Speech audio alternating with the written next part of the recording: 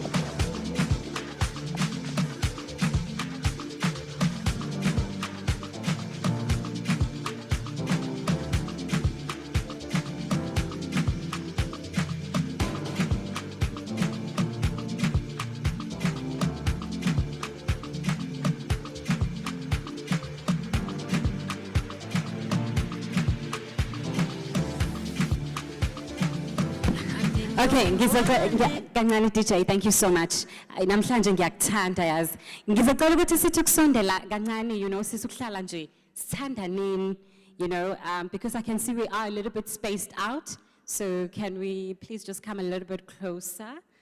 How sithi nje ukuthandana ngiyacela ayikabi. And also with my exhibitors, I would like you to also join us on these seats, please, okay? So that sizobani sonke lana, you know, sit with your people, sell yourself kubantu. You know, sometimes people want to see you eduze kwabo so that it's easy for them to engage with you, you know? So could you also please come and join us here? Sihlalen sonke kube mnandi. And then we are going to start. Unaze nabahle nje into engichazayo nje, it's ubuhle engibonayo kunina nonke. Yes, nje nisondele nje sithandaneni. You know? Othi nje unenkinga yothando udinga induku. You know, uNkulunkulu uthi asithandane sabantu. Ayikho into ehlula uthando. Okay. So I really love what Kwande Fest is doing to abantu, or rather for abantu. We've got designers that graduated izolo. Angazi noma benikhona yini. Fashion designers, they were emerging fashion designers. There's an incubation program ekhona for them. Bafundiswa ukuthunga, kusika inqephu. So this is a program where akho mali ozoyikhokha, but this is what you get to be incubated kuyona, and this is a talent that ongakwazi ukuthi uyiphilise kulona. So how are you going to know about these things? It's paying attention to the discussions that happen on stage, and it's also talking to the people that you see. Ungathi usufikile osizweni bese, I'm not sure whether you remember le ndoda eyayihlele eceleni kwechibi in the Bible. Isigule for iminyaka eminingi ingasindi because ayingeni echibini ithi abantu bayayeqela. And that's the thing in life.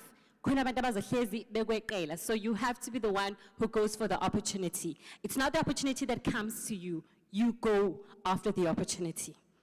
Okay? So I need you to take advantage of all those things. You see these people, abantu laba whom you can collaborate with. Angazi noma people believe in collaboration. But if you collaborate with the right people, it can really take you a step further with whatever you are doing. I remember listening to an interview from, you know, a Grammy Award winner, Uzex Bantwini, and he was talking about lento yoguti. Everybody needs somebody. There are people that we see today, kuma positions atize, and they didn't just place themselves there. Somebody opened the door for them. Kwande Fest is actually doing that for a lot of us here. They are just opening the door. It's a matter of what do you do when the door is opened. Usufikile paradise, what do you do? Okay, so you go after things. Moment, you've got to be proactive. You don't wait for things to come to you, but uyaya ezintweni. You see someone who has potential ukusebenzisana naye, you really approach that person, okay? So sizoba nabantu abakhulu namhlanje. Who watches umkhokha? Ubani obuka umkhokha la? Yeah, I can see some Mkhokha fans. Yay! Oh yeah. So we are going to be having abantu abaqhamuka kumkhokha. Ubani obukuzalo la? Khona obukuzalo. Zavela ke ezozalo. Again, we are going to be having abantu abaqhamuka kuzalo. So what I need you to do is to focus and give me nothing but your undivided attention. Osukwini lakhona namhlanje. And we are going to start in a moment. So I'm just arranging ama panelists ami khona ezokwazi ukuthi afike ezelanga phambili.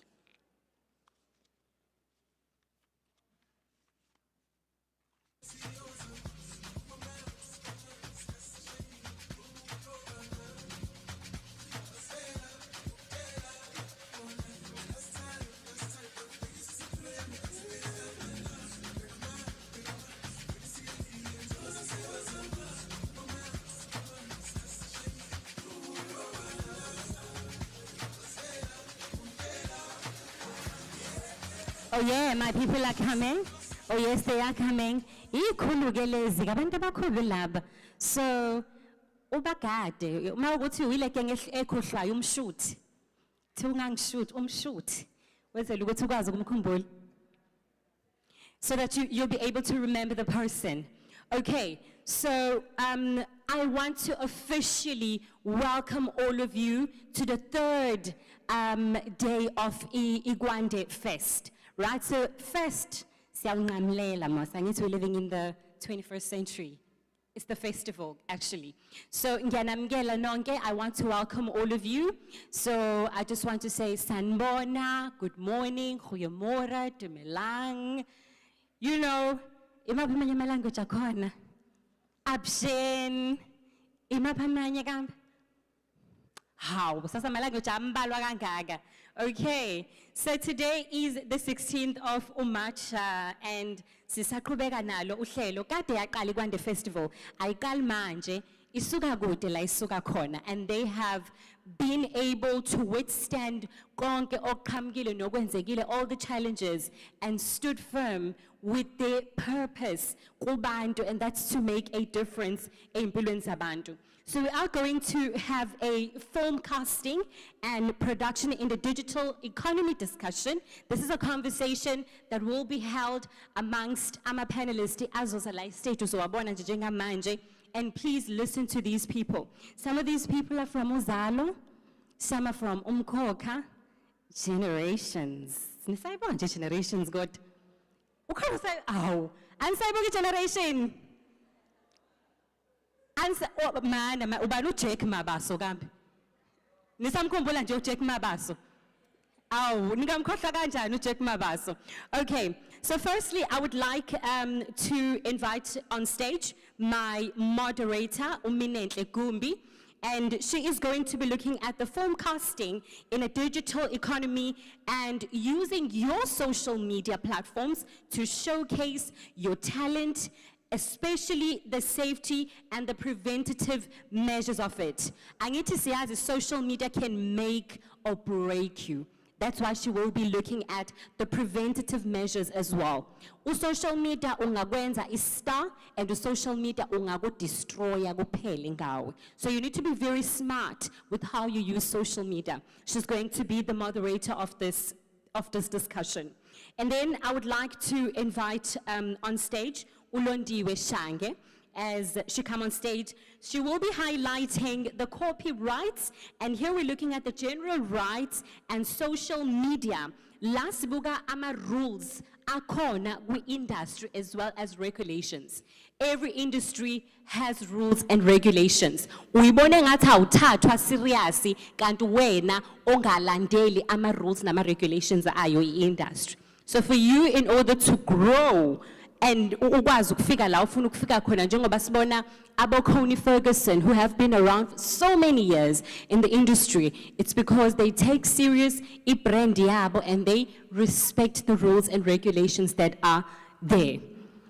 Then I would like to invite on stage Unoluthando Mthethwa, and she is going to be looking at the film casting as well.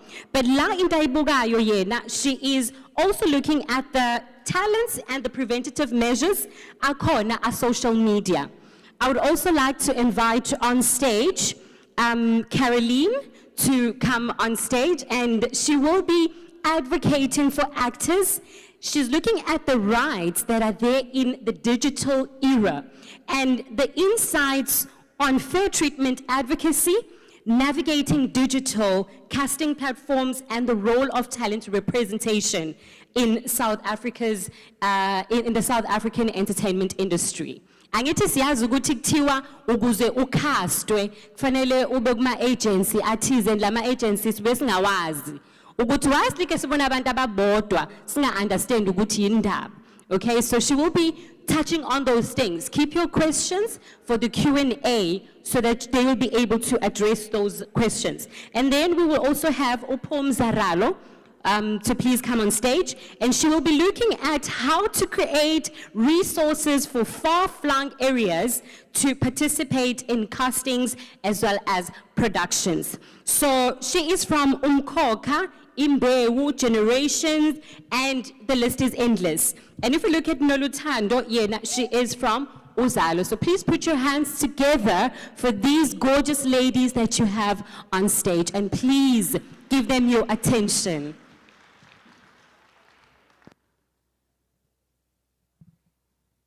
Good morning, everyone. How are you today? I'm also good. It's a beautiful day. It's a sunny day. I like a sunny day. My name is Minetle Kumbi, as our MC Eshilo. I'm a filmmaker, a little bit of background about myself. I'm a filmmaker. I do different things within filmmaking. Just to mention a few, I'm a cast coordinator, I'm a production manager, I'm a production coordinator. I'm also an actress. Lately, I've been trained as a safety contact officer, trained by Swift, so I'm also a safety contact officer, and I'm gonna be your moderator today. I'm hoping for the best. I'm among great people on my side, among great people, my colleagues, and even on the audience, I see great people. There's a hashtag that I usually use on my social media. It says, hashtag, I will make your name great. So, as a person who do casting, I concentrate on my theme is making people great. You know, I will make your name great. People, cool. They like to have great name, you know. So people will come to me, hey, Minatle, please make my name great. Please, my name great and stuff. But then we are not there. We are here for today. We're gonna start our day. First of all, I'll let my panel to introduce themselves just a little bit about yourself. What are you currently doing, or what you have been doing, before we get into what is happening today. I will start with you, my lady. Hi everyone, my name is, can you guys hear me? Is it working? Can you hear her, guys, from that side? Okay, great. So my name is Londiwe Shange, and I am from the South African Guild of Actors. I am the Vice Secretary in KZN for the Guild, which is the longest running guild for actors in South Africa. I'm also an actress, I'm a producer, director, and a writer as well. Thank you. Thank you. Yes, thank you. Hi guys. Hello.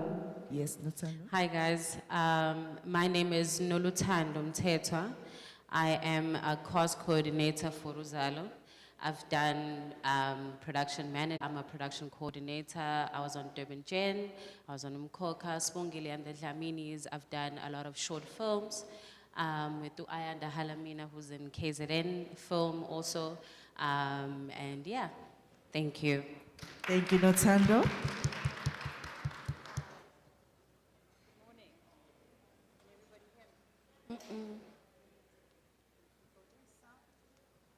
Sound. There we go. Thank you very much.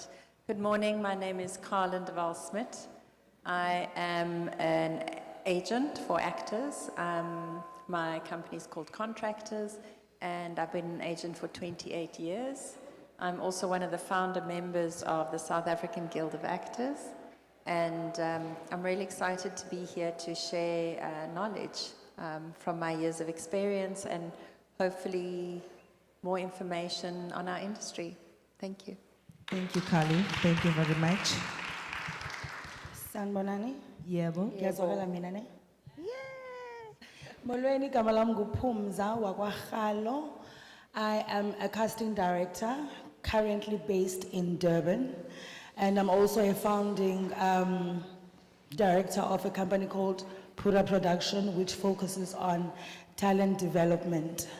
I've been in the industry for 13 years now, and I've cast for shows like Zabalaza, Greed and Desire, Generations, and Umkoka and Imbeu.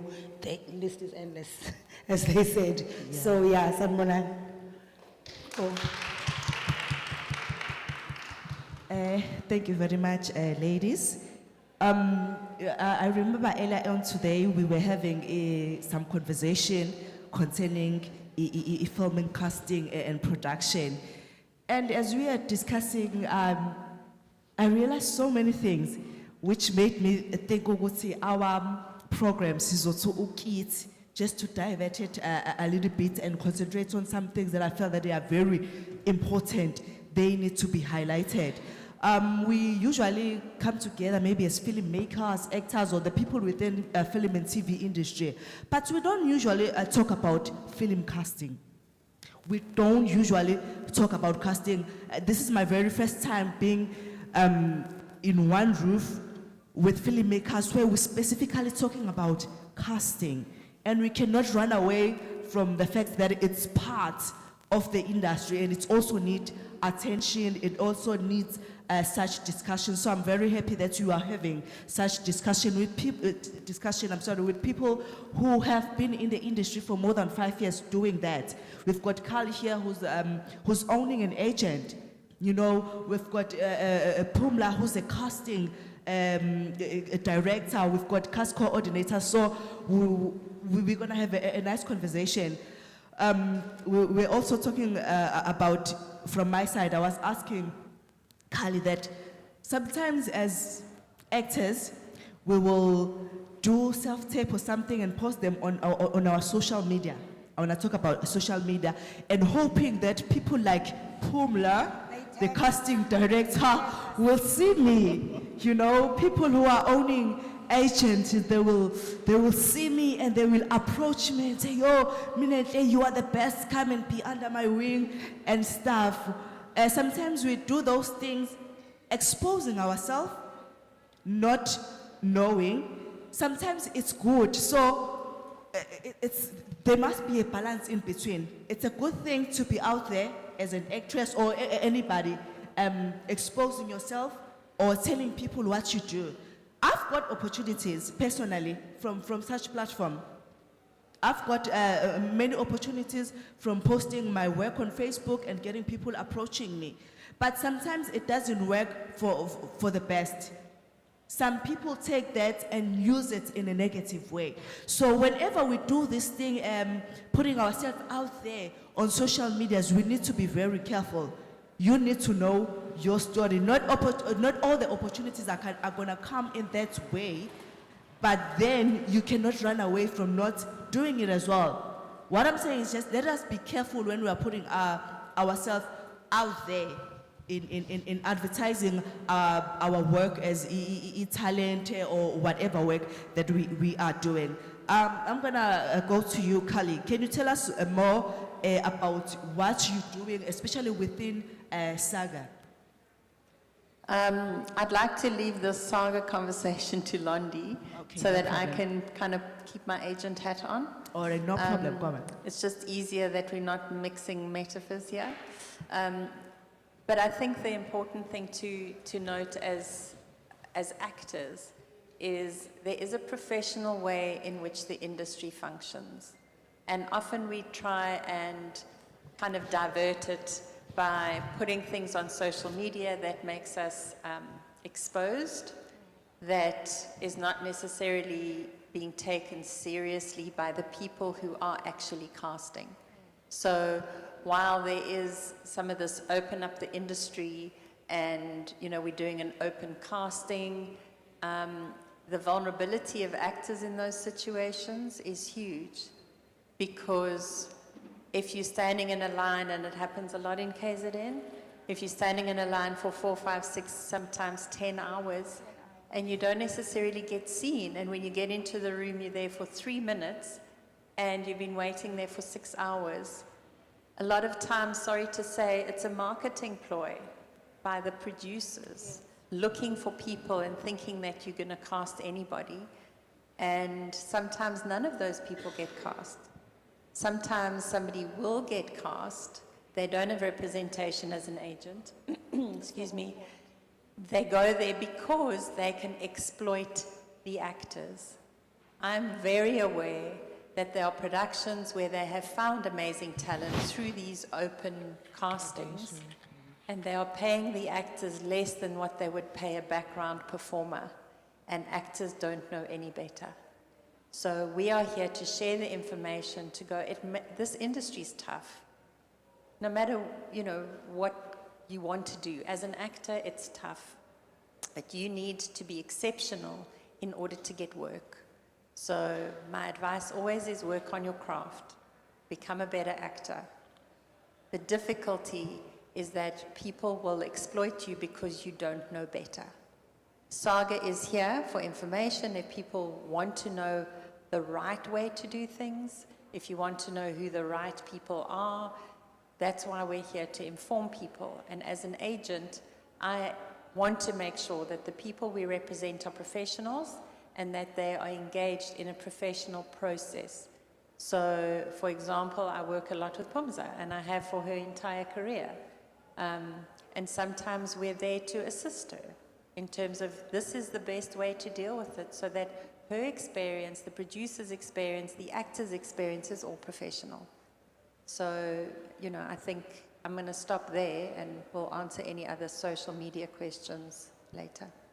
Okay, so Kali, are you saying that it's very important for an actor or an actress to have an agent or a representative? You know, I think it's imperative because there are things that agents know and experience over years that actors don't necessarily know. Actors do not get trained in how to run a business as an actor, wherever you know, whether you're studying at DUT, whether you're studying at WITS, whether you're studying through a private college, that information isn't readily available. You know, they don't go and say, how do you do your taxes? They don't go, like, who are the casting directors? How do you do a self-tape? When you are walking into a room, what is the right way to address the people that are in the room? You know, are you going dressed according to the character? Do you know your dialogue? A lot of people just rock in and think, yeah, well, you know, I'm kind of got the script and I'm gonna walk in. People don't take you seriously. And people are going, yeah, but it's always the same people who are on television. Yes, because they're professional, because they know what they're doing, because they're there and they deliver a professional standard. So the thing that I say that becomes incredibly unpopular with people is just because there are many actors out there doesn't mean everybody's going to work, because sometimes you're just not good enough. And unfortunately, it's hard to hear that you may not be good enough to be a professional in the industry. Oh, thank you very much, Kali, for that information. Now let's move to you, Nkosazana Ulondiwe. Tell us more about Saga and what you are doing. So SAGA stands for regulation in the industry and against exploitation for performers. And I think as performers, exploitation comes in different forms, and we understand that a lot of actors are eager to be seen, eager to get the work. But as Colin has mentioned, as a performer, there is always a professional standard that should be maintained. And a lot of performers, they go on to get gigs or work, but unfortunately, they do not understand the business side of it. And when you have an agent, it's easier for you to speak to your agent if you're having issues in a production, for example. But let's just say you don't have an agent, but you are a SAGA member. You can approach us because we do have, member benefits such as our legal department that can advise you on what to do going forward if you have production issues or if you have been exploited in any shape or form. What is important to understand is that in our country, we don't have an industry that is regulated, therefore exploitation is very, very easy. And like Colin mentioned, when you're being cast, for example, on an Instagram Live, that is not going to pan out very well for you. That's another story. Because, you have to ask yourself, is this an audition? What does an audition look like? Number one, you would have a brief. If you have not been briefed on what the production requires, ask yourself, is this really an audition or a marketing ploy? Am I going to be susceptible to being exploited on set? And when you are getting paid less, than an extra, yet you are a lead or a support in the production. Remember that public perception and your reality are two completely different things. So in the public eye, you appear as if you are an individual that has the finances, or you have your finances put together. And the next thing, the public sees you on a newspaper article, and you are complaining about the fact that you have not been paid in a production for about 10 months. Yet you are a lead or a support. If you don't have an agent, that is very, very tricky for you, because number one, you don't understand the contract, the language of a contract. So you might have signed a contract, but what did it say? Did you even sign a contract? I think these are questions that actors need to ask themselves. Do I understand the importance of having a contract? And as Saga, if you are a Saga member, that's where we come in, because we have a legal team that can assist you and guide you going forward by looking at your contract. If you do not have a contract, that makes it even more difficult for us as Saga to say, okay, now how do we navigate this situation? So I think that as performers, knowing your value and your worth, as much as you are eager, and there's a lot of preparation that goes into becoming a performer. It's not just you being seen. Remember that if you are a trained performer, as much as in our institutions we're not told or taught about contracts, for example, but Saga will go to institutions such as AFDA, DUT. We go to these institutions to give out information. So if we've been there, you would have understood that, okay, there needs to be a contract in place.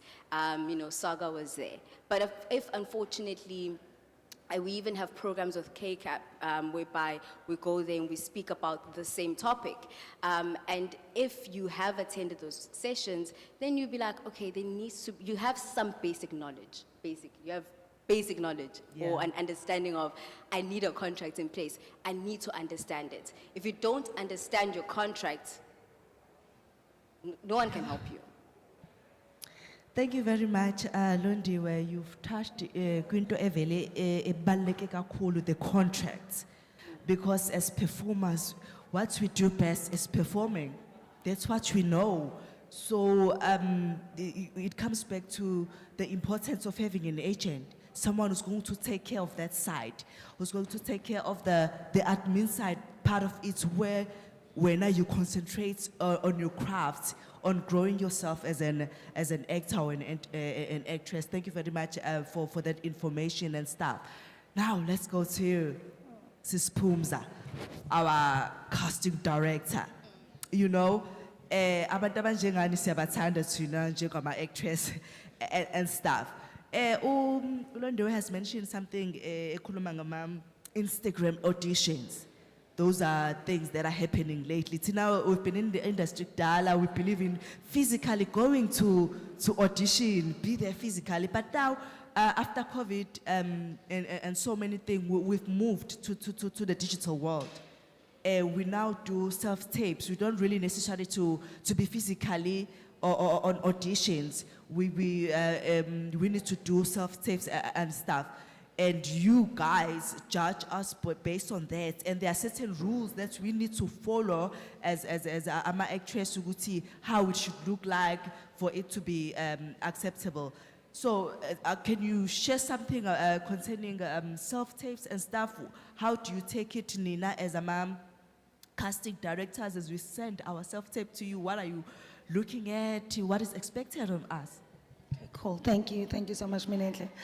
I want to tap on your very first point of the social media. I get a lot of those, a lot of people tagging me on there. People just record their monologues and their tapes and put them on social media and tag us and say, hi, Sis Pumza, what do you think of this? What do you think of this? And it goes to what Carlin said. Exploitation comes from there, because already you doing that, you are just a random person who probably does have talent, and that I will spot and see And I will know immediately that there's talent, that there's something there. And I will go for it. And what happens there, because we're the ones who are negotiating, if you don't have an agency, I will give you 500 rand. You understand? Because nobody's speaking on your behalf. So what I'm trying to say is that it's very important to have an agent so that those people, because they speak on your behalf, they negotiate your rate on your behalf, you understand? A casting director, they negotiate, as my job is to negotiate rate, and also my job is to save production money, you understand? So if you don't have an agent, somebody who knows what you're worth, you understand? So it's very important to have an agency. Now, coming back to your second question of self-tapes. There is a template, there is a document that PMA and SAGAs and all of these organizations that they have, and it was issued in 2019-2020, when this whole self-tape thing started happening, because it was introduced through COVID, you understand? So there is a document that is there in terms of how to do a self-tape and all of those things, and people, I don't know, for some reason people don't follow that. What we're looking at, we need a plain wall, and you take your camera, you don't put it straight like this, you put it like this. Now people, what they do, what I have experienced, people, they create their own set. I'm going to tell you a very funny story, and it's actually very sad, because the person who did this was someone who's been in the industry for the longest time, but because they didn't know what to do. So I sent this person a script and say, please do this. So the scene is in a restaurant, right? Does he not go to Mag and Bean to do the self-tape? I swear, he went to Mag and Bean and had someone there and ordered, there was a waiter, because the script says a waiter, you understand? So people, they ignore some things that are presented to them, or they shy away from asking as to, how do I do this? There is a document that is there that says, how do you do a self-tape? People, they do, if it's a bedroom scene, they go to a bedroom. They create their own sets. There's no etiquette, you understand? So those are the things that we look at. I remember also, even the person that is reading for you is very important. The reader, the person who reads with you when you're doing the self-tape, is very important, because I can be bored easily, you understand, because of the person that is reading with you. So those are things that are very important. I remember on Imbewu, I cast a reader, Okay. instead of the person that was auditioning for me. I called, he sent me the tape, and I was like, who's reading? Who's reading for you? Oh, Because I okay. was listening. I was like, who is reading for you? And I cast that person instead of the one that was auditioning, you understand? So it's those little things that you need to pay attention to. They are very important. They can make or break your career, what you're trying to do, what you're trying to achieve. So self-tape is very important. There are ways of doing self-tapes. Go out there, find out. We've got YouTube today. YouTube has all the information that you need. So people, they need to stop being lazy. They need to go and research. Take yourself seriously. Take your career seriously. Yeah. Yeah, thank you very much, Pumza. I'm triggered to ask a question based on what you've just shared, you Yeah. know, as a casting director. Yeah. There is this thing that is going on in the industry that's we've been promoted to go study acting or performing and stuff. So I'm also one of the people who went to school and studied performing arts because I loved performing. I believe I have talent, but I wanted to acquire more skill by going to school. Yes. So I advocate for people to go to school, Yes. to go study, even if it's not your big institution, but have a certain program Yeah. that you do to train yourself as a performer. So Yeah. as a casting director, do you consider such thing? Let's say you receive a self-tape from someone and they good and stuff. Do you consider such background? Is this person trained? Who trained this person? Not necessarily, but it's very important. Because I'm going to tell you for free that there is a difference between a trained person and a person who is not trained on set. There's a difference, you understand? There's a manner that being trained teaches you. There's a manner that you get to be when you're on set and around people. And someone who's not trained, you can also see them, you understand? I'm not saying people go to the university, go to verse, because our backgrounds are not the same. We cannot afford university, you understand? But make sure you do go to workshops. There's workshops. We've got KCAP in Joburg, in Durban, sorry. There's KCAP, there's so many art centers. Go out there, go and do workshops. If you're going to do workshops, then that is some kind of a training that's going to take you in the right direction. If you are not trained, we see that. But from what you are asking me, do we look at that? Yes, we do, and no, we don't. You understand? If you have talent, you understand? If there is talent and it's undeniable, you understand? We overlook if you went to school or whatever. But watch the flames that we're going to get on set. You understand? From that raw talent, watch the flames, because this person is not knowledgeable. He doesn't know continuity, you understand? He doesn't know that I don't have to cut my hair, you understand? I must not cut my hair for a long period or whatever. They don't know those things. They get to set, they take photos, they do whatever they are. They just get excited of being here, you understand? And then they get to disturb our characters by always being on live, because they want to show their neighbors that, Mama, I made it. Mama, I made it, I'm on TV, you understand? So those are the mannerism and the etiquette that that being trained comes with. You understand?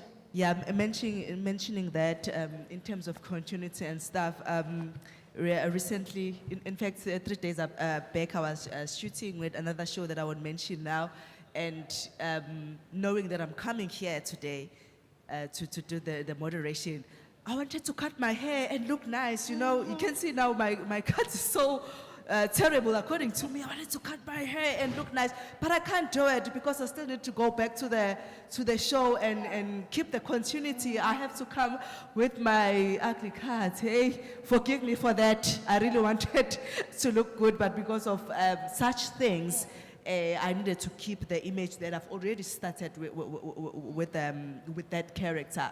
Yeah, thank you very much, Sis Pumza, for sharing such information and stuff. Now we're going back to Tando. I know you're doing a lot of cast coordination for different shows.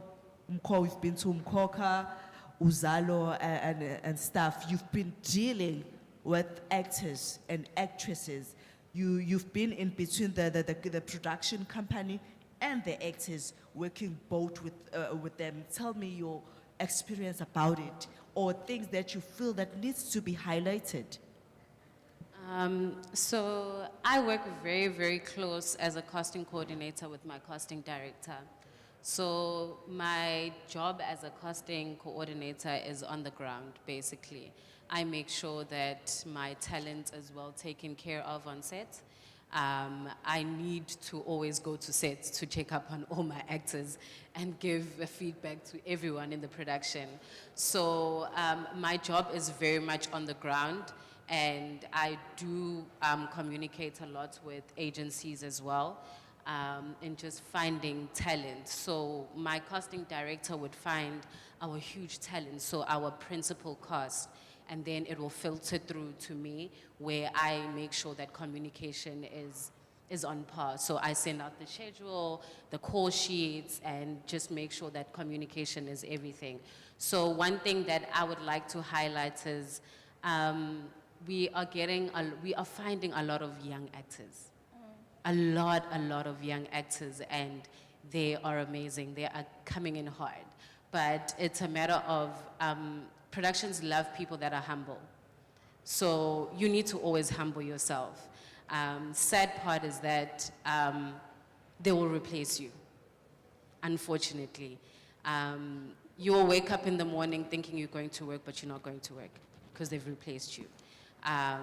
You need to make sure your attitude and understanding what comes with production. That is important. You need to have respect. You need to have manners. We as a production already go through the most. We are dealing with 100 of actors. So you coming in, you need to understand the grounds and understand that we're working hand in hand. And we are not fighting with you guys, and we want to make sure that everyone is taken care of. So I love cost coordinating. I really love it. I love communicating with my actors. It gets hard. It gets hard. I cry sometimes because things are just not going well. But because we are humans and we understand the dynamics, 12 hours a day is not a joke, guys. It's not a joke. Having back-to-back scenes is not a joke. Even for an actor, sometimes we sit back and be like, oh my God, so many scenes today. I hope he's gonna be fine, or I hope she's gonna be fine. But that's where it comes in, where I come in and make sure that that actor is well taken care of. Do you need energy drinks? Do you need water? Are you okay? Do you need pills? What's going on? You know, so the little things. And I would love young actors and aspiring actors to learn that that place is not every place that you think it is, but it is a very, very professional place where everything is communicated. And I always advise people to get agencies. Get into an agency because we will exploit you, honestly speaking. Get into an agency, it's sad, but get into an agency where somebody is going to stand for you and fight for you and fight for your rights, because nobody else will. So thank you. Can I just chip in there quickly that sometimes we look at the stars that are already on TV, and because they will post on social media, they will post the behind the scenes, they will post the fact that they are in the dressing rooms, and it looks all fun. It looks like it's just exciting, everything, you know, it's just amazing. And it is amazing. It is amazing. But a lot of actors will not post the moments where they are in the toilet crying. True. They will not, because of the fact that either the scene was so hard, or maybe they just did not prepare enough for a really tough day. We don't post that stuff. We post the fun parts, because that is the parts that we want people to see. But the reality of it is that this is an industry and it is a business. It's called showbiz. It's called showbiz because it is a show and it's a business. Yeah. And as actors, when we get in on that set, whether it's on set, whether it's on the stage, because you get theater teaches you discipline. So whether you're on theater or you're on the set, you have to show absolute professionalism, treat it like you are in the corporate space. Because behind the scenes, the channel, the broadcaster is the corporate. And people hear about you. It's a small industry. Your name goes around. Your agent, you find that your agent, sometimes, yes, you have an agent, but your agent is trying to get you work, and people are saying no because maybe, you know, there's word around the streets that that actor is not professional. So I just wanted to say that what you see on social media from other actors, don't make that your reality. Siyabonga kakhulu Londiwe for putting on that it's eye-opening kakhulu, guys.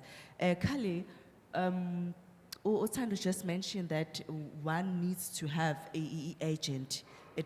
Things become easier when one has an agent. But then, there are millions of them. Hey? There are millions of them, and I'm an actor ended up not knowing which is which one should they join. Some requires money for you to join them. Some don't require money to join them. Can you give us an advice concerning that when one decides to get an agent? Which one should I look for? Which ones are legit? I don't want to say there are agencies that are not legit, but what I'm saying There are lots that are not legit. There are. There are Okay, so many. Just open our eyes Okay, on I think that this area. is a really important question.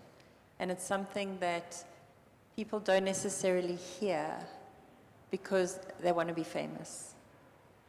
So there are two industry bodies. The one is called the PMA which stands for the Personal Managers Association.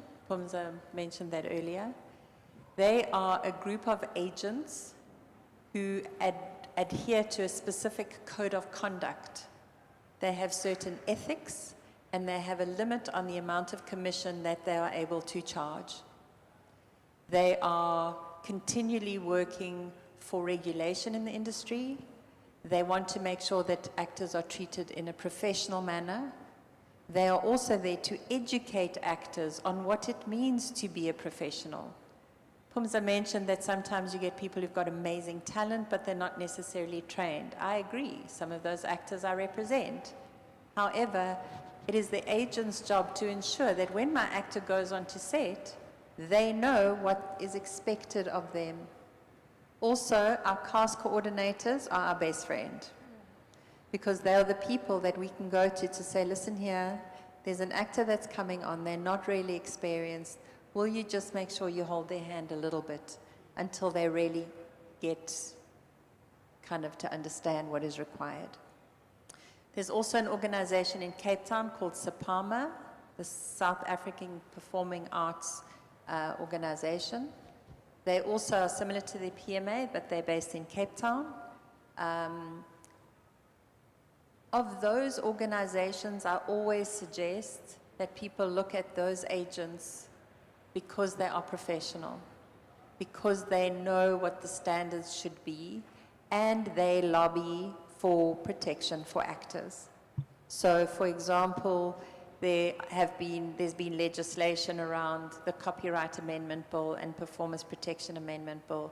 The PMA and SAGA have lobbied for that. They were in Parliament. They speak and try and look at regulation. There's currently stuff happening with the Department of Employment and Labour. And the PMA and SAGA are part of those conversations looking to protect actors. So if you are with an agent who doesn't even know that, what do they know? How are they going to be treating you if they don't know what the profession entails? So here's some of the experiences that I've become aware of. And I'm going to make it specific to KZN. Just because we are in KZN, it doesn't help I talk about the industry in Joburg, because Joburg isn't here. It doesn't help I talk about the industry in Cape Town, because Cape Town isn't here. My greatest concern at the moment is what is happening in KZN. There are very few agents here that are part of the PMA, which means that 98 to 99% of the agents in KZN are not professional and do not know what it means to be a professional agent. There are agents who have a Facebook page and a contact number, and they say they are agents. They are not. Do you have a registered company that we can go to CIPC and see, I am registered as an agency with a name, with a company? That's a profession. That's a professional agent, not because I have a Facebook page. A lot of people that I've heard will ask you to pay to become a member of my agency. Anybody who asks you to pay up front, you need to run a mile. As an agent, I get my money from the commission for work that I get for actors. So when you earn, we earn. I shouldn't earn when you're not earning. When you're earning is when I get paid. There are actors who I represent who may not be working right now. They're not paying me to be their representation. I have to work hard so that I get you work and that you get the work when you're in the audition room in order for me to get paid and for you to get paid. There are people who say, no, but you must come, there's a photographer, you must pay 1.5, 3.5, 4,000, whatever, to get photographs. No. You can take professional headshots separate from the agency and give them to the agent. You don't have to have the agency's photographer because they're getting something on the side. As a professional, you deliver your headshot, you deliver a CV, which is one page. You send any showreel footage that you may have. You send any voice clips that you may have. And that goes to the agent. to say, this is the professional actor that I am, I'm looking for representation. Then we can see what we have. If I don't see enough from that, I will ask you to do a self-tape for me so that I can assess. I will give you a script and I'll say, here's the script, learn this character, this is a little bit of the character description, and send me a self-tape so I can evaluate your skill set. I have, as you were saying, there's some really amazing young talent coming through. They are switched on, they are amazing. However, we need to see that. And we can only see that if we're getting content that we can see their skill and ability. Also, as agents, we don't know what actors know and we don't know what they don't know. True. So communication between the actor and the agent is imperative. And building that relationship becomes the thing that often can set you apart from other people. Because as we communicate, so you're learning. So I'm learning about you. The more agents know their talent, the better agents they can become for you, because there's that communication that, you know, I know that, yes, you may come from KZN, but actually you have the following skills. You can surf. I mean, how often do we get people who can surf? We don't know, but in KZN there may be stories around that. True. A lot of times, if you don't share what your skill set is, it can be that one thing that gets you the role versus somebody who doesn't have that skill. Can you do accents? A lot of agents who are not legitimate will ask you to pay upfront. They will also take a lot of commission. And because, as Londi said, there's no regulation in our industry, there are no rules to say that you can't do that. And if you do it, who are you going to report it to? There's no punitive measure for people to not do that. So as actors, you need to inform yourself, who are the professional agents? If you're asking me to pay you to go on your books, no. You should pay, I pay you when I get work for you. Yeah. The other thing I think is that I've heard in KZN, which horrified me, is there was somebody who said they were an agent, and they basically said to the actors, how's this, Pumza? If you pay me 100 Rand, I'll get you the audition.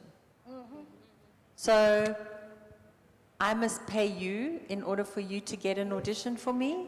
Wow. Sometimes also, sorry to say, there are also people within a production company where the casting director or whatever also has an agency on the side. So then what happens is you come, you audition, and they go, no, but I'll take your money, I'll be your agent, and then I'll make sure that you get cast on the production. So there are lots of people who say that they do lots of things. Somebody's an extra suddenly on a production, then before you know it, next week they're an agent. Next week they're an extras coordinator. Next week they're busy charging for acting classes. They've been an extra. They're not trained. They're not trained as actors. They don't even know what it is to be a teacher or a coach.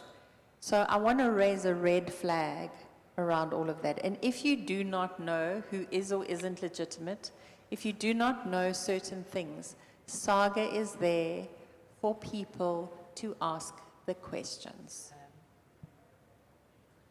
Wow. Askies. It's the truth. It's the truth, eh? And it hurts. Eh? I mean, as you are talking, my mind is just all over thinking of the things we've seen, hey, around the topic of training people, training actors, getting people paying for roles, having people paying for agencies. And you've mentioned something about, you see someone who's an extra and the next thing, she's training people. Let's get back to you, Pumza. You also do classes on how to master audition. And Yeah. I think people like you are relevant people to do that, because you work with such thing. You are the person who's the right person to tell me, if ngiya kuma audition, what should I look for? Because you are the casting director. Casting director knows what they are looking for. Can you tell us more about your master classes and stuff? Okay, I've got some of my people there. They're wearing the blue shirts. Oh, okay. I'm currently running one for 3 days this week. So basically, the class is about what we do as actors, because I'm a trained actor myself. What we do to ourselves as actors, we self-sabotage ourselves when we go to auditions. We're lacking confidence, we're not prepared. And I know this firsthand because I'm the first face of any production as a casting director. So it's a thing of, I'm the first person you see. You audition to me, and then you meet everybody else. You understand? So people, they self-sabotage. When you go to an audition, you're not prepared. The moment you see a Jack Devnerin in the queue sitting there to audition, already you are out the door because you know that he's going to be taken. You understand? Now you have sabotaged yourself because you don't know if you were going to be taken. So those are the things that I'm teaching. When does the audition start? Because people, they go to audition while they're sitting on the queue, chit-chatting, and now they lose focus there because Taryn is telling you something else, the other one is telling you something else. When you go into the audition room, already everything is out. You understand? So those are the things that I'm teaching. And also, when you get to the audition room, I don't want to know that a taxi got stuck and whatever. As a casting director, I'm not interested in that. I don't want to know that you're nervous. You understand? I don't want to know that you're nervous. I don't want all the little excuses, you understand, because they take away from your audition. So I'm teaching confidence. I'm teaching also how to do a self-tape, and all of those things. So that's what my How to Master an Audition class is about. And yeah. I also wanted to speak, sorry, I wanted to, because it's bothering me, this agency thing. A lot of agencies, what I've discovered in Durban is that a lot of agencies are people that were part of another agency, and then they realize that I can do this. And then they go and open an agency on themselves, for themselves. Now, because we are artists and we are so desperate for work, when someone says, I've got an agent, and you know that I want to be on TV, you go and join because you want to be on TV, not knowing they're good actors, good people that are in wrong agencies because people are not paying attention. People are stuck in extras agencies. If you are an actor and you're taking yourself seriously, what are you doing in an agency that has extras? Who's going to take you seriously?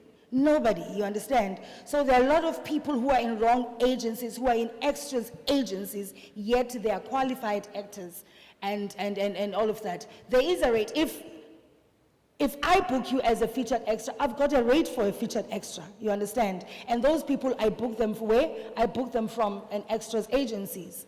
There's a rate for one-liners, you understand? And those people, there's characters in an agency, and then there's actors, and there's whatever. So rates are different. So now you are stuck in an extras agency, and you're being paid 500 Rand when you have delivered a few lines. But because you are an extra, your agency does not even know they take. You understand? Production, they also play on that.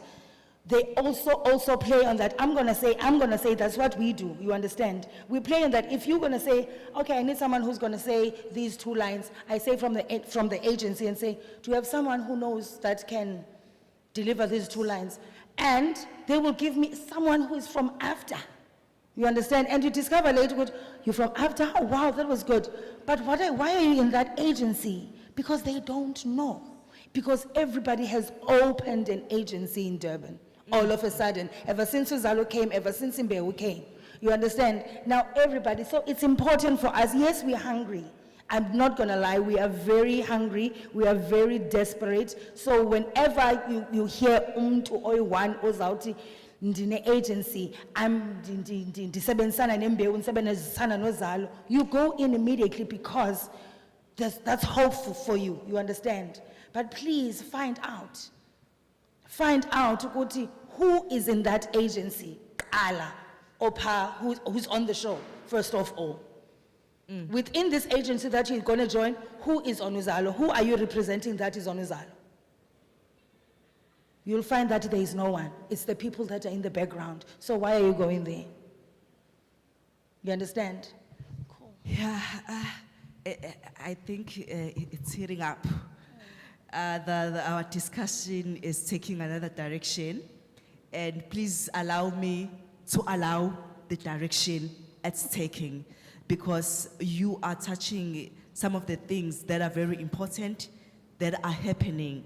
I know we're supposed to be talking more, casting even on the digital space, but we are more of unpacking the realities of casting within our industry. And like we mentioned earlier on, we don't usually get such where we talk about casting in workshops and stuff. I see, you look like you were bending, you wanted to say something while Upumza was talking. Do you have anything to add before we go to question and answer session? Yes, I know that a lot of performers in KZN are always looking for agents or acting classes, but very few people do the research.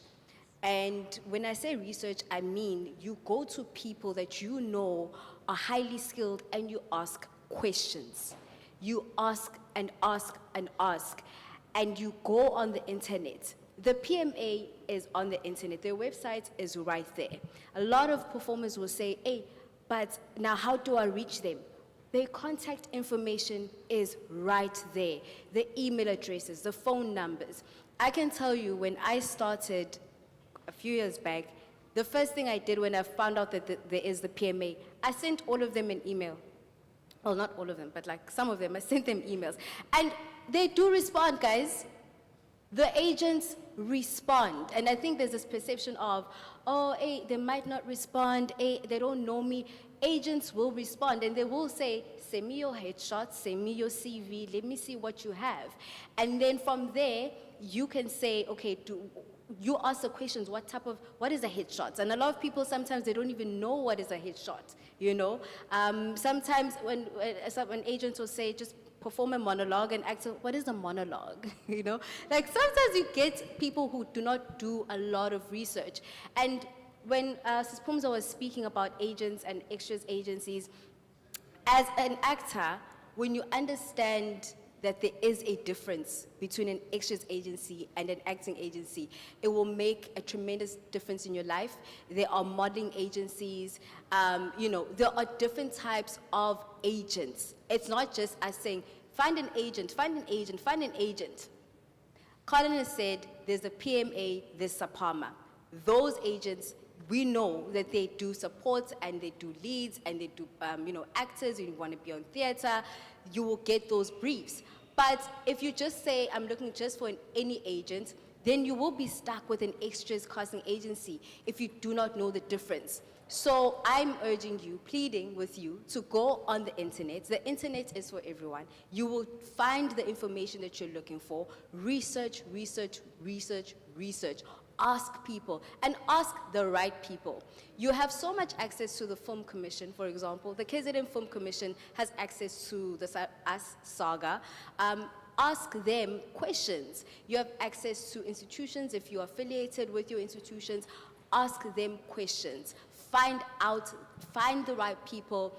And I often find that some actors, because they don't know where to go, they often, you know, you have self-doubt. Find a mentor at least. The least you could do for yourself is find a mentor. And when I say find not just anyone, you know, reach out to someone that you know has had enough experience in the industry, whether it is an actor, whether it is an agent, whether it is a casting director, someone who has enough industry experience, a long line of experience to say, I can help you. Finding a mentor will also make a difference in your life as someone who's looking to, you know, further their career. And remember that acting is not only about being on TV. there's theater as well. So I think a lot of the times the thinking process is, I need to be on TV, I need to be on TV. But remember that sometimes you start off from the ground, and the ground is from the theater. You know, theater gives you so much discipline. Even if you've never been trained in any institution, when you go onto a theater production, it will just open up your eyes. So understanding the language, the terminology that is used in the industry, agents are different, contracts are different. When we speak about contracts, understanding that there's a difference between a film contract, a TV contract, a theater contract, all of these contracts. Thank you. Whoa, siyabonga kakhulu ngicela umshayeli izandla for such information. Sorry, there's one thing I wanted to add is we're talking about the digital space. And I think the important thing to notice is this conversation has gone into the practicality of what it means in the profession to cast. None of this has got anything to do with social media. None of this is on a digital space. None of this comes through any technology. The reality is it's about people. The only place where it is digital is self-tape. Yeah. So we're not talking, none of this is on social media. None of this has anything to do with the digital era. So people think that casting, you know, on Instagram Live or, you know, if I put a TikTok video together, I'm going to get cast. That's not the reality. The industry, it's about once you've gone through that initial self-tape process, often callbacks, you got to sit in front of Pumza. You've got to be there and go, this is me acting. You need to direct them. Try this, try that. If you're not directable, chances are you're not going to get the job because you need to be flexible. And I just wanted to ask from your point of view in dealing with actors all the time, I mean, what is that fine line between, you know, the Instagram and what they want to do and what you have to put in place in terms of cast coordination and being that, you know, that person between? Because I don't always know. As an agent, I don't know what the people are experiencing and what production experiences on the ground when it comes to that. Yes. So we experience a lot of, how can I say it? Like I think you mentioned people thinking that it's all glitz and glam. So when people are basically in a production, like an actor, we go through mental breakdown. Firstly, mental breakdown, an actor feeling like they won't push through the day. Like having back-to-back scenes is it's a lot. And emotional scenes, like a production would say, we can't shoot a certain scene and we'd like you to pick up an emotional scene and you're not prepared for that scene, you know, and an emotional scene, you need to be mentally, physically, emotionally prepared for that scene. But because production have deliverables that they need to send to channel, we try push through to say, hey, please pick up the scene, not knowing that it takes so much from an actor. And then that's where the mental breakdown goes through because they have to tap into that hole at that time. So we go through quite a lot on the ground. And that's where also I had an experience in my previous production that there were so many things happening on the ground between actors and it caused a lot in production. So we always have to, I always say, agencies are not there. You know, so when you send an email to production after an actor has done something on set, you are not there. We are the people that are experiencing what we go through every day. We don't send an agency an email every day complaining about an actor. Yeah. We won't do it. But an actor would go to the agency and be like, oh no, this production, and then we get tons of emails complaining about the production, but they don't know what we as the production go through to make sure that this talent is well taken care of and we make sure that everything is sorted for that talent. So, and I think the important thing there is, you know, and I say as an agent, I'm like, you need to tell me. You need to tell me, is this actor not being professional? Yes. If you don't tell me, I don't know. Yes. And the agent's job is to educate. And I've done it many times where I pull my actor in line and I'm like, and I actually did it last week, I'm like, you have to be on time. You cannot have the driver waiting for you you put the entire rest of the production in jeopardy. Discipline. And that is our job as agents. We have to also pull actors in line to say, listen here, you don't know your dialogue. You are keeping the entire production up. So as much as agents kind of go, production needs to, be professional, production doesn't always do their job in terms of telling us, yes. because we need to make sure that all the parties are professional. And not every actor is professional, but if their representation doesn't know, they can't make them more professional and have those conversations. So, the agent's job, it's not just about the actor. We sit in a very precarious situation because we liaise with production. Sometimes we take a lot of flack that we don't necessarily share with actors because it's not appropriate.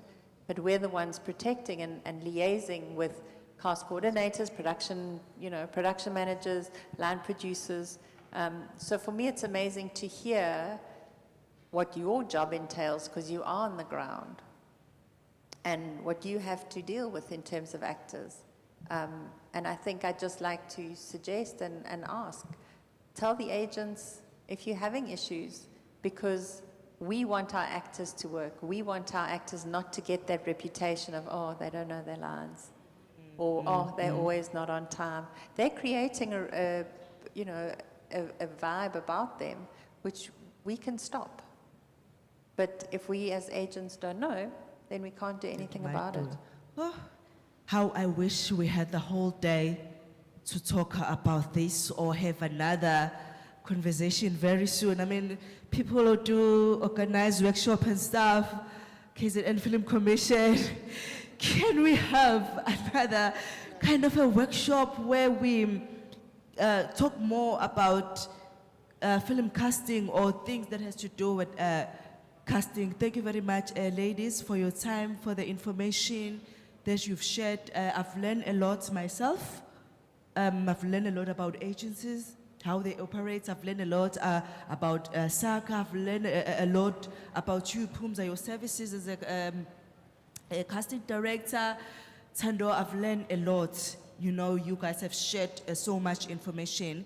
Now we have to go to our Q&A session. But ngizocela ukuthi siqale with questions that are directed to Upumza because she has to go somewhere. So sizomtetela before siqede. So if anybody has a question, strictly direct to Upumza, our casting director. Ngaphakamisa isandla manje, then we'll have Imaiki on the ground and we umbuze sizomrelease before isikhathi simshaye. I always get questions, me. Okay, we have a question there. Hi there. Thank you so much for the very, very insightful conversation that you've had there. And I've been listening very, very attentively. And I just want to have a bit of a disclaimer.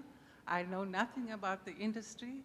I'm only limited to the fact, the knowledge that I have is limited to the fact that my daughter went to AFTA and she's been through some of the challenges that you guys were talking about.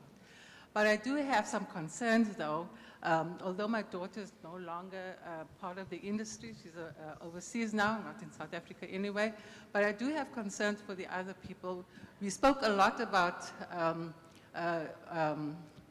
being part of an agency. The industry demands a lot from actors and talent, as they should. They demand excellence, they demand professionalism and all of that, and they should do that. However, my concern is, and I'm also going to give an example that Eustace Pumza also said, if there's a talent, and God forbid they do not have an agent, and then it was mentioned twice, I think, where they said, we will not pay you the rates, or we'll pay you less than what the extra is getting. Now my question is, where is the ethical behavior in that? After all, you are demanding so much from the talent, but are you as an industry, and I'm not saying this personally, I'm talking about the industry, where is the ethical behavior then that why should this talent get 500 Rand when they should be getting 5,000 Rand only because they don't have an agency? So that is my question. And just to further say that, Sis Pumza said something about the reader getting the job rather than the actor. And I'm not sure whether that reader was a professional actor or not. But then I would have been very interested to know, like, how would that person have been paid if they did not have an agent? Because at the time they were only a reader. So that's my question for you today. Cool. Okay. All right. The first question is of the payment, the 500 Rand. 500 was just a hypothetical amount, yes. So, if you don't have someone who's going to negotiate for you, a rate that is due to you, you understand? Because sometimes when you come, I will say, I'll offer you 3,000 Rand, and you say, I'll take it. And it's not the amount that is compared to the work that you're going to be doing, but you don't know, you understand? Compared to the work, let's say you're going to be a lead, you understand? So productions are, like I said, productions are also trying to save money, you understand? But because you don't have someone who is like a Carlin who's going to say, Pumza, what kind of a character is this? How long are they there for? How many scenes do they have? And all of those things, you understand? Carlin is not there to say that I am there and I'm saying it roughly, you understand? I'm speaking generally with all casting directors. We're just telling you what is there. Oh, we've got this role. She's going to be here from November until December. It's just 1 month. And she has 3 calls, let's say. It's just 3 calls. And then in those 3 calls, you shoot 8 episodes in 3 days. And Carlin would have, and then I say, I'll pay you 5,000 Rand a day. And Carlin would have said, no, not my actor. My actor is not going to do 15 or 17 scenes in a day. You understand? Those are the things that are in between. I'm focusing on money, not the work. You understand? So an agency is there for that. So that conversation was about having an agency, right? And on the second one, fortunately, the person I had cast that was a reader was a qualified actor. She was a qualified actor. She was from AFTA, you understand? She did have an agent, you understand? Fortunately, with that instance, you understand? She did have an agency. She was from AFTA, and she was cast. It's unfortunate the person that was in front of the camera was not confirmed. Yeah. You're not satisfied?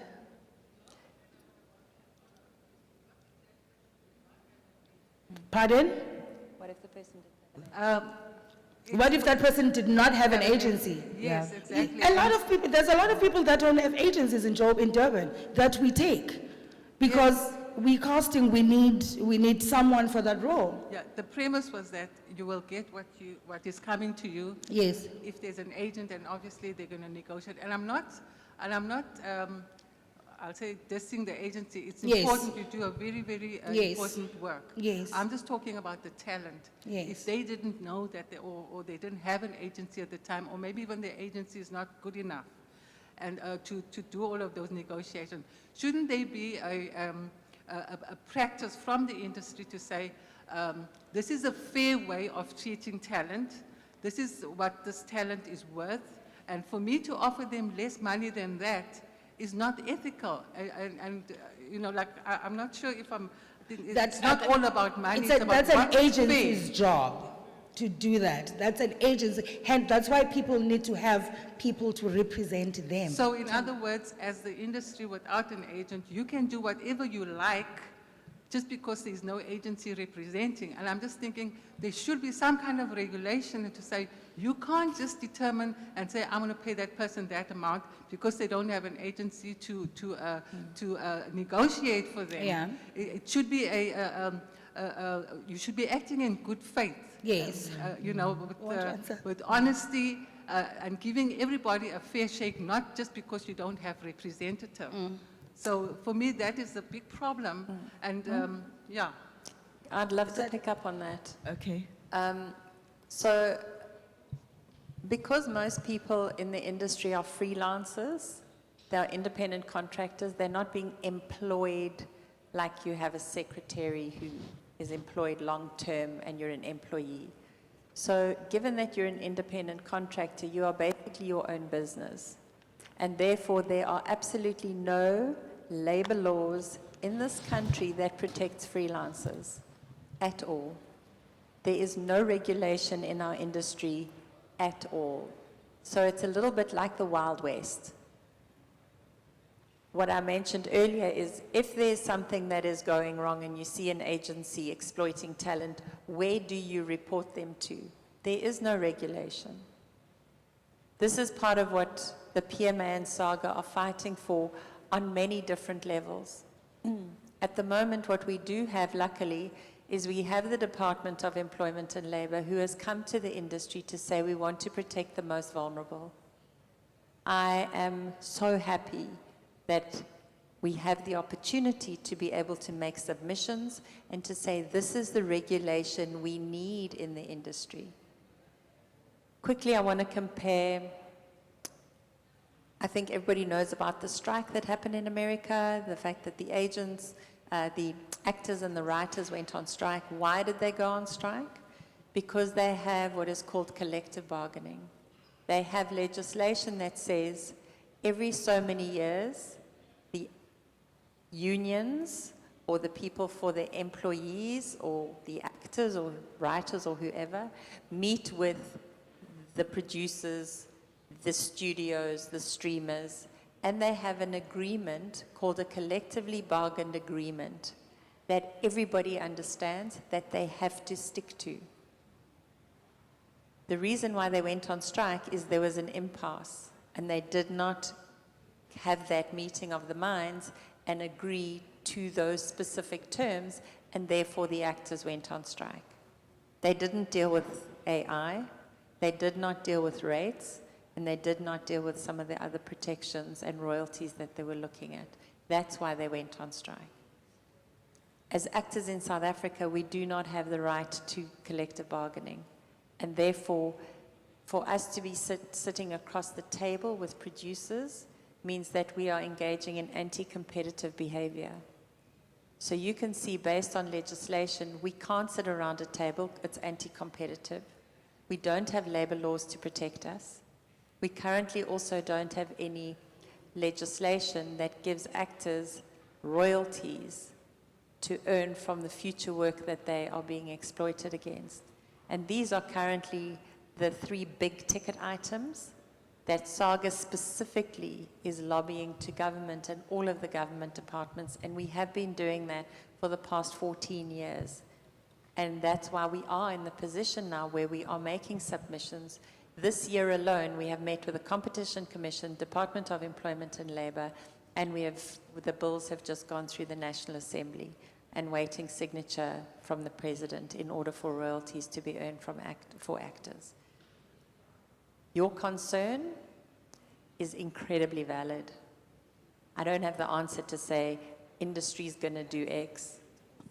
It is the Wild West, and it's part of the reason why I am one of the founder members of the South African Guild of Actors, because I've seen that 14 plus years ago, and I cannot leave this industry in a worse place than when I found it, and it's declining at a rapid rate. So the only way for us to be able to change that and to have what you also see as what is just reasonable and fair to people, can we have good faith negotiations? Can we make sure that extras are being paid what they need to be paid, and actors who are supports get paid what they need to be paid? One of the things that SAGA is lobbying for is a minimum rate for whoever is being in whichever roles. So you cannot go below this certain rate if you are a young, intermediate, or advanced, experienced veteran actor. So we're trying to put those regulations in place. But currently where things stand, people can do as they please. Unfortunately. Okay. Sorry, does that help you? Thanks. Yes. Okay, we've got another question. The gentleman over there. Greetings, everyone. Hi. Hi, my name is KZN Kwande. I'm a junior DOP. So, in as far as casting is concerned, I'm quite sure that it also includes the people from the behind the scenes. So, as I'm listening here, the focus is more about the actors, the people who are in front of the screen. So I'm just concerned if, I actually wanted to hear an insight that has to do with also the people behind the scenes, because they're also suffering the same. And it happens that even finding jobs, it becomes very steep, because there are shoots that come from maybe other provinces to shoot here in Durban, only to find that you cannot have an opportunity to partake on that program or on that shoot because they already came with their people, and only to find that as a person who wants to grow in the industry, you don't get that opportunity. So what I want to also ask, my question is, do the agencies cater for the people behind the scenes, or they only focus on the people in front of the camera? Thank you. Okay, before Siphendulo Bhuti, I would like to release, you call? Oh, okay. I was a bit worried about Upumza, but now that you have given me a permission, you are fine. We can continue with our program. The gentleman has mentioned that it looks like we are more talking about the people in front of the camera, and they are there behind the cameras. Are there any agencies maybe that caters for people who are working behind the scene and stuff? There is an agency. I know of an agency called Caller Crew. Caller Crew is mostly Durban-based. You can just find them on social media. You can get their contacts there on Google. They do cater for behind-the-scenes people, but I would advise you to overly extend yourself. Overly extend yourself to the right people. Be able to grow and get yourself out there. So even if you speak to somebody that is already behind the scenes, that is working behind the scenes, just to slot you in as a volunteer, like if you want to go volunteer, they might hire you while you are volunteering. So it's very, very hard getting a job in the industry, I won't lie to you. But if you get yourself the right people and you connect yourself with the right people, you will get a job. Okay, thank you very much. Do you have other questions? Just very quickly, also just look into connecting with the KZN Film Commission, because they do sign up crew on their database, and then they do send that information out to productions. Any Sorry, question? Just to add to that, I know that some productions, even if they come outside and come and shoot here, some of what the producers have to do is there's a certain amount of local talent, be it crew, be it cast, be it whoever, that they have to employ within the province. So it's important also, for example, if it's Uzalo or Mkoka, contact the producers, the production managers, the line producers, and basically make them aware that you are that skill within the province. As Londi said, I know that they do have a database at the KZN Film Commission, looking at, there's some DOPs in there, they're production managers. I've seen the list. There are, a whole bunch of people in there. I'm not sure if there are any of the Joburg agents, crew agents, who operate in KZN as well. So there's Exposure, there's Top Text, there's Caller Crew. So there are a number, again, as actors have to research agents, I want to extend the same suggestion, is as a crew member, research, find out, speak to other crew members. How did you get the job? Which agency are you with? Again, if you can, go through an agency. I had a meeting with 2 crew agents earlier this week. You have to be represented, because agents know what the relevant payment and terms need to be. Productions, unfortunately, will exploit you. They have a bottom line. They have to meet a certain criteria, and they will do that often at whatever cost. And I want to add that sometimes the cost is by not having a medic on set. Yeah. Sometimes the cost is by not having a stunt coordinator on set. So the occupational health and safety is not covered under the labor law, which is why they don't have to do it. Wow. So, there are lots of things like this that actors and crew have to ask yourselves. If you want to get into this business, inform yourself, There are lots of us in the industry who do have experience, who do have knowledge we can impart. I'm here on a Saturday. I've come from Johannesburg. I want to impart the knowledge. I want KZN to be better. And thank you very much, Kali, for that. For your time. And now there's a new thing that production that they do, that we, as people that go on the ground to find these people, because they're working on a budget. They're gonna go say, Pumza, there's a new character coming, and I've got 2,000 rand on the budget for it. So I get frustrated because I'm not casting according to money. I'm Yes, casting talent. According to talent. You understand? I'm casting talent. I need to get someone who's gonna be able to play the role. So now when you're gonna give me a figure, already I'm losing out on a very good actor. Because I know for a fact that Nana is not gonna take that role. Even if when I've read the brief, I know that Nana is the perfect person for this role. But because Nana is 2,000, I know Nana's rate is, the last rate she did was 5 point, because in the industry there are no specific rate for specific roles, you understand? It's a matter of negotiation. So now you get told that for this character we have 2,000 rand, go find someone. So you end up with the people that have less experience. You understand? People that are willing to take the rate. Or because we are so hungry, Nana, whose last job she was getting 6,000 rand, because she has not been working for the past 3 or 4 years, she's going to take the job. She's going to take the job because that's what tradition says. They say, on our budget for this role, this is how much we have. And Hey, ladies, you are firing. You are firing.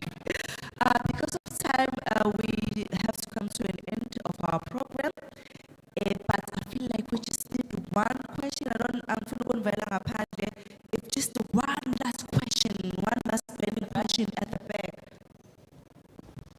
Oh, just one burning question is Kati. Greetings. My name is Ruth Makel.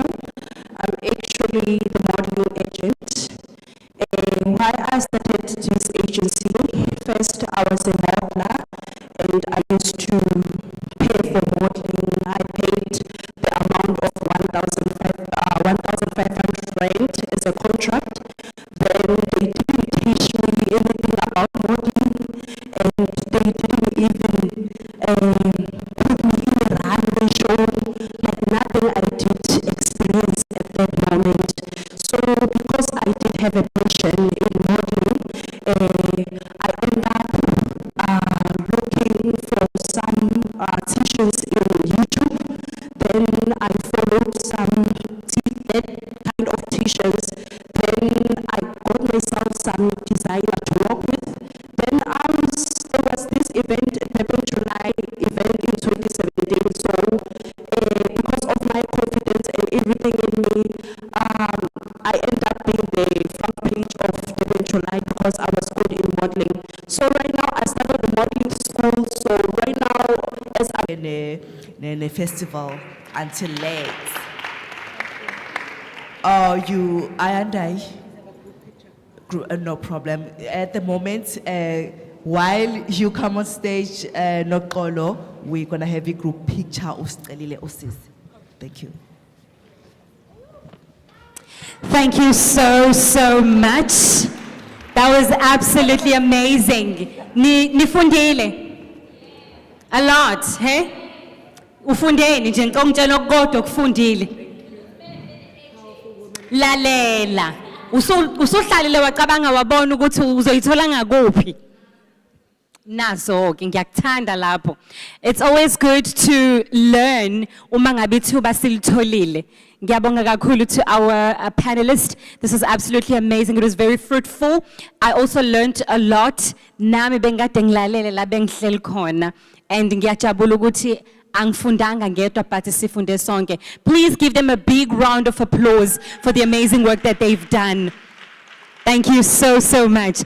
Okay, so ladies and gents, we are going to be moving to the next piece. Osukwini lakhona namhlanje, and ngiyathanda ukuthi ngiyabona ukuthi okay abantu bayanda.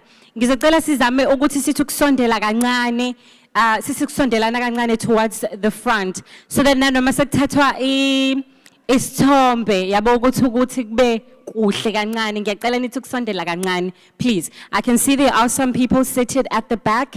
Ngiyaxolisa ukuthi ngikuphakamise endaweni yakho ngithanda ukubona la iduzane indlela enibahle ngayo ngithanda ukunibona la iduzane. You're all looking very beautiful ladies and our gents are also looking really handsome.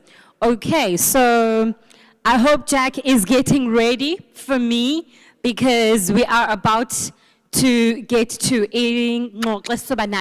naye, okay? So again, isn't this so ibuka lana Jackie if umuntu owathandayo nowalandelayo ama soapies. I'm sure ukhona bebuka isidingo. Isidingo the need. Yes, hey? So he's been in those particular soapies and uzombona. If wabuka uzombona uthi hawu ngiyambona uyena lo. Uyena ke lo, uyena lo. Okay, so please as he is getting ready to come on stage, ngifisa nje ukuthola ukuthi how are you feeling so far? Is it your first day coming to this festival, your Kwande Fest, or it's not your first day? It's your first time, your first day. Hawe mawubukephi? Avubutheliwe. Lalela. Yabo the other days, bathola ngisho imali. I'm telling you, they were receiving money. They didn't tell you that. Kunjalo emhlabeni. Siyayifihla into enemali phakathi. Sizokutshela nje ezinye izinto, but ezinemali phakathi we are never going to tell you. For those people who are seeing me for the first time, my name is Noxolo Princess Lords and I am your program director. I was here izolo nani and today I'm also here and this is usuku lokugcina lwayo iKwande Fest. So sophinde sibone ngonyaka ozayo. So you did the best thing by coming here. And so give yourself a round of applause for taking the decision to be here. Because you are going to learn izinto eziningi osukwini lakhona namhlanje. Okay, so is Jack ready for me? Because sizongena he is going to be facilitating, by the way. And the facilitation that he is going to be doing, he will do it here on stage. And izinto azoyibuka, uzobuka the creative industries aphinde futhi azobuka i-copyright policy etibonakala ibakhona. Because the one thing that we struggle with as creatives is understanding the copyrights asuke associated ne-content ebakhona. You know, so yinto leyo vele the technicalities zidinga abantu abamkantshebovu nabazazi ukuthi zisebenza kanjani. So he's going to be unpacking that. So please put your hands together as we welcome Mr. Jack on stage from Saga Exco.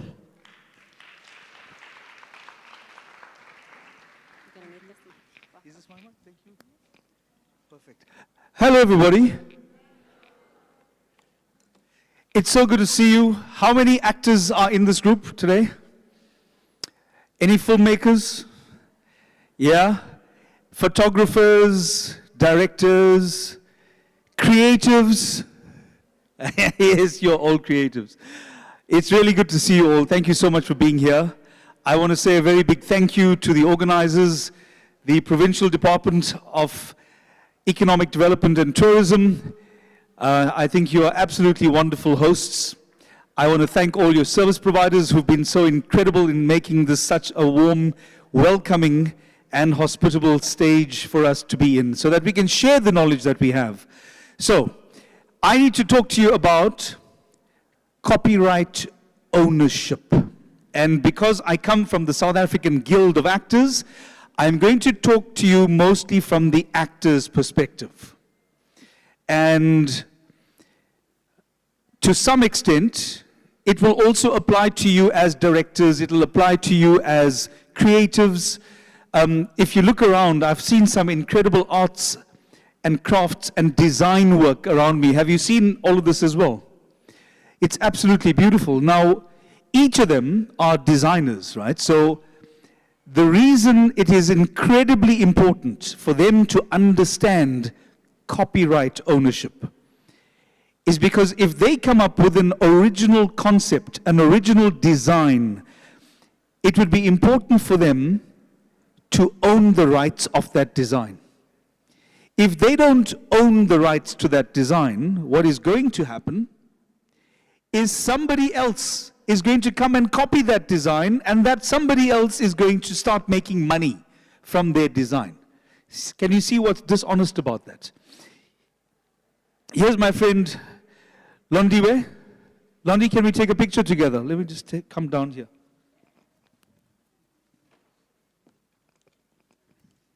Can I take a picture with you? Yes. All right, please take a picture. Use your phone, yeah? Selfie. Yeah.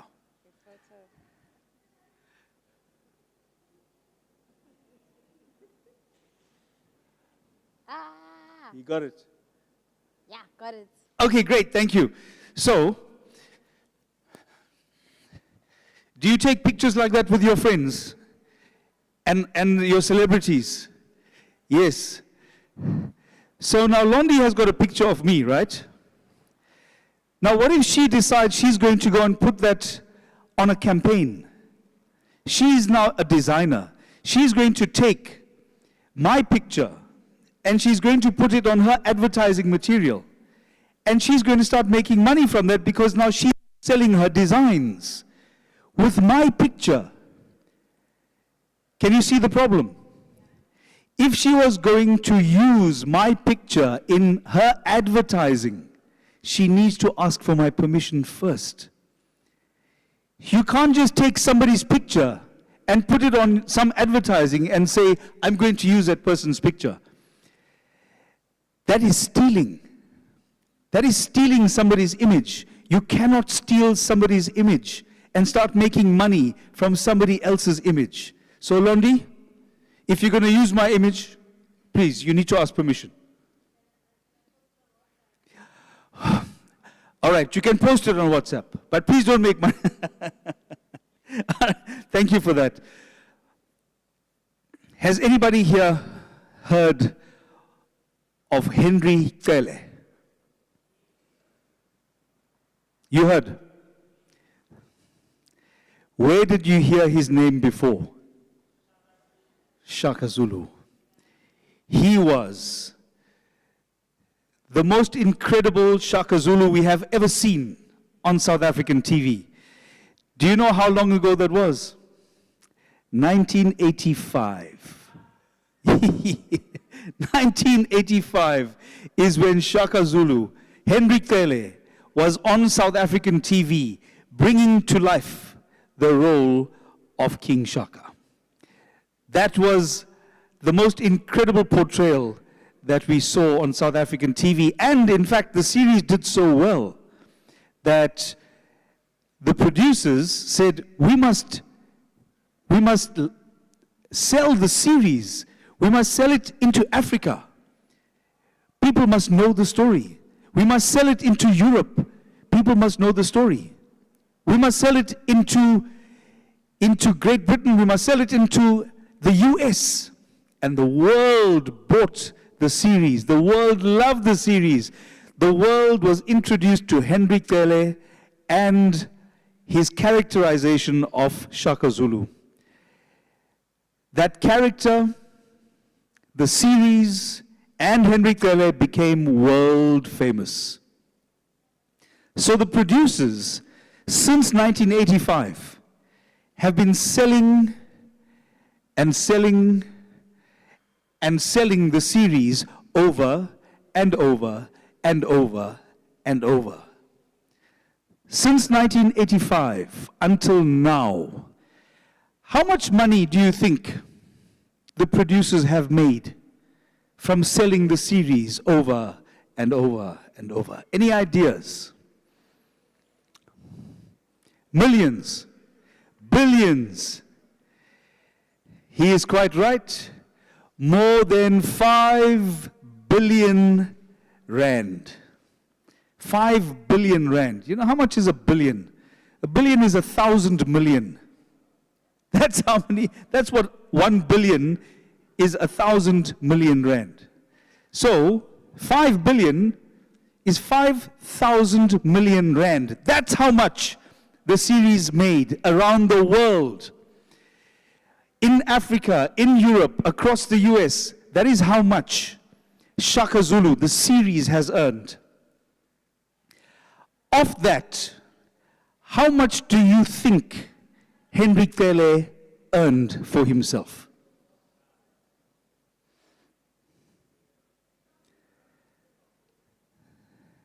Nothing. He did not earn 1 cent of 5 billion rand. That's the question. Why? That is because in South Africa, actors like me, we do not have any right that is given to us by government. We do not have any right to claim a royalty. We don't have royalty rights. Are there any musicians here? We have some musicians, yes. You have royalty rights, correct? Yes, you do. Musicians have royalty rights. That means every time their original song is being played, it is being distributed, it is being played on a radio station, that musician will be paid a royalty for their original work. Musicians have a royalty right in South Africa. For nearly 60 years, they have a royalty right. But actors in South Africa do not have a royalty right. Doesn't that seem strange to you? That cannot be right. It cannot be right. How come the actors in the US have royalty rights? Does anybody know Morgan Freeman? Yeah. So Morgan Freeman can come from the US. He can come to South Africa. He can play the role of Nelson Mandela in South Africa. And as that movie travels the world, Morgan Freeman will earn royalties. But the South African actors who are in the same movie with him, they earn nothing. They will earn not 1 cent. Somebody needs to explain this to me like I'm 3 years old. How is it possible that in the US and across Europe and South America and Australia and Sweden, Denmark, Germany, everywhere in the world, those actors are earning royalties, and yet in South Africa we are not earning royalties as actors? Have we gone mad? How is it possible that in Africa itself, you have Morocco, Kenya, Nigeria, and all those actors are earning royalties, and yet here in South Africa, the gateway to the African continent, we are not earning royalties? Have we gone mad? So, we need to change this. This is something we have to change. So what do? We had to go to government. Actors had to go to government. And we said to government, on this movie, if I'm working on this TV series, and you have to go and sell this movie, and you sell this TV series, and you sell this telenovela, and you sell this drama series to some other country, then me, as the actor, I need to have a percentage of that sale. That is what you call a royalty. It is the ongoing income. The ongoing income that comes from the sale of your work over and over again and around the world. So the Beijing Treaty says you must have 2 important rights. The one important right is you have to be seen. See this face, this voice, this body. This means that I can state that I am the owner of the performance. I own myself. I own this image. I own this personality, so that when I am acting, I can still say, I own that. I have a right to that image. I have a right to that person who is performing in that role. That is my right. Then there's another right. According to the Beijing Treaty, and the Beijing Treaty said that if my performance in that movie is going to be changed in any way, if they're going to make me look stupid, then you have to ask me first before you change my image. You see? You can't just go and change my image and turn me into some kind of cartoon monster. That is not right. See this? We have to keep this as it is. If you are going to edit my face, my voice, my body in any way, you must ask me permission. Only if I agree, then you can make those changes. The third right is that every time that my work is sold around the world, then I have to be paid some kind of a fee, a royalty fee. Can you see how those rights work together? Those are three important rights. There is a moral right. There's a commercial right. And there is a right to that image. They all work together. So the Beijing Treaty secures all my rights there. Now, is South Africa a part of that treaty, is the question. Let me hear you. What do you think? Is South Africa a signatory to that treaty? Yes or no? Anyone? No, South Africa has not signed the treaty. So all those rights I don't have in my favor. They're not in my favor. Until South Africa can sign the treaty, those rights do not protect me. So what protection do I have? In South Africa, has anyone been on a TV series before? Anyone? No? Has anybody been in a movie? Yes, I know Lonzi. Well, you make movies, so.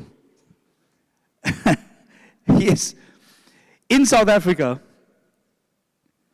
when you are on a TV series, if you're on a movie, if you're on a soapy or anything, you get given a contract. And that contract says to you, sign this contract, I will pay you. We get very happy. We get so excited. Yes, I got a role. I'm now going to act. I will sign this contract, you can pay me. But that's not all the contract is saying.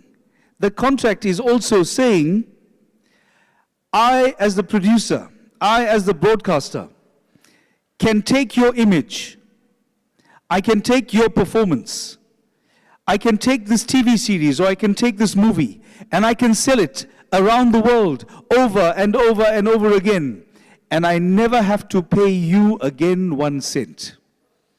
That is the contract that we sign. It is the same contract that you sign if you are on ETV. It is the same contract you sign if you are on KZN, Mzansi, SABC. It is the same contract.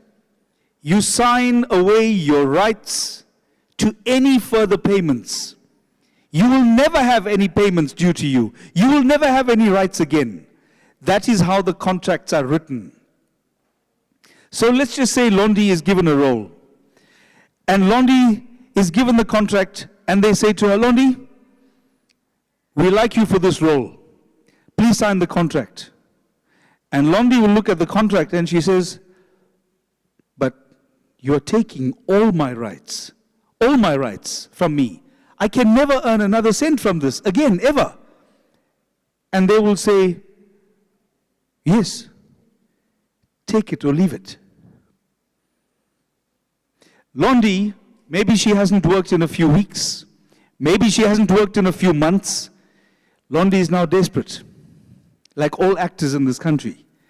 And Londi will say, okay.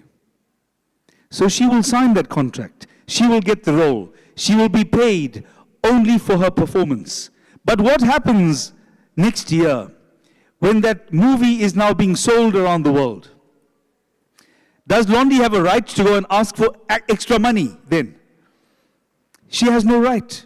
She cannot now go and ask for extra money. Why? Because she signed her rights away at the time she signed her contract. When the contract was signed, she had to walk away from all other rights. From every other right. She cannot earn another cent. That is the reality of working in South Africa. So the reason we went to government is because we had to explain to government, but we need to change the contracts. Those contracts, the contracts where we are signing our rights away, we need those contracts to change. You think if we go to SABC and we say to them, please change your contract, you think they're going to listen to me? If I have to go to ETV and I say, please change this contract, you are stealing my rights, are they going to listen to me? No one's going to listen to me. If I have to go to Mnet and I'll say to them, please change these contracts so I can start to earn a small fee, a royalty, every time you are repeating and every time you are selling the series. If I have to ask Mnet to change their contract, are they going to change the contract? No. They are not going to change the contract. The only way that any broadcaster is going to change their contract is if we pass a law in Parliament and the law tells those broadcasters, you have to change those contracts because as it is, those contracts are against the law. That's what we need to do. We have to go to Parliament and we have to change the law so that when SABC and Mnet and ETV and all other broadcasters, Netflix and all of that, when they give you the contract, now you can say, your contract is against the law. That's what we need to do to change things. Nobody is going to change the contract unless we tell them that the law has changed. You cannot sign a contract that goes outside the law. You understand that? You cannot sign a contract that goes outside the law. If I have to sign a contract and say, in this movie, when I sign this contract, Londi can now become my wife. Can you do that? You can't do that. You can't ask somebody to do something if the law does not agree with you. You cannot ask somebody to sign a contract that is breaking the law. So when you sign a contract, you have to make sure that it is aligned.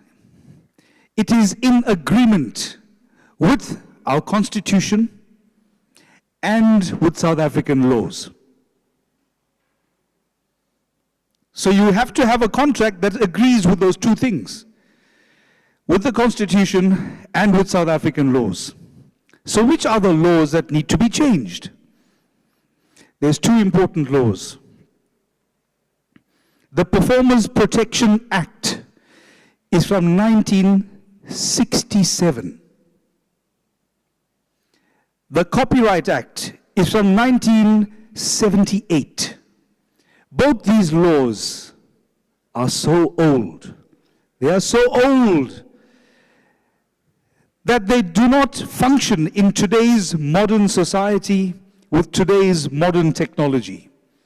Those laws are outdated. They no longer serve us. They no longer serve the industry.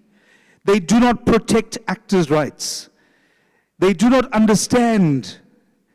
These laws don't even understand what is streaming. They don't understand what is video on demand. It doesn't know that. Because these laws are so old, we need to update the laws. How do we update a law? Who does updating of the law? Only Parliament. Parliament that created a law can update a law. So, the Department of Trade, Industry and Competition said, well, these are two important laws. Let's update them. Let us change them. Let us revise them so we can bring these laws into the modern era. We can bring these laws in line with the Beijing Treaty. And in doing that, we can then give you actors the rights that you were looking for.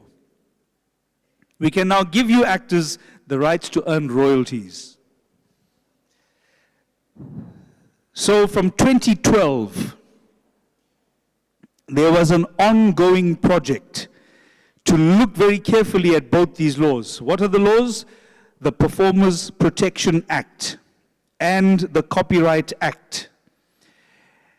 And from 2012, they have been looking very carefully at how do we change these laws? What are the areas we need to change? What do we need to focus on? So we can change these laws to protect you, to give you the rights that you need. Well, the laws started to be changed.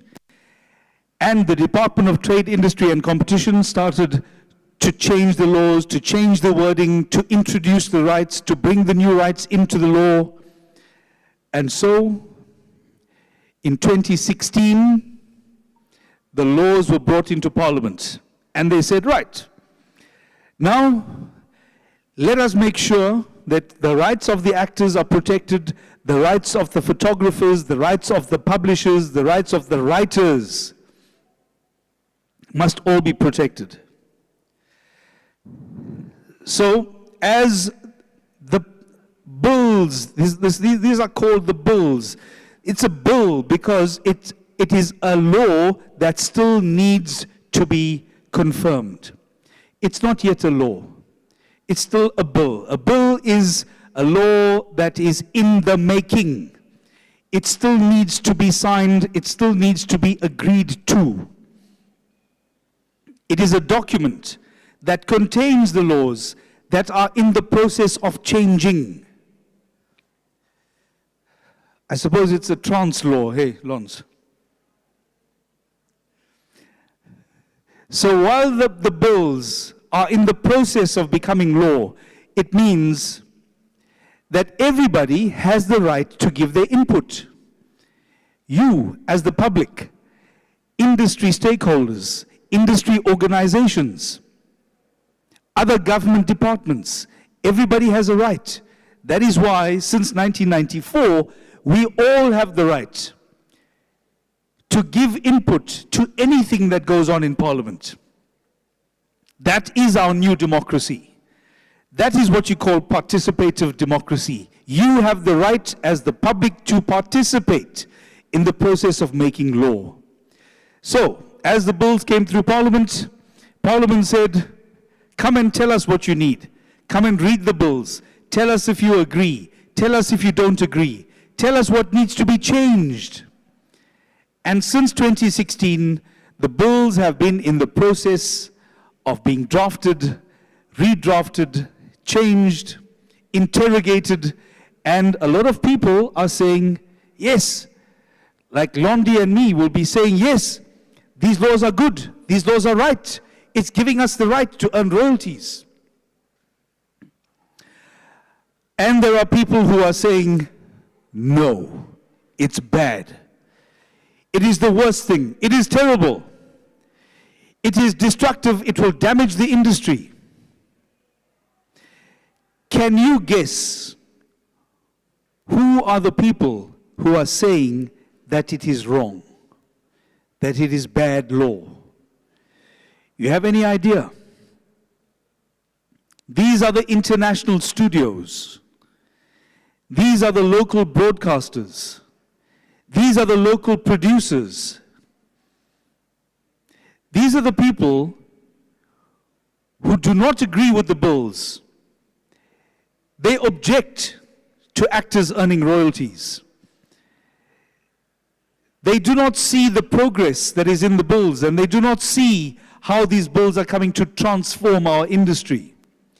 They are there to hold us back, tied to the apartheid laws from 1967, tied to the laws from 1978, so that we never have an opportunity to allow transformation to come into our industry. They are there to stop any kind of progress. They are there to hold us back so that actors cannot earn a royalty from the ongoing exploitation of their work. It is up to Parliament. As it stands right now, the bills have been approved by the National Council of Provinces. The bills have been approved by the National Assembly. All that is left is for President Cyril Ramaphosa to sign those bills into law and to allow the transformation of our sector to begin, to allow the reform of our sector to take place. And it will show a sign of confidence so that our sector can improve, can change, and we can give rights to actors that we have never had before. All we need is for the President to sign the bills. Do you think he'll sign the bills? We are hopeful. We are hopeful. We are asking for the President to sign the bills because we want him to show his confidence in South African performers. We want him to affirm that we are the storytellers who carry the stories of South African historical figures and iconic people like King Shaka, like Nelson Mandela. We are the ones who tell those stories on screens. We are the ones who are seen around the world telling those stories. We are the ones who capture the identity and the heritage of the South African being. These are our stories. They are meant to be shared. And it means that we are the ones who have the right to tell those stories around the world. And we have the right to earn a living from telling those stories. So of course we are calling on the President to stand by us. In the same way that South African actors stand by the stories that we tell, we are asking for the President to stand by us as well. We are asking him to show his confidence in Parliament, in the parliamentary process. We are asking him to show his confidence in the lawmakers that he appointed. We are asking him to show faith that participative democracy, where your voice counts and your voice and my voice counts for something. He must show faith in that because we must all be heard. And he must move beyond those commercial and those corporate interests from outside of South Africa. He must move beyond that to say, you are the ones who are holding on to the profits from outside of South Africa. You are the publishers, you are the film studios. You are the ones who are holding on to those rights. But you do not have a right to stand in the way of South African progress. You do not have the right to be an obstacle to South African transformation. You do not have the right to come to a South African lawmaking process and hold us back from what is rightfully ours. We need the President to stand up and say that. Right now, there are very powerful commercial and corporate interests from outside of South Africa who are spending a lot of money to make sure that these bills are not passed. They are spending a lot of money to mobilize people to speak against the bills. There are people from outside of South Africa who are mobilizing resources to stop you and me from earning the royalties that we deserve. We have to remind them, South Africa is a sovereign nation. We have our own laws. We have our own history. We have our own stories. And no, you do not have a right to interfere in that. You do not have a right to come from outside of South Africa and insert yourself into a South African lawmaking process. We will not allow that. You cannot stand in the way of South African transformation, where we are empowering creatives to earn a living from their own work. We cannot afford to see the late great performers like Henry Tele, Joe Mafela, Charlene Surti Richards, so many others. We cannot afford to lose them, because when they are gone, their work is still being seen today. Their work is still traveling the world today. Their work is still making money for the producers today. Their work is still making money for the broadcasters today. Why are their families not earning from that? That injustice has got to be addressed. And right now, all that we need to change that is for the president to sign the bills, which is why we are telling him, which is why we are appealing to him. We are calling on him to stand by South African actors in the way South African actors have stood for South Africa. Allow us to earn that living. Allow us to stand alongside our international counterparts so that we too can earn a residual income for the work that we do, for the work that is seen around the world, for the work that is celebrated in other territories and other broadcasters. Allow us to earn something as well. In the same way that our lawmakers have 2 and 3 homes and they have security for them 24/7, and their homes are guarded and their children go to expensive schools and they can use hospitals outside the country. They have the best of what we have given them. It's time for them to give back to us. All we are saying is sign the bills. So, the South African Guild of Actors is the only actors organization that has stood up for South African actors. There is no other actors organization that has stood up to demand fair royalties for actors. Thank you. We will continue to lobby for support for the bills, and we will continue to call out those organizations, those international corporates. We will continue to call out those broadcasters, and we will continue to call out those anti-transformationist forces that are here to subvert progress. We will call them out because we have no fear of them. South Africa has come too far in the last 30 years, since 1994, for us to be afraid. We have come too far to be held back from the progress that is our right. We as actors have suffered for far too long. We have lost too many people. All we are doing is to celebrate the great legacy of those wonderful, iconic actors, and we cannot give them something in return. All we have done is to take, and to take, and to take. When do we give back? This is our opportunity to give back. This is the one time that we can ask the president to give back to us. This is not for Saga. This is for every single actor. Because if we don't change those laws today, the young actors of tomorrow will never see the money, the revenue, the royalties that is due to them. We will continue to be the laughing stock of the world. And in a few years from now, we may even become the laughing stock of Africa itself. Why do I say this? Nigeria has already moved on. Kenya and Morocco have already moved on. Those actors are already earning royalties for their work on film and TV. South Africa is sitting behind Kenya and Nigeria and Morocco. We have lost our place as the front runner of filmmaking technology. We have lost our place as the representative of actors' rights, where people are given what is due to them and what is fair and what is just.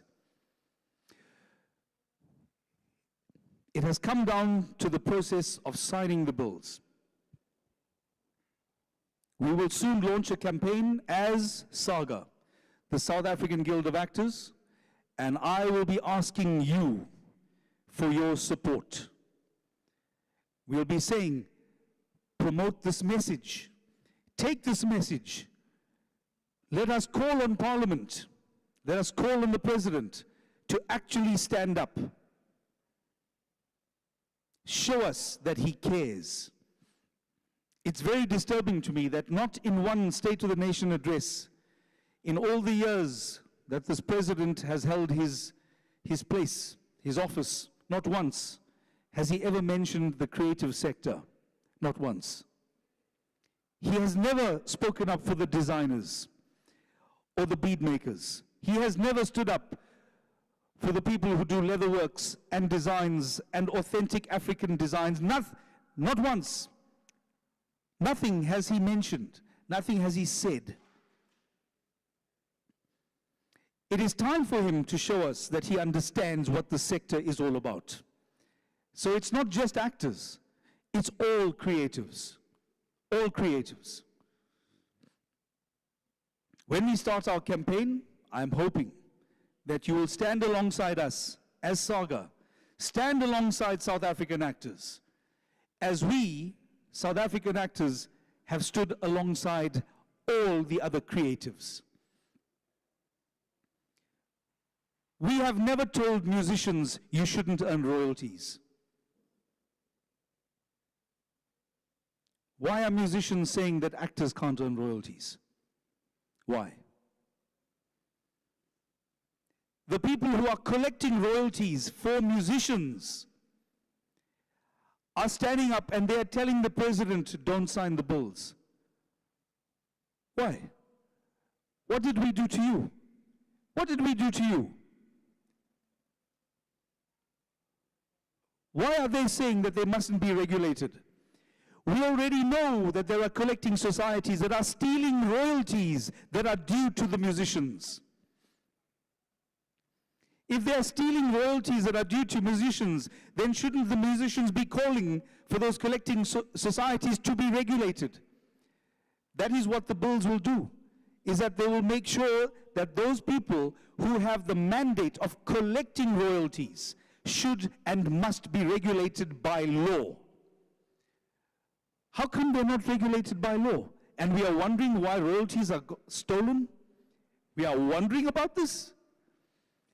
Yeah, we must be going mad. The bills seek to regulate the ways in which royalties are collected. And we are saying, give us this right. Give us the right to earn royalties for the first time in South African history. Why should somebody say no? Are we stealing something that does not belong to us? This is my image, this is my face, it is my voice, it is my performance. Why should I not earn from that? And what is happening as technology changes is that artificial intelligence is already stealing that from me. It is already taking that from me. You are already getting TV commercials, you are already getting movies that are saying, when I sign this contract, the producer has the right to take my image and use my image in any future production without my permission and without ever paying me again. That is currently contained in contracts. Those provisions are in contracts right now. These contracts are basically telling me that I must slit my own throat so that they can continue to earn from me and what I look like. We cannot allow that. That is how people steal your image.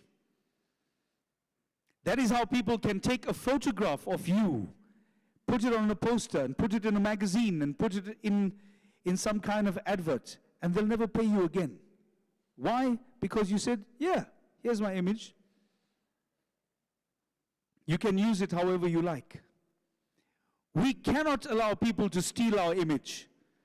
If they steal it from you now, they will never give it back, and they will continue to use it over and over again, and they'll never pay you a cent, that money will go to them. This is why the bills are so important, because the bills are saying, stop stealing from us. Stop stealing my image. You cannot give us these unfair contracts. So this applies to all of us, not just if you're a creative, not just if you're a professional actor. I know people who work as background actors. Has anybody ever worked as a background actor, an extra? I can tell you I've worked as an extra as well. And what producers are doing is that they are saying, I know you are a background actor. I'll give you 200 Rand to perform for today. 200 Rand. But once I have you on camera, I can then use your performance in any other movie, in any other series, and I never need to speak to you again. I never need to ask your permission again, and I never need to pay you again. That is what is happening right now. And if the president does not sign those bills, we will never be able to change that again. We will never be able to overcome that theft. We will never be able to tell the producer, your contract is wrong, your contract is unlawful, your contract is a violation of South African law, your contract is a violation of my rights under that law. Which is why the president has got to sign the bills. This is not an option. It's not open for further discussion. The discussions have already happened. That is what parliamentary process is all about. Everybody who is a stakeholder participated in the stakeholder engagement. You had your say. Now it is time for progress. Sign the bills. Thank you, everybody. Thank you so much.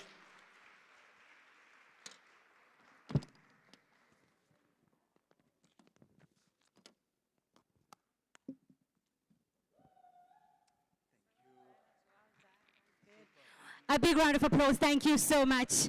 Wow. Yo. Kuthiwe sign. Till sign.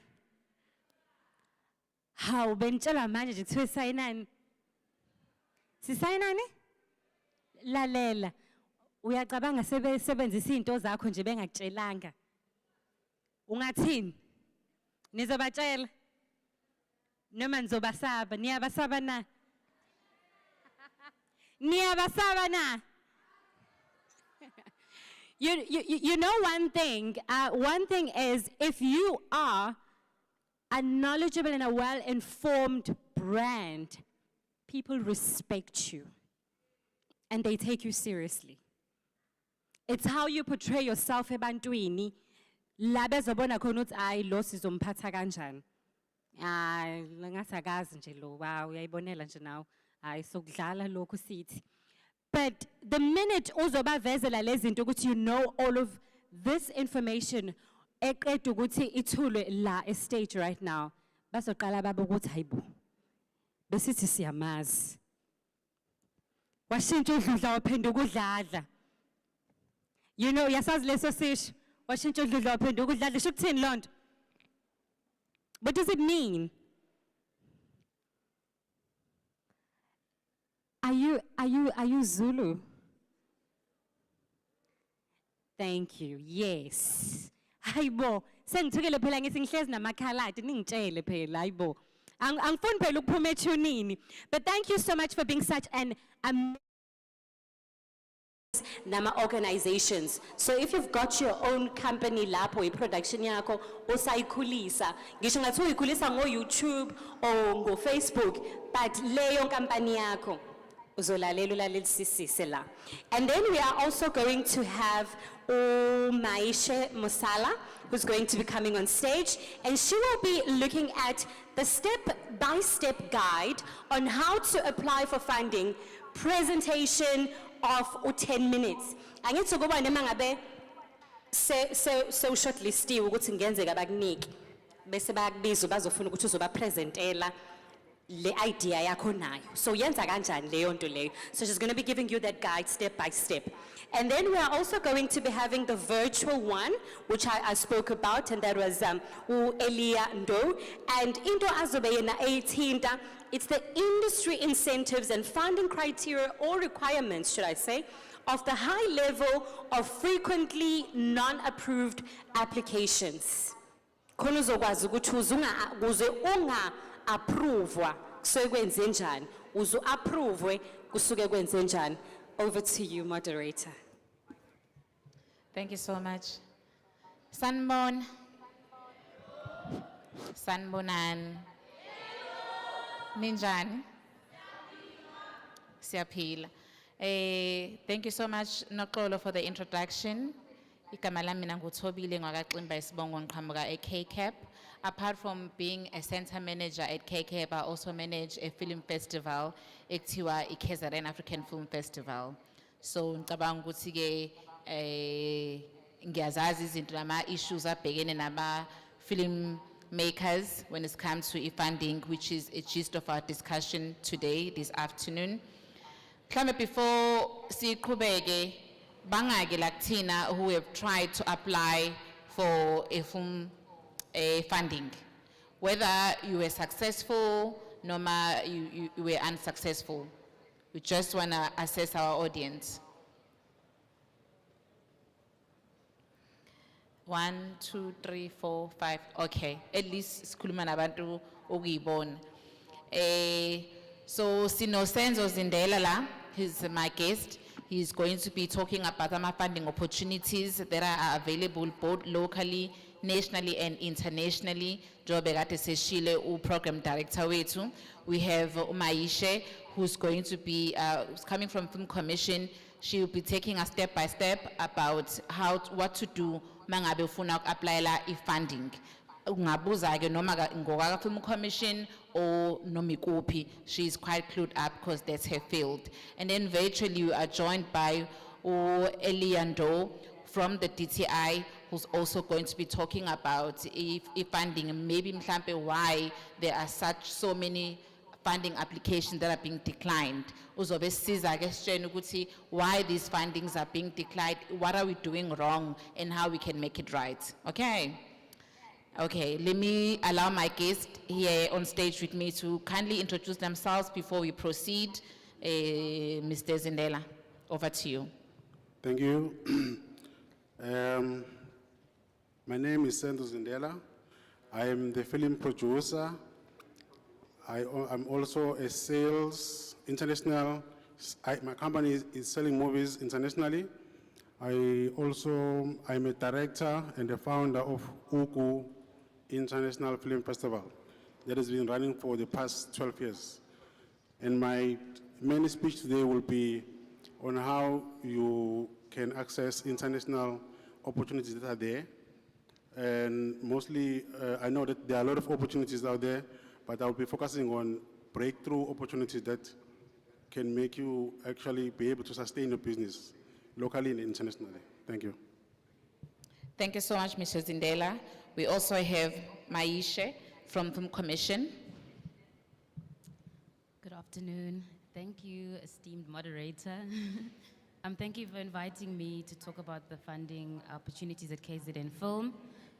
I will be giving you all an overview of some of the guidelines on when you're applying for funding and some tips on what can help strengthen your application so that you can get an approval by the committees. And then I'm going to keep it brief and then allow the audience to ask questions. I'm sure many of you have some questions to ask. This is your time to have those questions answered. Thank you. Thank you so much, Maishe.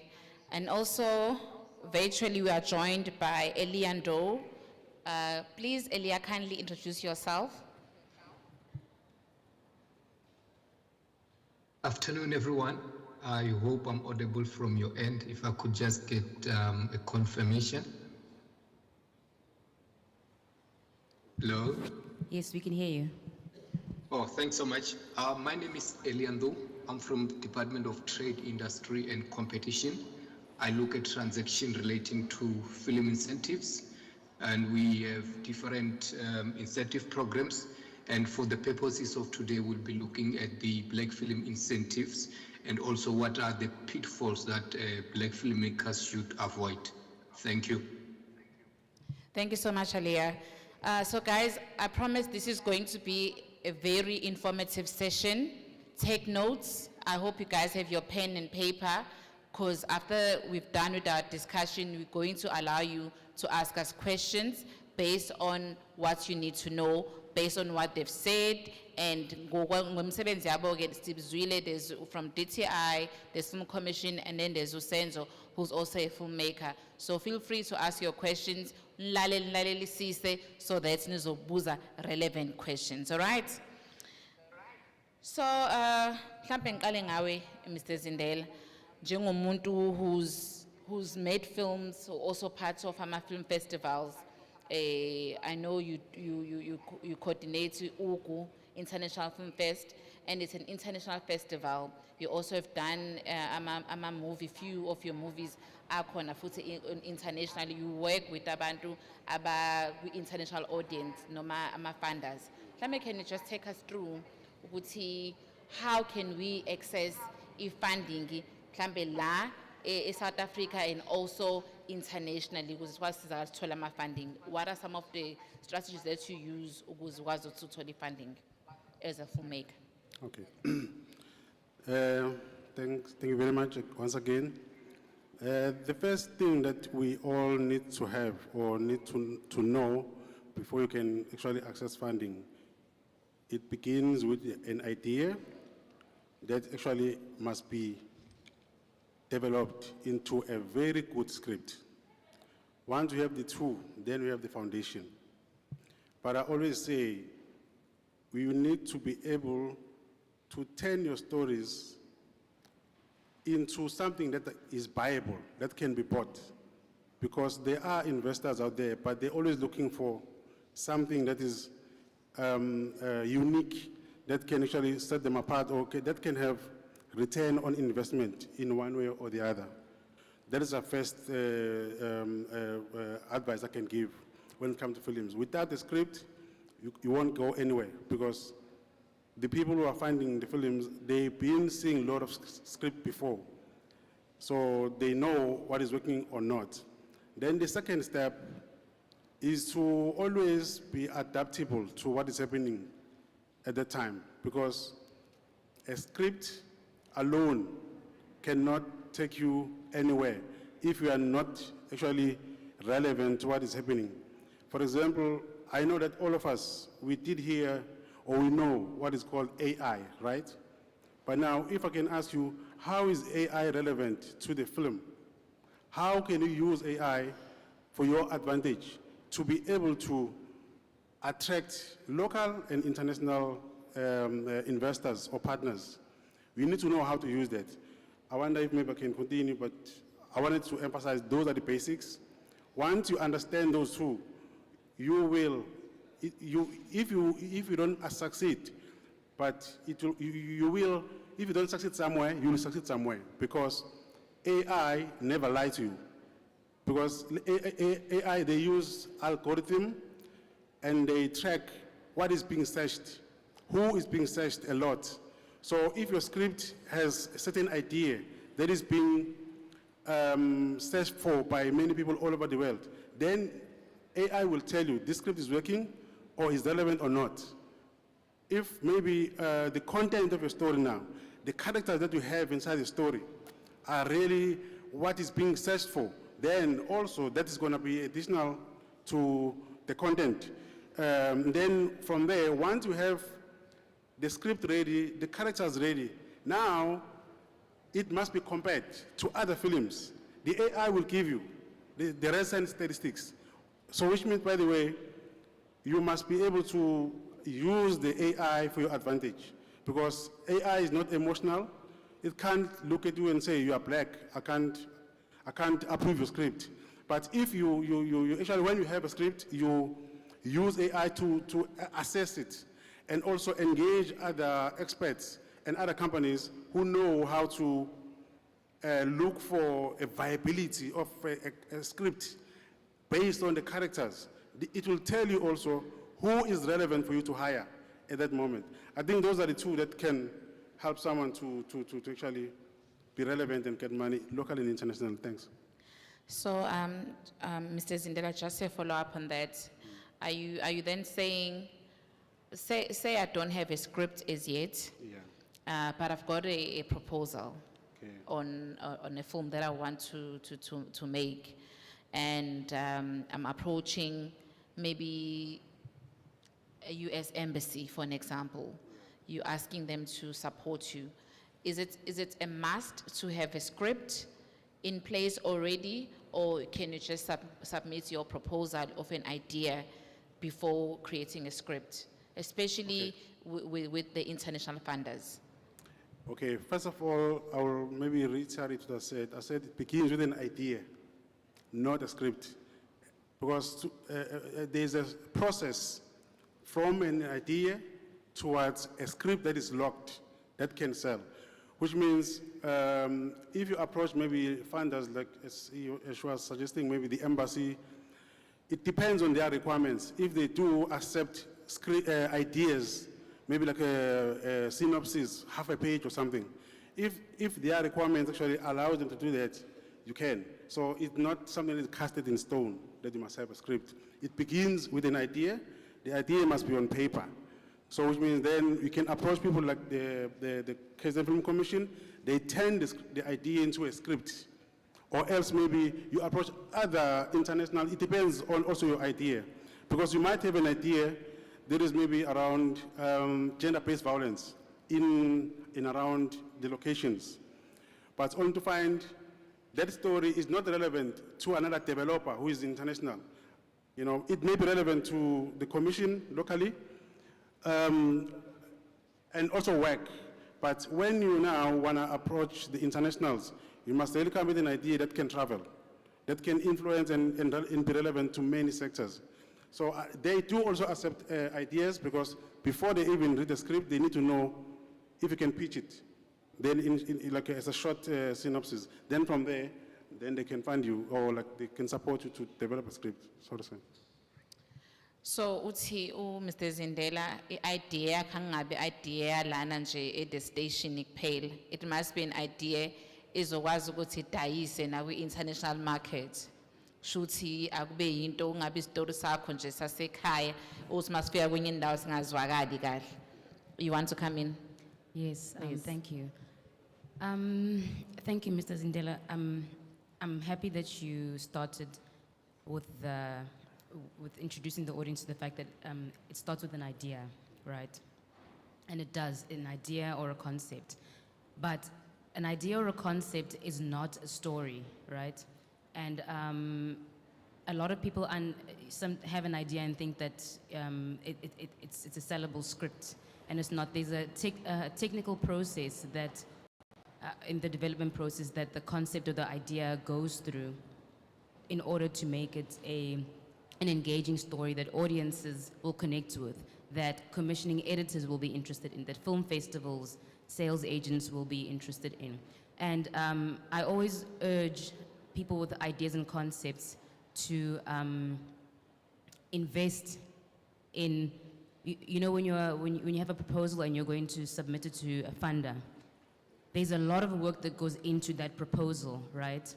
Make sure that when you're submitting, you have thought of these things that Mrs. Zindela is talking about. Are the characters engaging? You know, all those kind of things. The concept itself is not the story. So you need to invest in the application process, in the proposal phase when you are applying. And that usually requires using your own resources, doing your own research on the characters, making sure you have consent from the characters, making sure you have the rights of the story, you know. So that's very important to consider and think about at idea and story phase already. And then from there, there's more investment that goes into place in terms of developing the story and the narrative arc, and also engaging industry experts to make sure that your concept or your story becomes the best that it can be. Thanks. Yeah, thank you so much, Maisha. We get you. We get you, and then you're going to give us more details on the step-by-step now when you're applying for funding. Maybe let me take you in, Elia. I'm not sure if he's there. Can I get a yes? Okay. Yes. Yes. Elia, are you there? Yes, I'm here. Okay. Maybe if you can just, I'm sure we're all aware that the DTI is providing industry with incentives and funding support. Could you maybe shed some light on the criteria or the requirements for accessing DTI funding?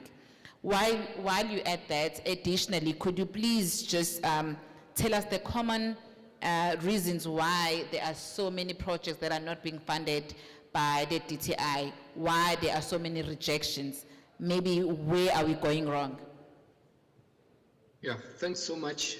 I think I'll start building on what colleagues have just discussed, also especially from viability perspective. When you look at the DTI, we are more on high end, right? So the understanding is that filmmakers would have gone through development successfully, so because when they come to the DTI, the script should be ready, the script should be viable, should make sense, should be able to attract distributors, because one of the requirements would want applicants or other prospective applicants to have distributors, when they put in their applications. And maybe just to go the other way around, to start from where are the pitfalls, relating to this funding or application being rejected. I think from DTI perspective is that as the department, you would understand that CIPC is part of our sister companies. So we encourage formalization of businesses, because any business that we should support with the taxpayer money, that has to be formalized, right? So we encourage filmmakers to formalize their businesses. We understand these are creative people, they are more on the creative side of things. But at the same time, if you want to play in the mainstream economy, we just have to formalize your businesses, and also to take compliance serious, in terms of your CIPC registration, your SARS, your BE, that's quite critical and important. And oftentimes that become a gatekeeper to filmmakers, in accessing the funding. So I think that's very important. And also on the issue of the business side of things, what we have found is that filmmakers, they seem to have, or to be clueless with budgets, how do they cost, the cast and crew, so on and so forth. And I think it's important that at development stage, maybe there should be more of collaborations with other industry experts, in terms of how do you cost, how do you formulate the budgets, so on and so forth. And I think with the commissions like your KZN film, I think we should be able to assist these filmmakers. If I can, I would like to just project a brief slide in terms of what are the requirements for filmmakers to be able to access the DTI funding. All right.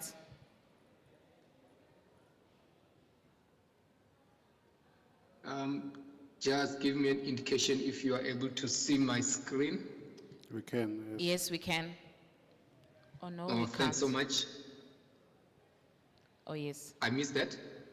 No, we can see the screen. You may proceed. Okay, thanks. Thanks so much. In terms of the DTI, what we support towards creative industry, we do have 4 sub-programs, but for the purposes of today's meeting, we'll look at the Black filmmakers.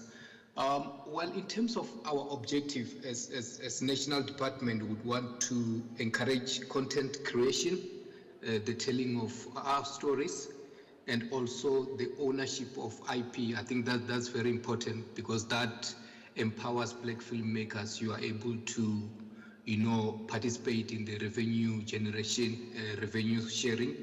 That's very important, and I think that's the reason why this funding is in place, to just give filmmakers that leverage, that voice, to be able to negotiate better deals, markets, distribution, so on and so forth. So this really becomes something that gives filmmakers, that edge. So in terms of the requirements of what the prospective applicant should meet or be able to access this funding, what we're saying is that in terms of the budgets, their budgets should start from at least 500,000. And the reason for that is that we understand that with other state organs, they do support production that are far below that. And as I said, that as the DTR, we're more at the high end level. So budgets for these filmmakers should be around 500. That should be minimum. That will talk to your live action and documentaries and any formats that we would support. And also our incentive is up to 25 million, and that is money that doesn't, or filmmakers will not pay back. It's a grant, so to speak. And also what we do support is the acquisition of equipment. So we understand that black filmmakers, they may not necessarily have capacity in terms of, film production equipment. So we do support that to the maximum of about 2 million. And overall, our incentive, we give 50% of the qualifying incentive. And also in terms of the payment methods, assuming that the project will qualify, right, is that we will pay at the end of the production, or we have what we call milestone payments. So pay milestones, we will be able to pay filmmakers. And also, as I've already alluded, I think compliance is quite critical. BE certificates has to be in place, CIPC documents has also to be in place. And also in terms of the locations, what we're saying is that filmmakers can shoot their production anywhere in the world. It's just for the purposes of this funding, at least 80% of their shooting location should be within the Republic. In terms of, which is very important, in terms of our support, we can support up to 5 projects. So beyond that, filmmakers will be referred to other incentives that will have maybe higher requirements, but for starters, we'll only support up to 5 projects, and each up to that value that we've just indicated of about 25 million. I'm not so sure if I should complete the presentation, then question could come, or should we take question as we go along? You will advise, please. No, please, you may proceed, then we'll take the questions after. I asked them to have their notes ready. Oh, thanks so much. Please proceed. And yes, and also what is important is that for production that, or companies that we will be able to support, they need to have been in the business and at least have operated for 6 months. I think that's very important. And so we're talking about formalization of the businesses. And also, as far as this incentive is concerned, the producer, the director, they should be Black South African citizens. And also, they need to have at least done some work, would need a short film, could be a 10 minutes, could be an advertising, could be a music video, could be any content, as long as filmmakers are credited on that content, then we would definitely accept that. And what we don't support, sadly or unfortunately, are your reality TV shows, your gaming, pilots, and all those formats that have been indicated on the slides.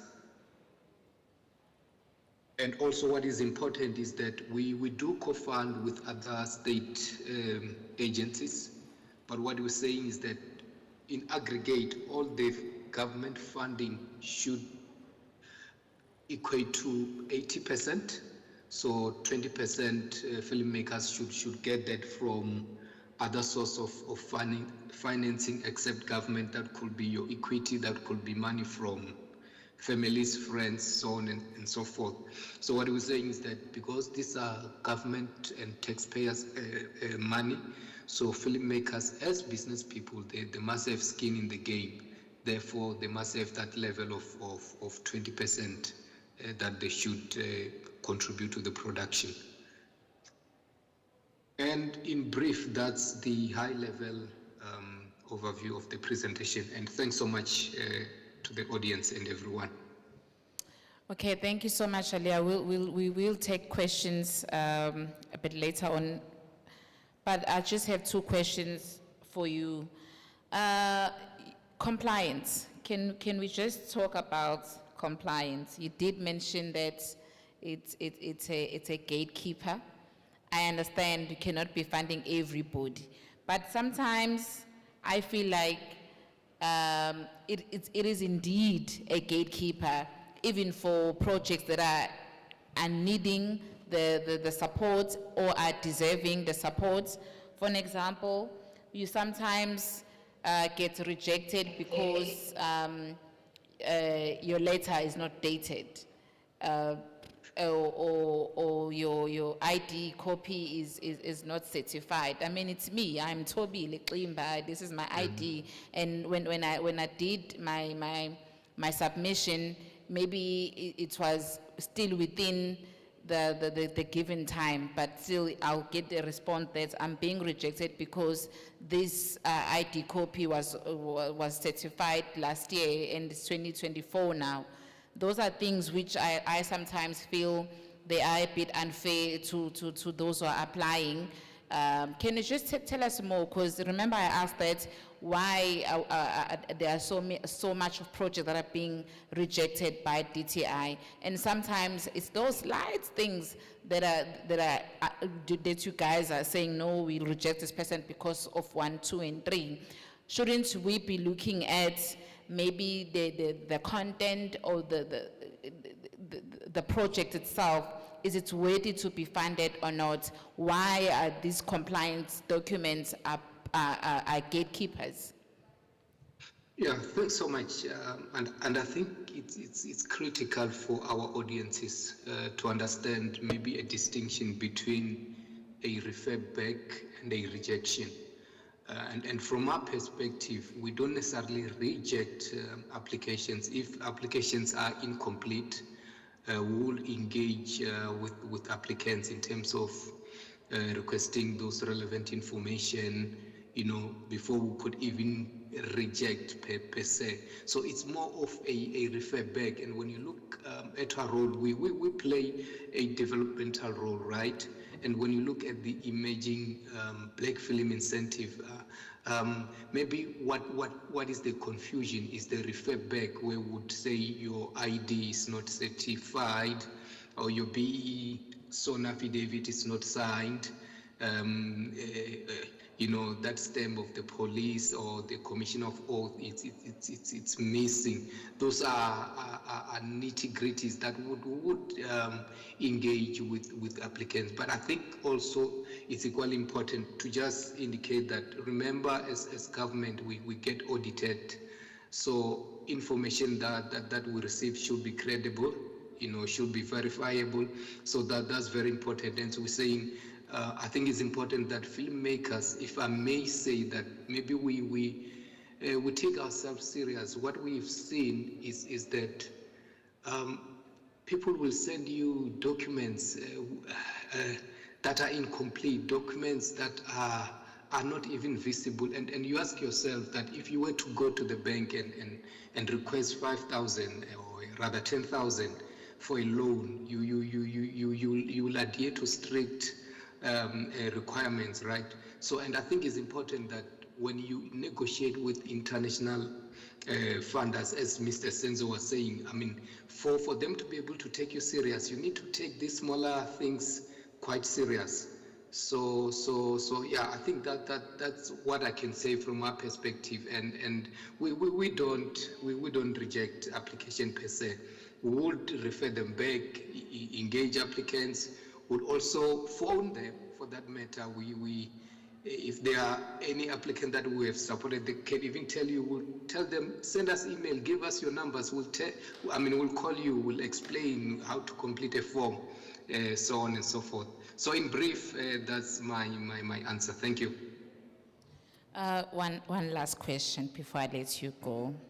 You also spoke about the budget. You said some of the filmmakers are really clueless when it comes to budgeting for film. And I just want to know, are there any programs or workshops in place to assist those filmmakers who are struggling with putting together their budgets in order for them to be able to do proper budgeting for film? Thanks so much. With other state of organs, I understand there are non-monetary support services that they do provide. I'm not so sure in terms of film commissions, where they would take business people or filmmakers on how do you do a budget, how do you do your pitch, your business plan, your projections, so on and so forth. So from DTI perspective, unfortunately, we don't necessarily have that business element that would look at that. But for those that apply to the DTI, we would take them through how to do that, and also maybe taking from what Mr. Senzo was saying about the AI. I mean, we are in the digital era, right? You can almost get anything and everything on these search engines, right? So I think I encourage filmmakers to engage more on the Internet of Things. They will be able to do that. Thanks. Thank you so much, Alia. We're still on. We will be taking questions later on. Let me bring you in, Maisha. I understand that you more on funding at the Film Commission. You're talking about the process that's there for one to be approved by Film Commission. Can you take us through the funding process? What are the requirements? What is expected from each person or each person that's applying for funding? And those, maybe you can just fill in from what Alia was talking about. When Film Commission rejects a person that's applying for funding, you reject them based on what? While you're still at that, could you please also add whether are there any programs or in place by the Commission that assist the filmmakers or the applicants in order for them to be able to do proper budgeting and maybe in terms of compliance as well, so that they're able to know what are do's and don'ts when they're submitting their applications. Thank you. Thank you, Sis Tobile. So typically what would happen is that annually the KZN Film Commission would have an industry call out inviting filmmakers in KZN and in South Africa to submit their projects that they would like to receive funding for. And at KZN Film Commission, the entity offers funding for development of projects from concept to script and production funding. So that is when you have a fully developed script, you have an interested sales agent or an interested broadcaster, then you can apply for funding and then you can receive the recoupable grant for production funding. And it's very important for those who are interested in applying to really familiarize themselves with the guidelines and the mandate of KZN Film. And this applies actually when you're applying for funding at any body in South Africa and internationally, because different funding entities support different mandates. At KZN Film, some of the things that can really make your application or strengthen it and make it more likely to be approved is if the story is located in KZN. shot anywhere in KZN, Drakensberg, Pietermaritzburg, Umlazi, anyway. It should be a story of cultural and historical or social relevance to KZN. It can be a story that's portraying Zulu culture, or it can be a story that is maybe not about KZN, but it's shot in KZN. For example, one producer mentioned that they were doing a co-production, an international co-production with a UK-based company, and they wanted to film in the Midlands and use it as a scene in England. So those are the kind of things that can put you ahead of other applicants. So when you read the guidelines and what is preferred in terms of priorities when applications are approved. So once the call out is issued to the industry, applicants can go onto the KZN Film website and apply via the online funding portal. And I really urge applicants to apply early. I'm glad Mr. Elia went before me to explain some of the compliance documents that are required. As a government entity, we also require the same compliance documents that the DTIC requires. Tax clearance certificates, certified IDs. And these are relatively easy to tick off your checklist of the application requirements. So, and if you apply early, the Film Fund Administrator at KZN Film is able to pick up any mistakes that you may have in your application, and they're able to get back to you and say, oh, your ID copy is not certified, please correct.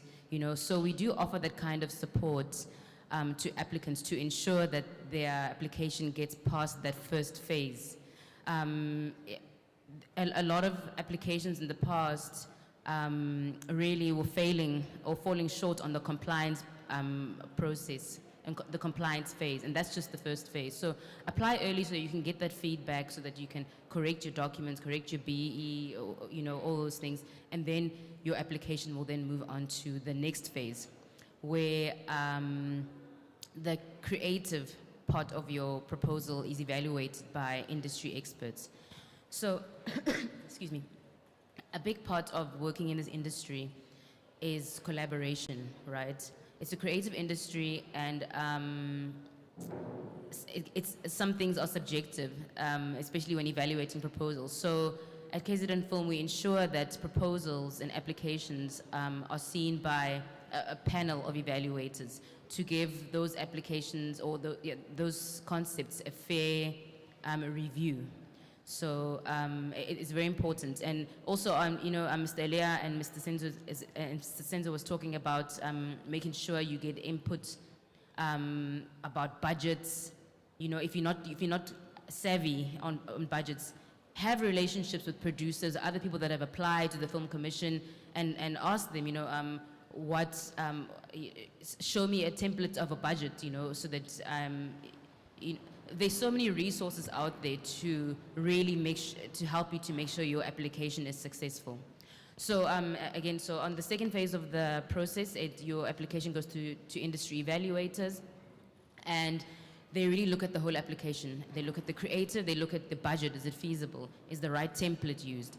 They look at the schedule. Have you scheduled enough time for the completion of the project? Is it realistic? If it's a documentary, do you have consent to tell stories about these people that you want, or the subject matter? So the project is evaluated according to all of those categories, and then thereafter the proposals are then they sit in front of a Film Fund committee, and then the proposals are either approved or rejected, based on a combination of all of these processes in the analyzing of the application. And what's great about the outcome process really is the fact that you receive feedback regarding what were the flaws of your application. I know this is not a common industry practice when people are applying for funding. A lot of institutions, you get a letter a couple of months down the line. Unfortunately, your application is successful, and you don't get the opportunity to engage those people that evaluated your proposal to ask them, okay, where was my shortcomings? Where can I improve? But you know, it's good that in our process, we are able to summarize feedback from the industry regarding your proposal so that you are able to reapply. And I really encourage applicants to not give up, you know. You get better the more times you apply, right? And and if you receive feedback and they've given you notes on where you could have improved, apply again, apply those notes. Many, especially emerging filmmakers, being in the industry, you need to learn to handle rejection in a positive way, you know. Every opportunity is an opportunity for you to learn and grow. So even if you get a regret letter, it's an opportunity for you to reapply, strengthen your application, and the more you apply, the better you get, and the more chances you get to be approved for funding. So that's how the process works. After you have been approved for funding, then the money is released in tranches, and each tranche is attached with a creative deliverable. For instance, if you are developing your script, as I explained earlier, the process of development is a technical process, so there are milestones that you need to fulfill at an acceptable industry standard. And once you've achieved that milestone, the next tranche of payment is released. And at KZN Film, before a tranche of funds is released, you have to have submitted your receipts, your recons, for the money that you received that you were paid. There's 0% variance tolerance on cost reporting. If you had received 100,000 on your tranche, you need to reconcile the full 100,000. It's not allowed for you to reconcile 90,000 and say, the other, you can't account for the rest of the rest of the money. Should that happen, before the next tranche is released, you would be required to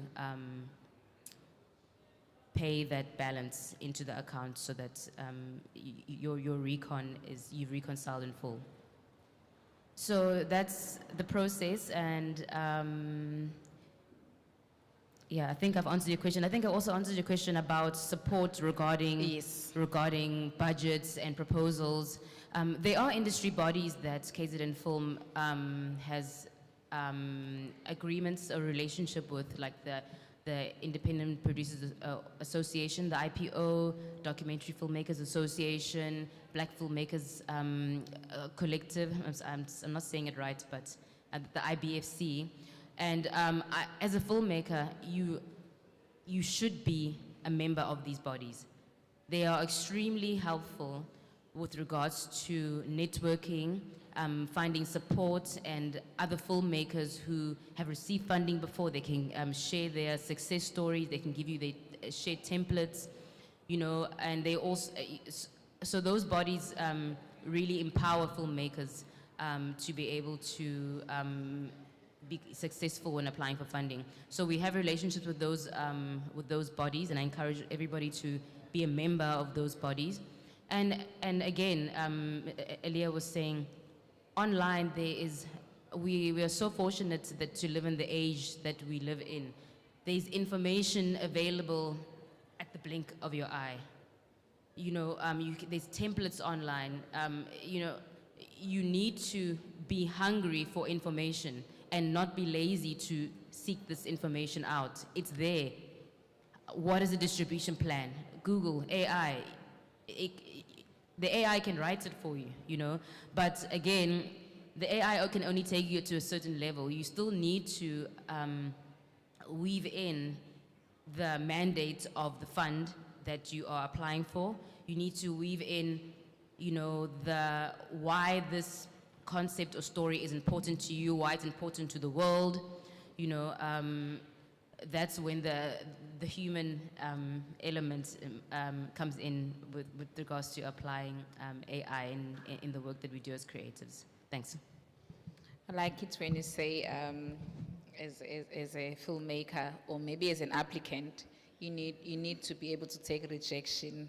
I remember when, as an applicant myself, I used to go straight to heart, especially when you work so hard putting together an application document and then it comes back and be like, we reject, to inform you that you were not successful, and sometimes you're not even given reasons why, you know. So maybe because I'm aware there are funders in this room, please give us those reasons. You know, they mean a lot because they help us grow. You know what not to do the next time.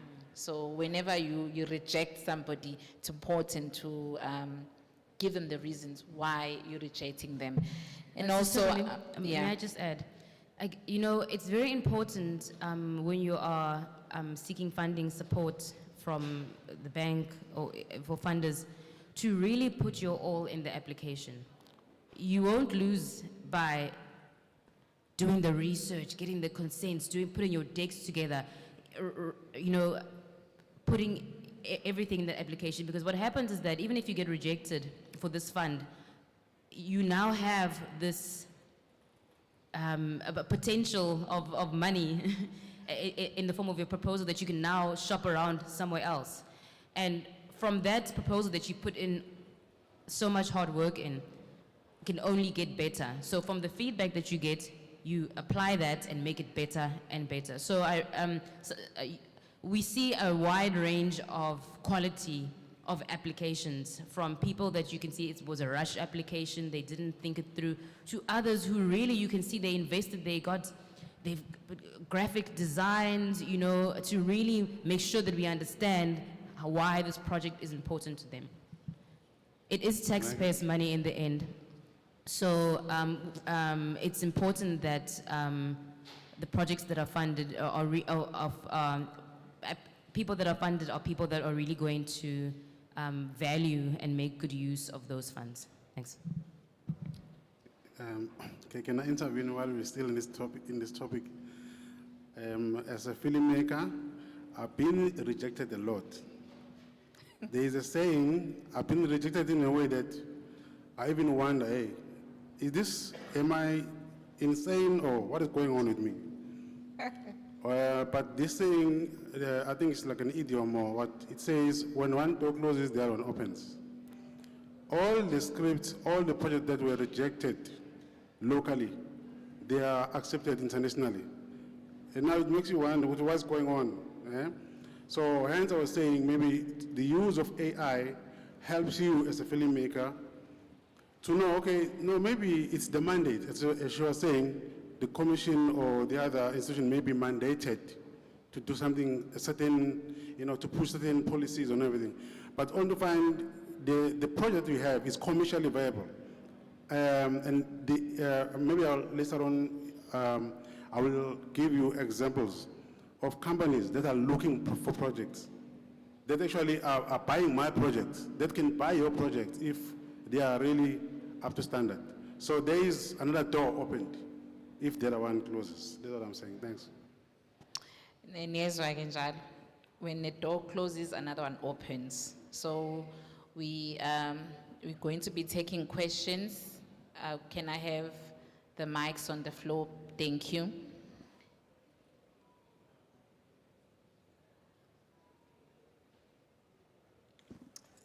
Thank you so much. Good afternoon, colleagues. My question will go to Maisha. I know that KZN Film also funds local film festivals and international film festivals. Maybe could you share with us how that works and what opportunities are there? Thank you. Thank you, Ayanda. Yes, so when I was talking, I only covered the filmmaking element of the funding that we offer, the development production funding, but there's also funding for markets and festivals and audience development. So in the same way that film projects are funded, the Film Commission has a call out to the industry inviting filmmakers to apply for markets and festivals, and that is if you want to host a film festival. So there is funding that is available for that. Also, you are able to apply for that on the online funding portal. And we also have delegations that we send to international film festivals with a list of film festivals that we are affiliated with as KZN Film. And we invite filmmakers to apply when there is a call out. And recently we've sent filmmakers to the Berlin International Film Festival, to the BFI, which is the UK Film Festival, and many others. And it's a great opportunity for those with projects that are market ready to go and find sales agents, to go find buyers, to go find people to collaborate with to raise more money internationally. So those are the other funding opportunities that are available at KZN Film. Thanks. Thank you so much, Maisha. Do we have any more questions? Yebo, sanibona igama lami uThabo Mhlamvu. Ngicela ukubuza laphana ku DTIC ukuthi mawusu applyela imali leyana, do you apply through the company because you must have a company, but also there was something like SPV. Do they want you to open an SPV or do you have to use the company? About the equipment, can you just go straight and apply for equipment, or the money for equipment, you only get it if you have funding, like for example from Film Commission, that 500,000.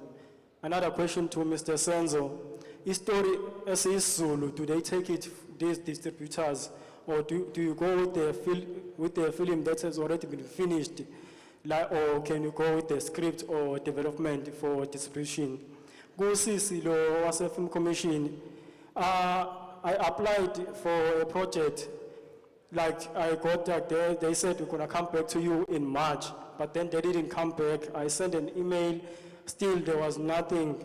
But then that project got funded nationally by NFEF. Like when they say another one closes, another one opens, that maybe was the case. But then there's something good about Film Commission. The training I got to be able to apply for that funding, like being a producer, doing those templates, those scheduling, I got it from Film Commission. I was part of FITI. So, yeah, thank you. Thank you so much. We'll start with Elia. Did you get the question? Yes, thanks so much. Yeah, the first question regarding the SPCV. So what normally happens, as we have already alluded, is that there must be a production company that is already operating, that should at least have operated for 6 months, so on and so forth. So for the purposes of the grant funding, is that you must open a special purpose vehicle, right? That is a company that has to be wholly owned by your production company. In actual fact, it's just a vehicle that should be able to do the production in terms of everything has to happen in that vehicle, in terms of your transaction, contracting, everything. So for the purposes of the DTI funding, that vehicle must always be part of that. And excuse me, the second question regarding the equipment.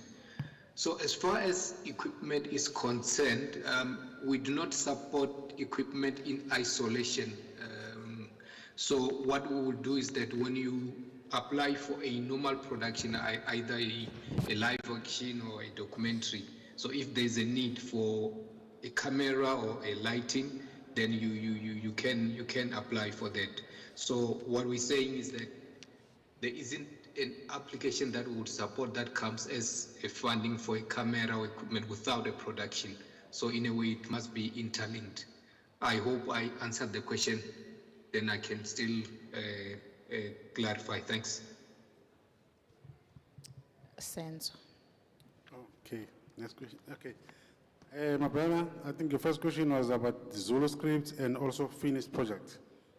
I will just summarize by saying the funders that I have here, and also the co-production companies that I have here, understands, they all understand that, okay, if they come to South Africa, there are stories in their own indigenous ways.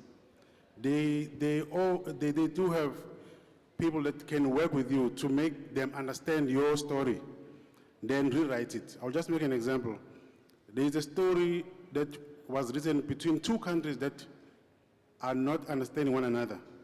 Thailand, a director and a producer from Thailand understanding Thai. They're talking Thai. And there's a Zulu guy who only knows how the Zulu stick fighting is.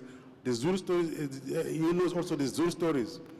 There was someone who was there that was placed in the middle to make sure that the story is there. As I'm talking to you today, there are 3 scripts that were born from 2 different countries, people who don't understand one another. So it's all about your story being actually worthwhile for them to listen to. Then they will make means. So that's what I can say. This is according to the people that I have here on my list. Maybe I wonder afterwards, maybe I can leave, who can I leave this to? But at the end, the people that I come with here are people who are, they don't come with excuses. They look for ways how to make it happen, how to make it work from each and every story. So if a story in Zulu and it is worth it, there will be a Zulu guy listening to you, making sure that it is translated, and then an international writer is hired to write the story. At the end, it comes to life. Thanks. Maishe, kuthiwa nina niphendule. That's an interesting story. Wow. Wow, that's amazing. I think it's evidence of how you mustn't give up. You must be relentless. You must know how to tweak your story and your film for that, for them, for this funder, for that, you know. So you need to be very smart. So that's a very interesting story. Thanks for sharing that. And congratulations for your NFVF funding. To answer your question about not getting feedback, please, you can talk to me after this discussion, and then maybe I can see where the issue was there. But also, you need to also, not for you, for anybody, if you're not getting feedback from anybody in life that is for something that is important to you, you need to also do the work. You need to follow up. You come to stations like this where you raise these things, and then you find somebody who can escalate your matter, you know. Sometimes these things happen where who knows what could have happened to your application or your proposal. Anything could happen, a technological glitch, you know. So it's good to come to these sessions and raise these queries. It's good to follow up, call, email again, you know. If you really want your projects to come to be made, you don't give up. You're relentless, you follow up. So that's what I have to say. Thanks. So basically, there's nothing wrong with ukuba yisicefe. Umsebenzi wabo ukuthi bakuphendule when you put in your application and you're not getting a feedback and you want to know what is going on with your application, call them, email, harass them when you see them by the road. Hey, your application I'm a tin guy. Do you have any more questions? Okay. Sanbonani. Yebo ubhekani wakabiyela lo nomemlazi. Thank you for this opportunity. I just have questions. I feel le budget and costing plus IPs. I think my lady there, forgive me, I lost your name because I arrived a few minutes late. Can you leave the mic? Yes, thank you. I arrived just after 3 minutes, therefore I lost your name. I'm sorry about that. So you explained with regards to all these organizations which they assist in terms of helping us to compile cost and the budget. I just want to know with regards to IPs, intellectual property, do you also guard that those people, they do not exploit?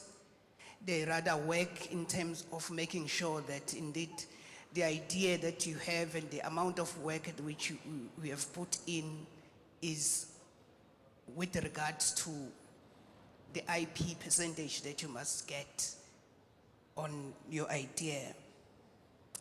And to the IDC say, I heard that there are 5 projects which are funded yearly, and the maximum is 25 million, which amounts to 125 million, if I'm not mistaken. Now, I want to know how much does South Africa gross in terms of film and television, and who are these people? Because if you are funding 5 projects, are we not going to have the same people always getting the funding all the time? Just like we are getting and seeing the same names and same producers on television in our screens as we do currently. And also the issue of payback. You said if you can't account for a certain percentage of money for the next tranche, you must account for that, put it back.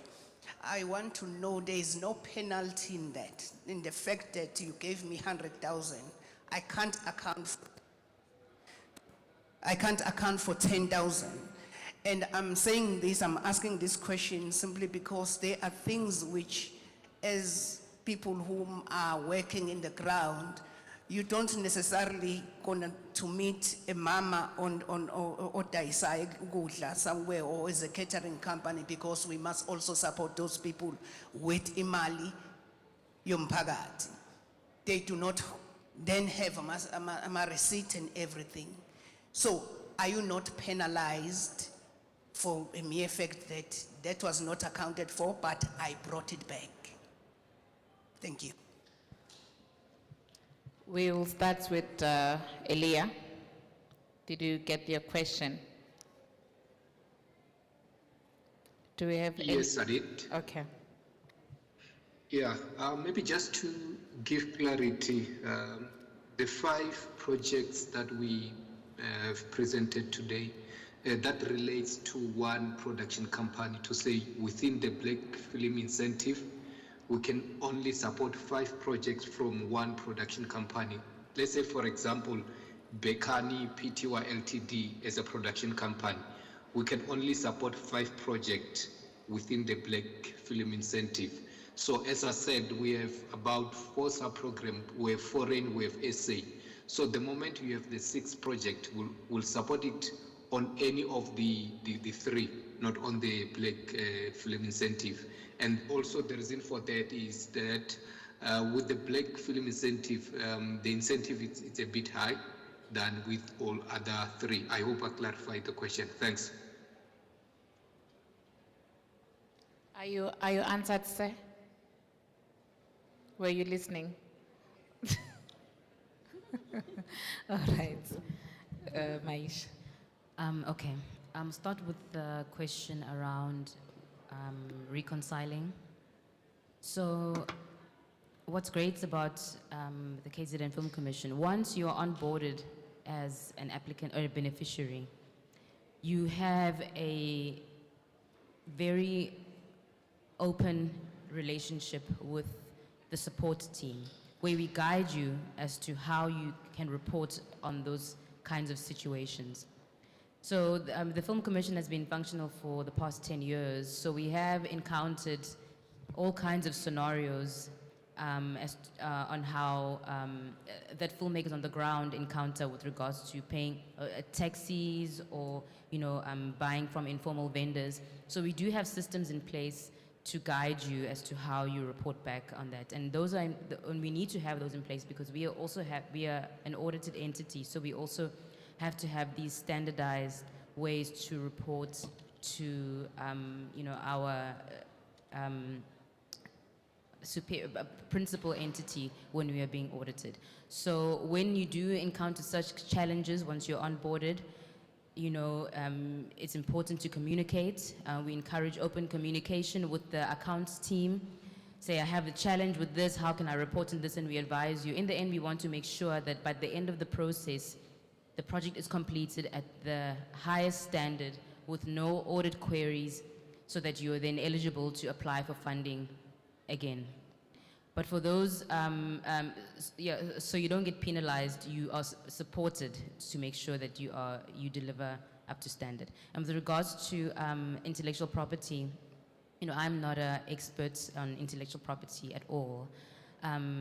So I would really encourage, which is why I encourage filmmakers, professionals in the space, to empower themselves and have those relationships with those people that can advise them in the best way. So I'm not sure if I'm answering your question, but if you are applying to KZN Film and you are doing an adaptation, you are required to provide evidence that you do have rights to adapt that film, or you do have rights to a specific story, or you have consent to tell the story about a specific person. I hope I have answered you to some degree in a satisfactory way. Thanks. Before you come in, Senzo, just clarity on Maisha. So basically, you are saying if you are asked to pay back the money, it doesn't affect your next application. Won't you say we gave you 100,000 the last time and then you couldn't report? So basically, it means your project needs a 50,000. So this time around, we're going to give you a 50,000 rands. So when you pay back the money, it doesn't affect your next application. It doesn't, because filmmaking is so dynamic and there's lots of challenges that people encounter on the ground. So things happen. So we understand, as long as at the end of the process you were able to account for the money, it does not affect your next application negatively. The project is closed, you cost reported, you accounted for all the money, even if it took you a month or two to pay back that 2,000 that you couldn't, it doesn't matter. As long as at the end you are able to account, you can apply again for funding. Thanks. Okay, I just wanted to say something about the budget and copyrights. Okay, my answer would be more on the AI and the other companies that operate within that space. These are the guys who are really professional, and they know that once you actually come and bring your ideas to them, they can't take it around because you already have the copyrights actually embedded to you, so to say. There's a company called Lago, Lago.ai. I think maybe Lago is LARGO.ai. It just allows you to upload your content.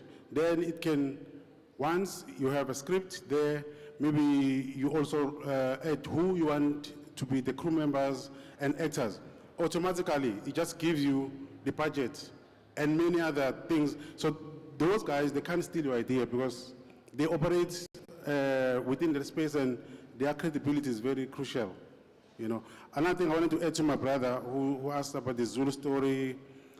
There are 3 films now that are coming out. They were born from from people who are very proud about their culture, from where they come from.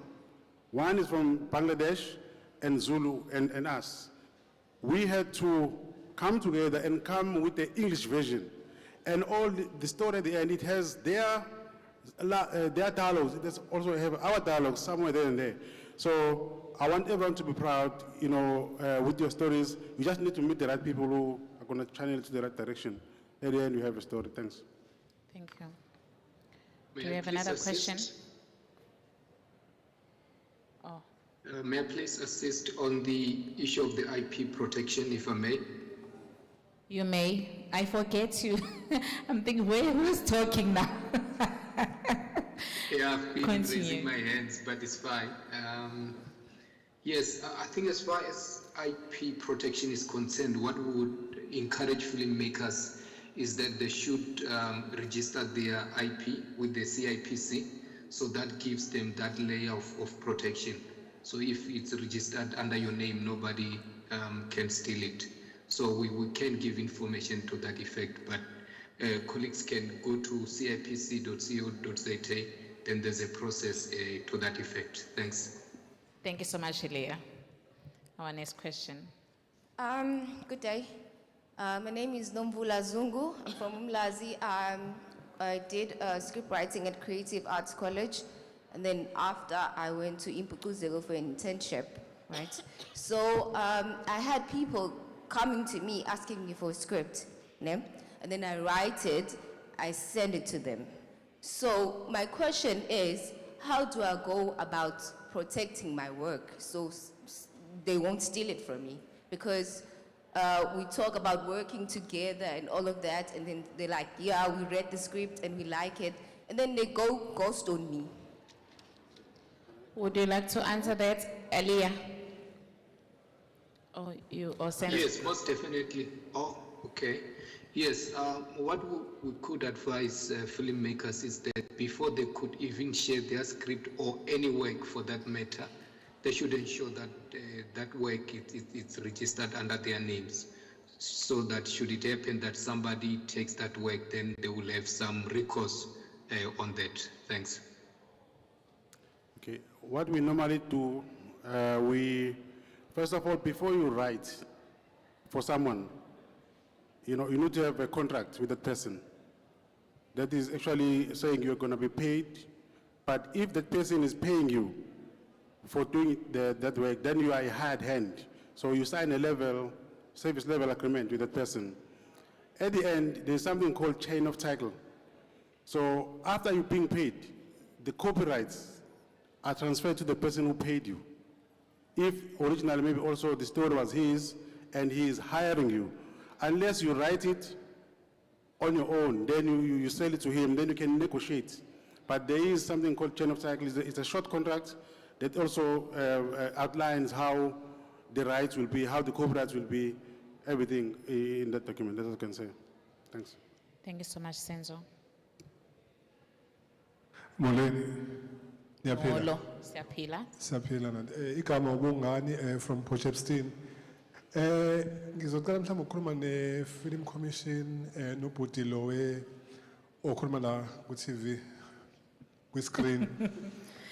Aliyah. Ubhuti Aliyah. Besicela mhlawumbe ukuthi kube khona ithuba lomsebenzi elizovela ngokuthi kuqashwe abantu abazosiza ama-writers. Ngoba sine problem yokuthi izinto ezidingakalayo ziningi, thina siyima-writers azokubhala kuphela. Kodwa uthola ukuthi kunokuningi okudingakalayo, uthola ukuthi anginaso isikhathi sako as i-writer.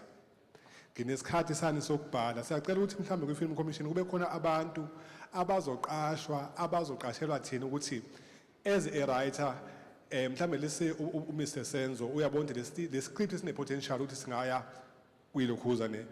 And then uthi ngoba kunemsebenzi ehleli emakhaya kuma-artists amaningi ne engakwazi ukufikelela lapha, ngoba uma sekuthiwa mhlambe kudingaka mhlambe kune-call ekhishwe i-Film Commission or ekhishwe unoma ubani or any institution efisa mhlawumbe ukuthola ama-scripts, ayikwazi ukufikelela lapho ngoba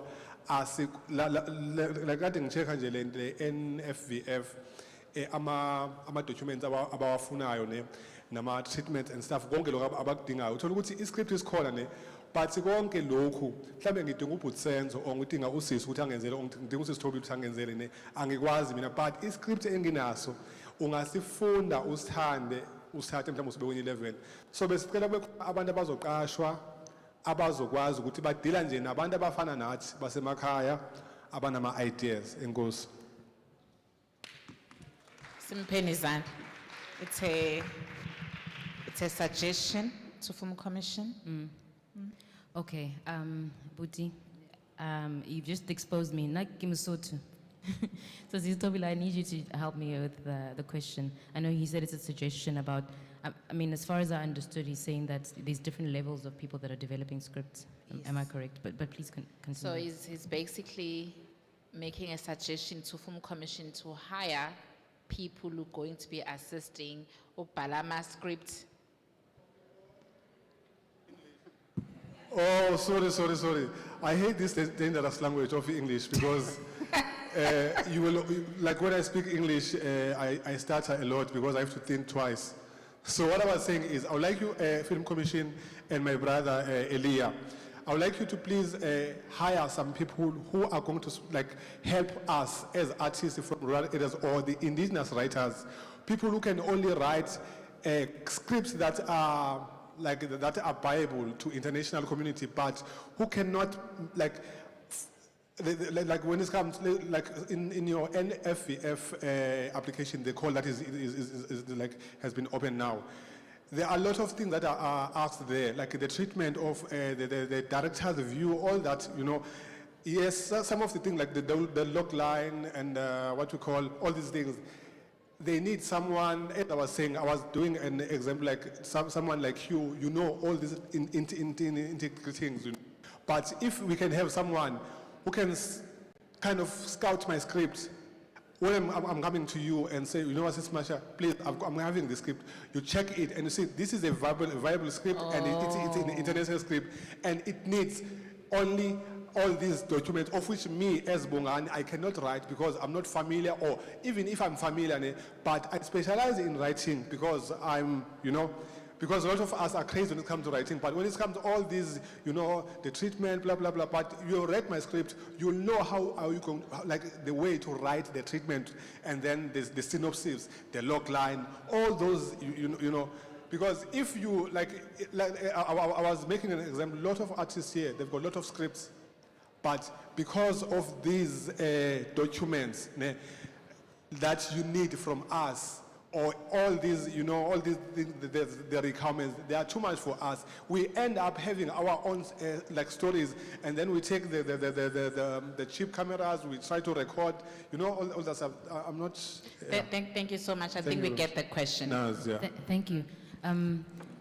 So at KZN Film Commission, we have a tier system, and for tier 5 refers to emergent filmmakers, maybe those filmmakers that haven't got the technical training. And there's a program for those filmmakers called the Made for TV program.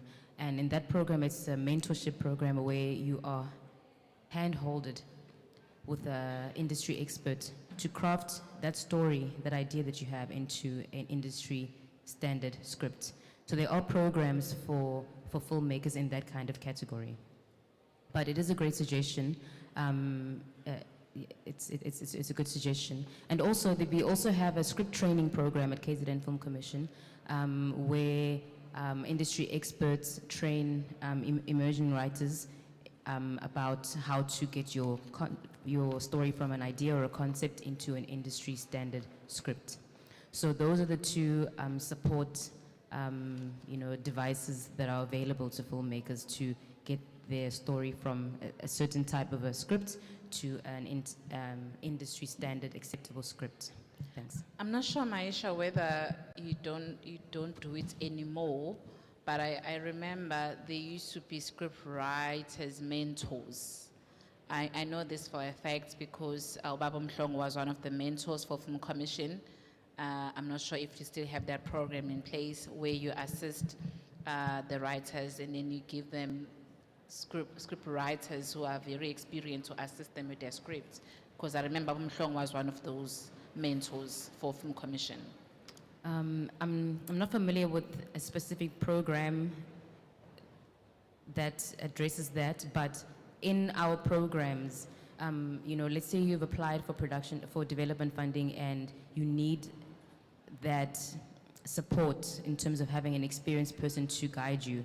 We do have a list of, you know, script editors, story editors that we work with that are able, that we recommend to the applicant or the writer to work with to develop the script. So and they offer that kind of mentorship. Right. And that's outside of the Made for TV program, which is specifically designed to pair upcoming writer with an experienced writer to get their scripts to an industry standard. I hope you are answered. Thank you so much. I think we'll take, how many do we have? One more. We just have one more hand. Okay, we'll take the last two. Thank you. Sanibonani ninjani? Siyaphila. Yebo ngiyabonga. Igama lami nguRuth ngwakamakhele. Siyalibonga leli thuba lanamhlanje.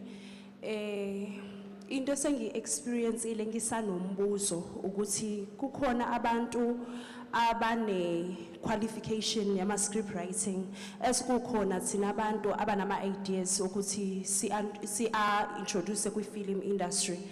Ngikhuluma nje, I'm in a program of African Youth Talent Program whereby si-invite abantu abamnyama ukuthi bangenelele ku-program whereby siyintsha si-share ama-skills nama-experience akanje, sinama-models, nama-actors, nakho konke nje okuningi. Siyasebenza every weekend njalo, every Saturday on 8 o'clock to 2 p.m. So, nginama questions cause i-production esebenzisana nayo njengoba sisho ukuthi si-association sihlangene.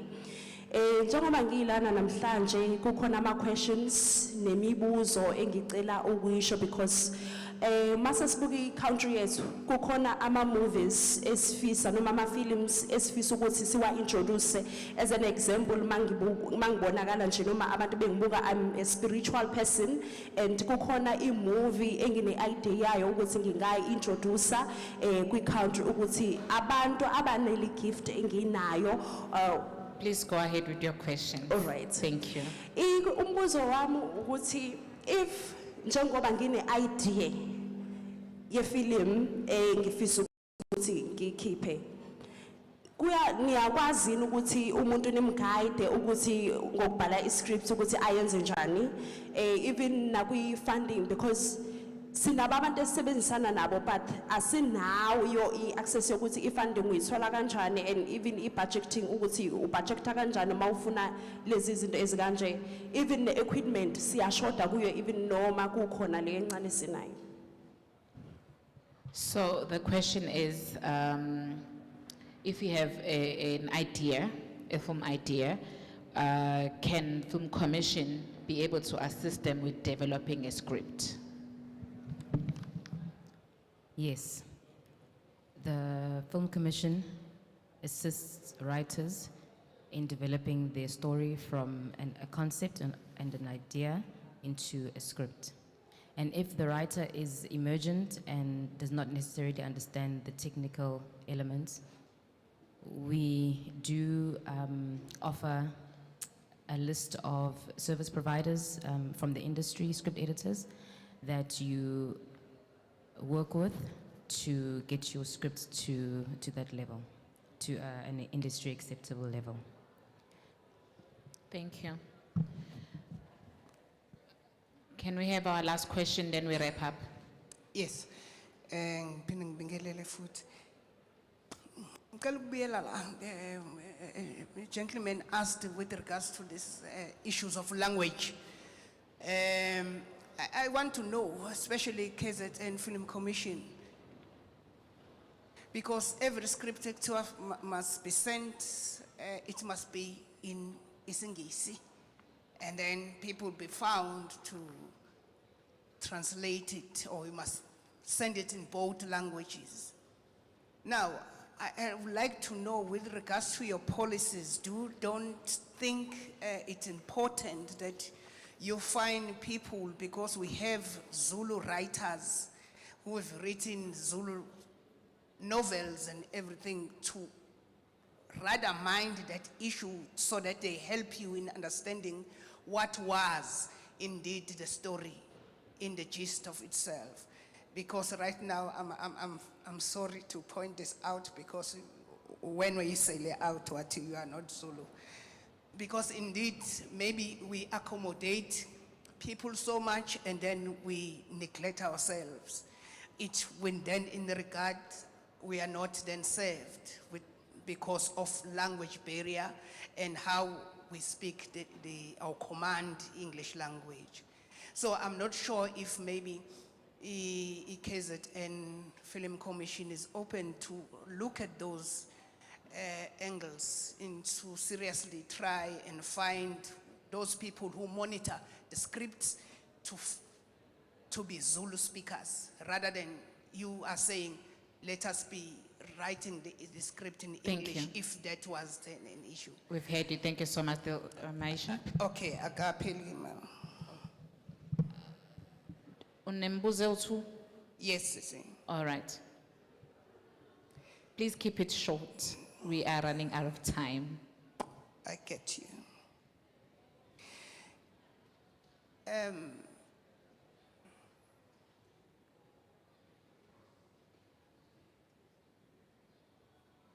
Yangiphazamisa, it's lost. My train of thought is lost. Anyway, thank you so much. Okay, fortunately, we do have those services at KZN Film Commission. We have cultural advisors that we work with that advise on, the scripts that are being submitted in isiZulu. And fortunately, also internally, we have a whole team of people that, that read projects and evaluate projects. So even if there are one or two that are not strong in the language, there are others. And as well as I mentioned earlier that we do work with industry associations that, when that assist with those kinds of, proposals. So we do have those services. And in some cases also we provide guidance to applicants that are maybe not strong in English written language to translate their scripts in a way that is acceptable to readers who are evaluating projects. Because not all the readers come from different cultural backgrounds, so we have to kind of have a standard as to how the submissions are received and evaluated. Thanks. In few seconds, can you just give us your last words? Okay, my last words. Thank you so much for the opportunity to engage you all around the funding available at KZN Film Commission. My last word is don't give up. Don't give up. Keep applying, reapply if you're rejected, and be relentless. Follow up if your applications are not, you don't get feedback.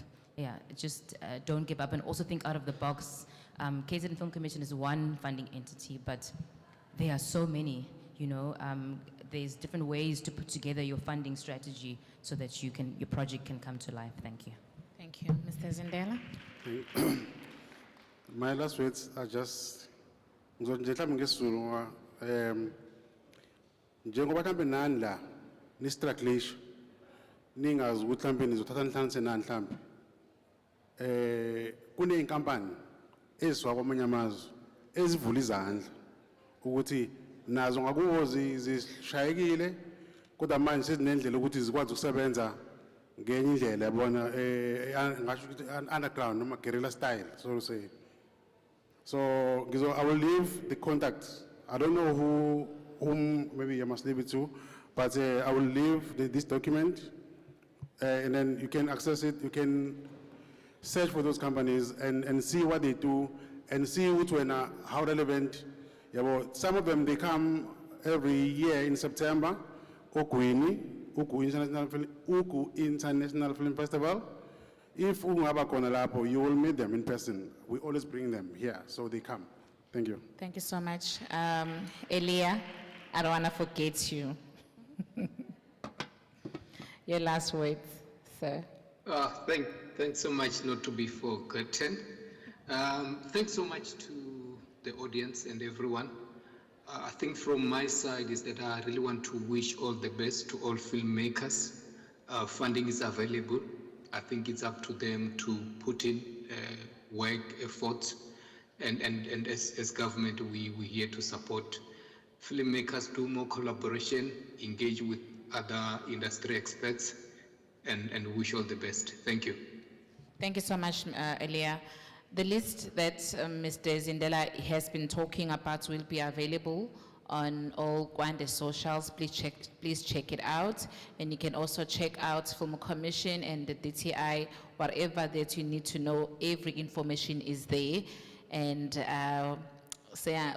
Osho Stage Manager, on behalf of Kwande, this session was about the funding opportunities that are available for filmmakers. Igama lami nguThobile Ngokaximba Sibongo. Siyabonga.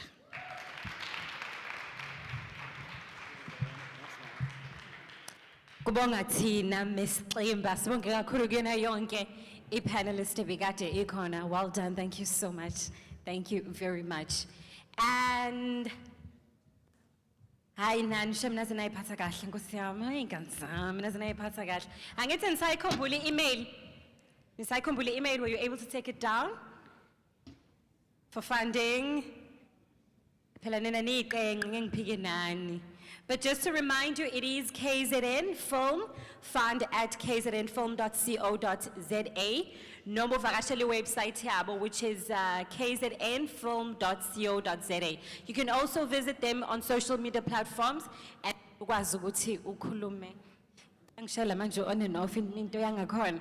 And then you can be able to find them. All right. So we are going to be moving to the next session. But before we get to that, ngizwile ngandlebeni ukuthi khona ingane zami ethe ngiyirobhile. Khona ethe ngimrobhile kwi-talente. They couldn't showcase themselves. Do we still have a person who wants to showcase themselves? I can still give you that opportunity because this is the last day and the last opportunity. Ukhona, ungasondela ngaphambili. Ungaliyeki leli thuba, you know? You can just use the stage to, what? Is it you? Lalela. Cela ubeke step. I mean, angeke ngilunge kuleli hili shemi ngingawa. Yabo nje ngithulela isigqoko, lalela. Kwazi khamba ngehili elingaka, unjani? Njani? Ngiyaphila. Sanibonani. Bengisacela ukubona abantu besilisa, ngifuna abantu besilisa. Ngicela abantu besilisa. Bafethu ngephi, ngicela nishaya amakhwela, ngicela ukunizwa. Okay, ithi lento ke abantu besilisa sebevelile. Guys, ngicela ngipheni imali. Yes. Bengisacela ngipheni imali. Bengisacela ngipheni 1000. Ngiyazi ukuthi mhlambe abanye benu bayazibuza ukuthi le 1000 engilicelayo ngilicelelani. Bengisacela ngipheni imali ngifuna ukuthenga ama paint. Bengisacela ngipheni imali ngifuna ukuthenga ama paint. Niyazi ukuthi iningi labesifazane mangabe libaleka ukukobhana ukuxabana kanye nokujajana libalekela ukudlanzana labafana. Iningi labesifazane mangabe libaleka ukukobhana nokuxabana libalekela ukudlanzana labafana. Ngithenga mina ngipheni 1000 ngifuna ukuthenga ama paint. Ngifuna ukuthengela amajita ama paint. Ngifuna ukuthengela the winning award gossipers ama legend. Here comes the bride. Himlo. Ngibuya ngikwetsha omakhelwane. Anganibaza ubuze bami. Anganibaza ubuze bami ngabutshela ubhuti wami kuphela. Baza ubuze bami ngabutshela umfundisi kuphela. Yena kuphela. Ngithe mina ngipheni 1000. Ngifuna ukuthengela amajita ama paint. Vulani iredo nizobezwa bekubhana betshelana amahlazo. Amahlazo angeke uzuwezwe eshiwa inzala abantu. Hey madoda, yebo sisa bagqoka amabhlukwe, iyekani ukukhuluma ngalendlela enikhuluma ngayo. Ngebazi babe khona labantu abazibulalayo. Ebesokhuluma ngokukhuleka, sikhuleke sazi kahle ukuthi kuzodlula, angeke kuze kudlule. Kodwa ke mina ngizokhuluma ngalendlela engikhuluma ngayo. Phambi kwalabantu, ngoba ngiyazi ukuthi bazongifakazela nini noma ngabe senikhuluma engakhulumanga. Ngithe kunina, ngipheni 1000, ngifuna ukuthengela amajita. I'm a paint. I am from Projepstein. On Facebook, Olondiwe Ngwazi. On TikTok, it's Malu I am. Thank you so much. Yo. 30,000 ukhona ngizothenga ama paint. Nizongipha 1000 ngithenga ama paint. Ba angeke unginike. Angeke uthole. Ngathi usho njalo. Oh wow, I love that we also had uSonkondlo. Everybody wants to challenge her. Ayekho ufuna ukumchallenge was. Oh, ufuna ukudlalela isiginci. Iyo, ayashuba ke manje. Ubani okwazi ukushaya ingoma la? Ubani okwazi ukusina? Ubani okwazi ukusina? Ubani okwazi ukusina?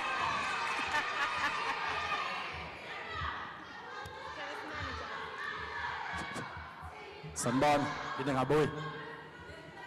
Sizozwakala nje isiginci.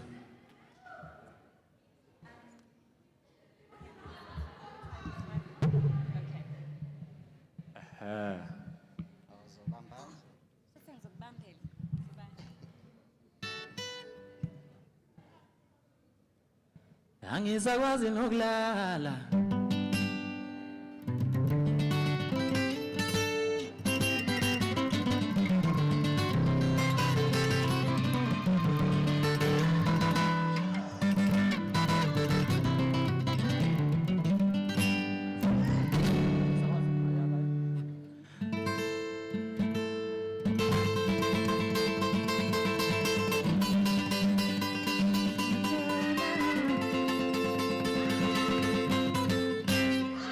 angisakwazi nokulala ngokuqala ngayena ngisaba elokubona ulethathu yanyoka angisakwazi nokulala ngokuqala ngayena ngisaba elokubona ulethathu yanyoka kulunkulu ngale ngipha mapiro vele ngize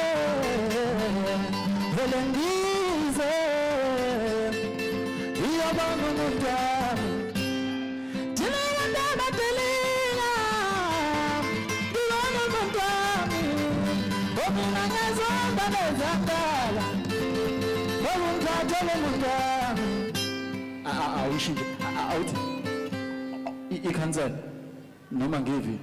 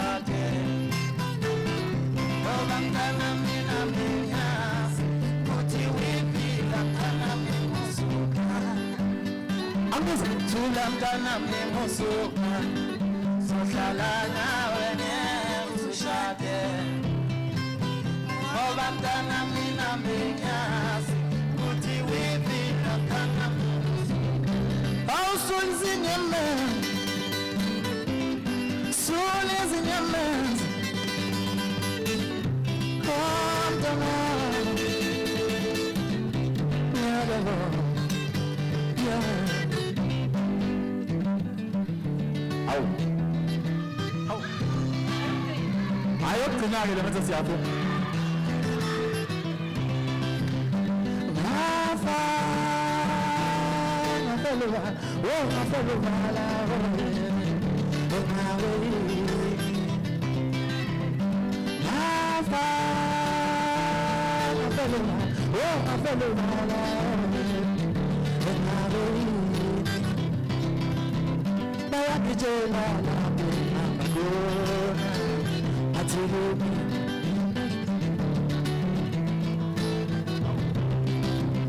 uma ngingena sibhedlela mina ngiyofuna usizo lempilo yami bafike bethi yahamba baba kayinalutho uma ngingena emtholampilo mina ngiyofuna usizo lempilo yami bafike bethi yahamba baba kayinalutho moya wami impilo yami hayi awesivale lo bamwenu uThobani White ngoba bengishilo nje yonke indawo Instagram, TikTok, Twitter, Facebook uthi Thobani White SA ubafu uzoyichaza yena sanibona hayi igama usihle akhawula lo yeah Wow, yo, hayi Shem, talent lasemzansi, hlasimulisa ngomzimba. Hayi ni talented bantwana bami. Yazi nine talent elimangalisayo. Please give them a big round of applause.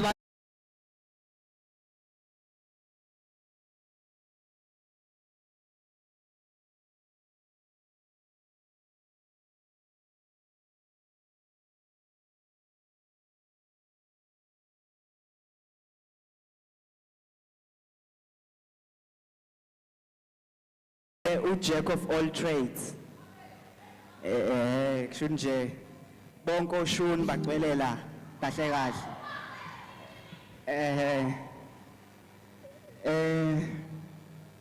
ngicela ukunithulela nje decisions like ama suicide and then thola ukuthi kube kuthiwa ubumlalelile umuntu bezoba right.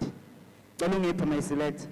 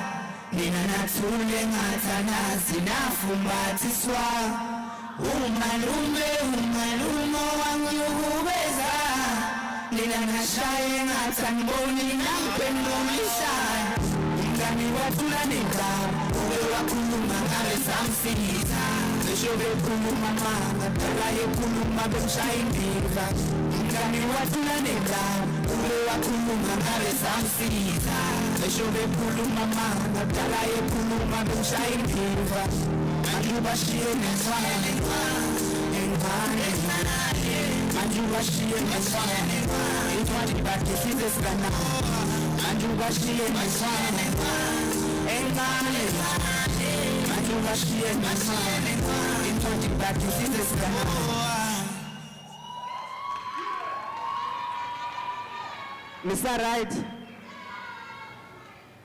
Okay, okay. The next song, lena eyokuthi ke ucele ipermission kumzali ukuthi ke ube semathandweni ngoba umjolo uyahethana. Yeah. Lena le eyokuthi uyithola ipermission kumzali ukuthi uyajola so that mangabe sebekhethile akwazi ukukhamfatha because iphutha elikhulu esilenzayo sivele sijole behind the backs of our parents wethu and then siyahetheka and then asazi ukuthi sokhuluma nobani and then it goes back to the previous song. Cela ngipha my select igama lengoma ithi ngiyajola. Cela mase uyizwile ukuthi ithini uyicule nami. Cela ngipha.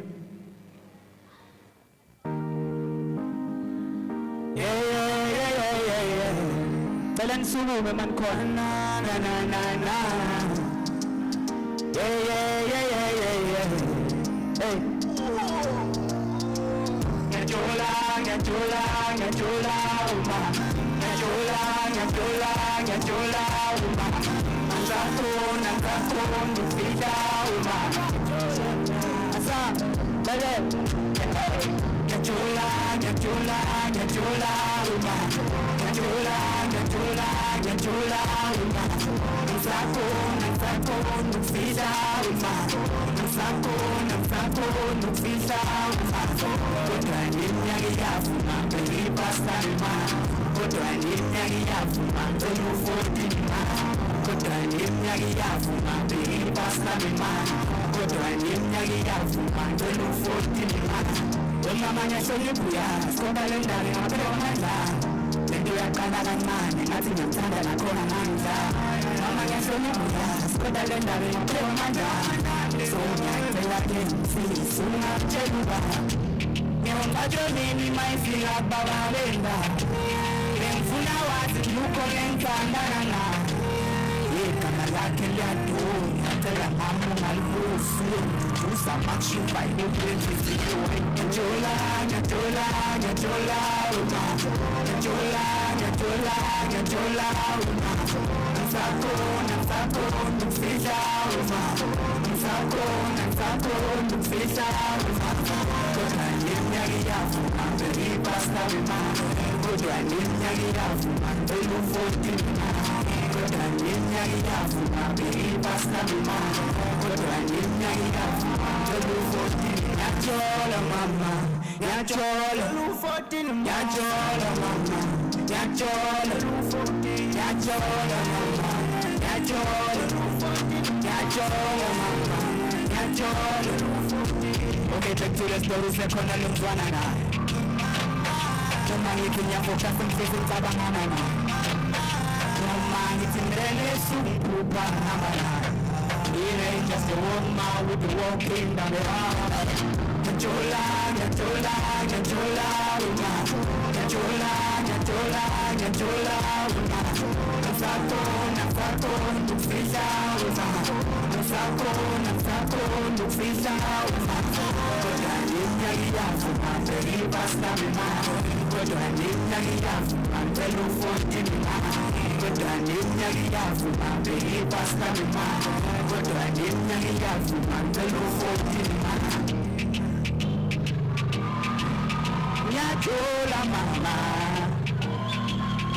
nyajola mama, belufoti. Selungiya mama. Is that right? Okay. Cela ukunipha eyokugcina ke before ngithi shwi. Lena ifuna usukume ngempela uma ukuthi ubungasukumanga kule enye kusho ukuthi uyasukuma ke manje.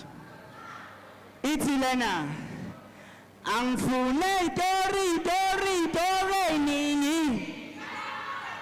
Angifune itori nini. Madlala le ngoma wodansa. Ungahlali nje. Madlala le ngoma wodansa. Ukanje.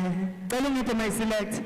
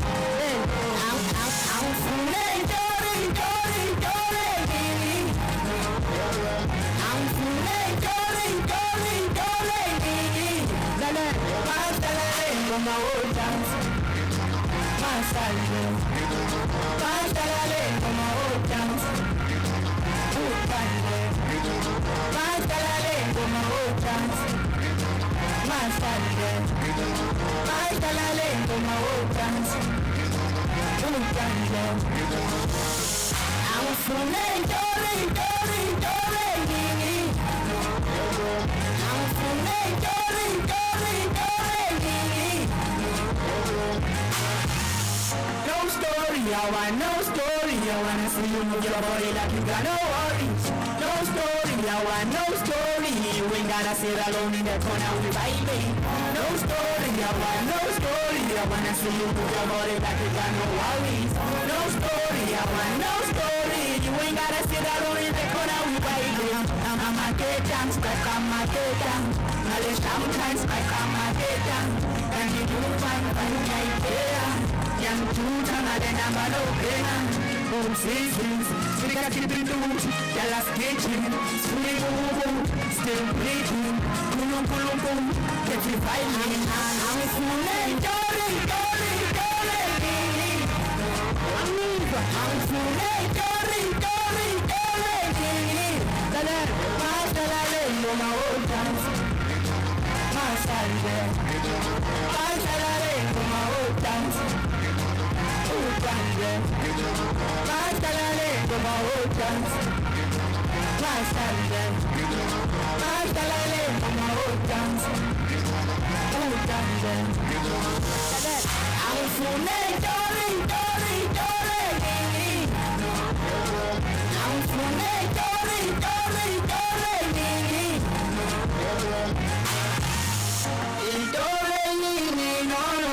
Nice time, I'm standing nice solo. Good vibes one way, we loco. Best pretty painting, I'm solo. It all ain't no. You killing me, man, in a rainbow. Fire emojis, feeling this yango. You know me to really use no combo. Ascola, Ascala. Say 5 man, how we post now. Just full of like, hey, hey, hey, hey.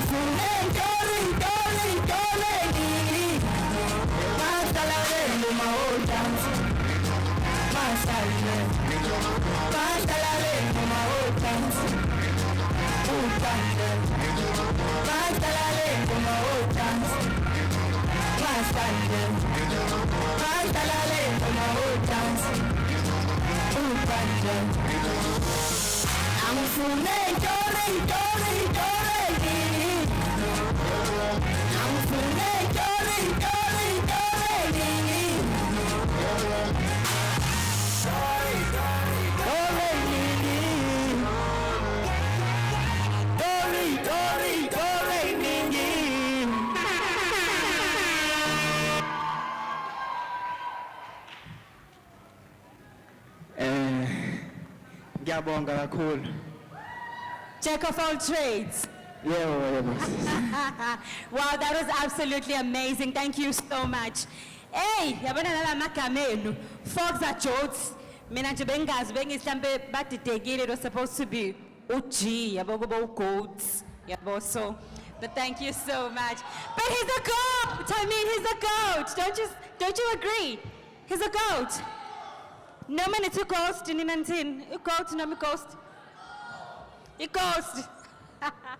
Thank you so much. That was an amazing piece, and I love how you guys dance and jump and show that you are genuinely happy to be here. That's absolutely beautiful to watch. Hey, yabona ufuna umuntu omusha mqumisi. Otherwise, uzolikho umfundisa boreke. Uyabona? But thank you so much to Jodes for doing that for us. So we are currently approaching our last panel discussion for usuku lwanamhlanje, and particularly for this particular segment. So into ezokwenzeka, I'm going to introduce my panel. Ezobonakala izongena khona la on stage, and they are going to be taking it through. I just want to get a heads up. Perfect, okay. So the first person that, before I introduce the person, I want to let you know that the conversation that's about to be on stage right now, it is about the KZN creative destination of scouting, right? And what are they looking at here? They're looking not just at into eyodwa, but they're looking at television. film, music, visual arts, and tourism. Okay? So if you are somebody who's interested, kule mkhakha, this is for you. I'm going to introduce our moderator, Ukhosi Makubane. Oh, such an amazing and phenomenal powerhouse. Can she please come on stage? Nishayele Nizandla, esasondela ngaphambili. She's got a very beautiful voice, uzoyizwela nje nawe, and she's very knowledgeable. Believe me, mangisho njalo. Nishayele Nizandla zangene ngaphambili stage, please. And then we are going to have Zunaid Mansour, who's going to be talking about the persevered role of KZN's creative industries in representing local culture and attracting global audiences. Please give him a big round of applause as he comes on stage, because in Kombole, Ogoti, whatever we have locally, the world wants to see. That is why they say, be authentic, be original. Musukopela ma Americans and be American from Kong, yabo. Bananje umuntu waseningizimu Africa, and show the world what you are all about. So that's what we are going to be focusing on. I would also like to invite on stage Ustembiso Gigaba, who is going to be touching on the intersection between creative industries and tourism in KZN. And enye into azoyibheka are the opportunities abonakala ebakhona in leveraging cultural and artistic assets to enhance the visitor experience. Siyazi ukuthi we've got uShaka, ne? Shaka laphana Shaka. Shaka Marini, how yini bentla nibukisa laphana amalokhu njani ama-dolphin dancer and all of that. It's one of our tourist attraction sites now la, especially la eThekwini. So he will be touching on izinto eziningi ezifana nalezo, especially if sasinama visitor afikile eNingizimu Afrika. How do we then attract these people babe glued to Optina? I'm then going to introduce the last speaker, and that is Unkosi Lentle Wagamavuso, who is coming on stage right now. And Yenita Zoibuga is, how does KZN scene, in fact, the music scene, how does it contribute to the cultural exchange and dialogue on a global scale? Because whatever we do now, asibo guti phelela la, but we are taking it outside. Anwafuna ma Grammy, anwafuna ma Oscar. Noma nje ngifuna nokuthi uwinile nje eMzansi bani cha sikufuna ngaphandle. So with you, my moderator and my amazing panelist. Good luck. Thank you so much, Noxolo. You're absolutely beautiful. Siyabonga. Good afternoon, KZN. Good afternoon, Bantu BaKwaZulu Natal. It is an absolute pleasure to be with you today, talking about cultural and creative conversations. So I always jokingly say, Inyawo zika Jehovah zihlala in this kingdom, because we have a beautiful province. We've got amazing mountains, beautiful seas. We've got forestry. Anything and everything amazing you can think of is in this province. And I think that puts us on the map to be the ideal destination for creative scouting. And remember, creativity spans throughout all forms of communication. And needless to say that it includes TV, film, music, visual arts, and tourist. I'm extremely honored to be the pretty face amongst the gentlemen on stage today. And I'd like to introduce my panel, please. I'll start first with Zunaid Mansour. Zunaid hails from underprivileged background in KZN. He holds an MFA in screenwriting from Chapman University in California, an LLB with cum laude, a law degree, social science degree, also cum laude from UKZN. He's an extremely decorated global award winner. That means he's won several international awards beyond just South Africa. Professionally, he's a creative screenwriter educator. So he's passionate about teaching us how to write. He's a story consultant, script editor, specializing in the development of unique artistic authorial industries for creatives of audiovisual format, live action, animation, and literature. And you know that even what I'm sharing with you is something that is written in a form of a script. So you can see his importance in our daily lives. He's a respected mediator for artists, a creative thought leader, a public and cultural diplomat, and a human rights proponent.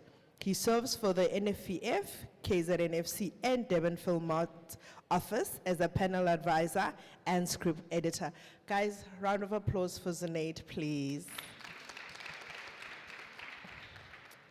We also have Ustembiso Gigaba. Ustembiso is an MBA graduate from UKZN, currently working at the Film Commission as an acting, location, and facilities specialist. As you know, the Kingdom of KwaZulu-Natal showcases amazing flora and fauna with beautiful seas and skies, and it combines rural and urban landscapes like no other province. No wonder Gigaba prides himself as a custodian of local locations in our province, because he is working on such a perfect canvas. His passion for KZN location is expressed in his work ethic and excitement about showing KZN locations for local and international filmmakers. He's all about delivering excellence with a project that he works on from the KZN Film Commission. Please welcome Sithembiso Gigaba. Last but definitely not least, our Swati Prince, Nkosilihle Mavuso, is an urban designer. He also lectures and is a creative director at Bantu Lab. His interests are in using creative design and digital-based approaches to decorate the vibrancy, culture, and identity, as well as complexities of Black spaces in South African cities and townships. His work dissects from music and youth digital culture influence to social productive of creative economics in the cities as well as township spaces. Please welcome Gosentle Mavuso. Before we start formally, I'd like to ask all the gentlemen individually. I will give you a budget, limitless. I would like to know, using our province as your canvas, what would be the ideal creative project you would bring to life? What you dream of? So you look at our kingdom and you say, this is what I would do.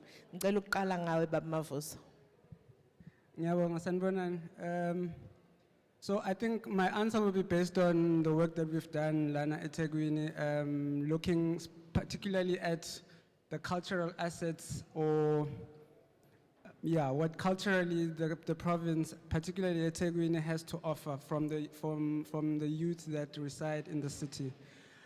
So with the work that we've done looked at Igom as a product, a unique product that comes out of eThekwini, that comes from the townships in particular, but also looking at how it's produced in the spaces, in the back rooms of the township, and the young people who have limited resources that create this thing that has been exported globally. Now, I think in terms of answering your question around what I would use the money for is to enhance that. So I think a lot of the things that we found that are lacking when it comes to creatives and young people who are creating music is actual physical infrastructure. And this stems from both physical, so spatial things that you can touch, spaces where they can work and create, but also in the networks in which then they export or share or distribute the product. So that would be, for me, the main thing is to say, elokishini, where are the spaces where people create? If new DJ and I'm creating music, where do I go? Especially for young girls, because what we found in our research was that there's a culture where if you are a boy child in the house, it's easy for you to be given a backroom space to live alone. And then be able to then make as much noise as you want and create as much music as you want. But as a girl child, how many girls are able to be given a space where they can create? And if you are a girl who wants to be a producer or a DJ, where do you get an opportunity to do that? So those are some of the things that I would do, where you create the spaces in which young people, especially young girls who want to create and make music comfortably, safely, closer to home, get those opportunities. access to Wi-Fi. I mean, I think post the pandemic, we've had an improvement in access to Wi-Fi, but it's still a huge issue in the townships, especially with the issues of electricity. So how do we create spaces where young people can connect and send out the products that they make? So those are just some of the things, yeah. We talk about the increase of depression in our townships, and I'm not sure how much you guys are aware how therapeutic music can be. So many people can find healing in that. And what you're saying is so profound, because it's not only us getting an outlet to our creativity, but it's also got a sense of healing. I appreciate that. But this Tembis, what would you do? I also think, looking at the space that one is working in, locations, I think our locations in the province are underutilized. I mean, when you're looking at the landscape that we have throughout, like in terms of all the districts of the province, I think there is a lot of potential, probably instead of focusing on the main metro, which is eThekwini. So if I were to get such a budget, I will make it like a point that every district of KwaZulu-Natal, they do have, within those districts, municipalities, there is a qualified location scout.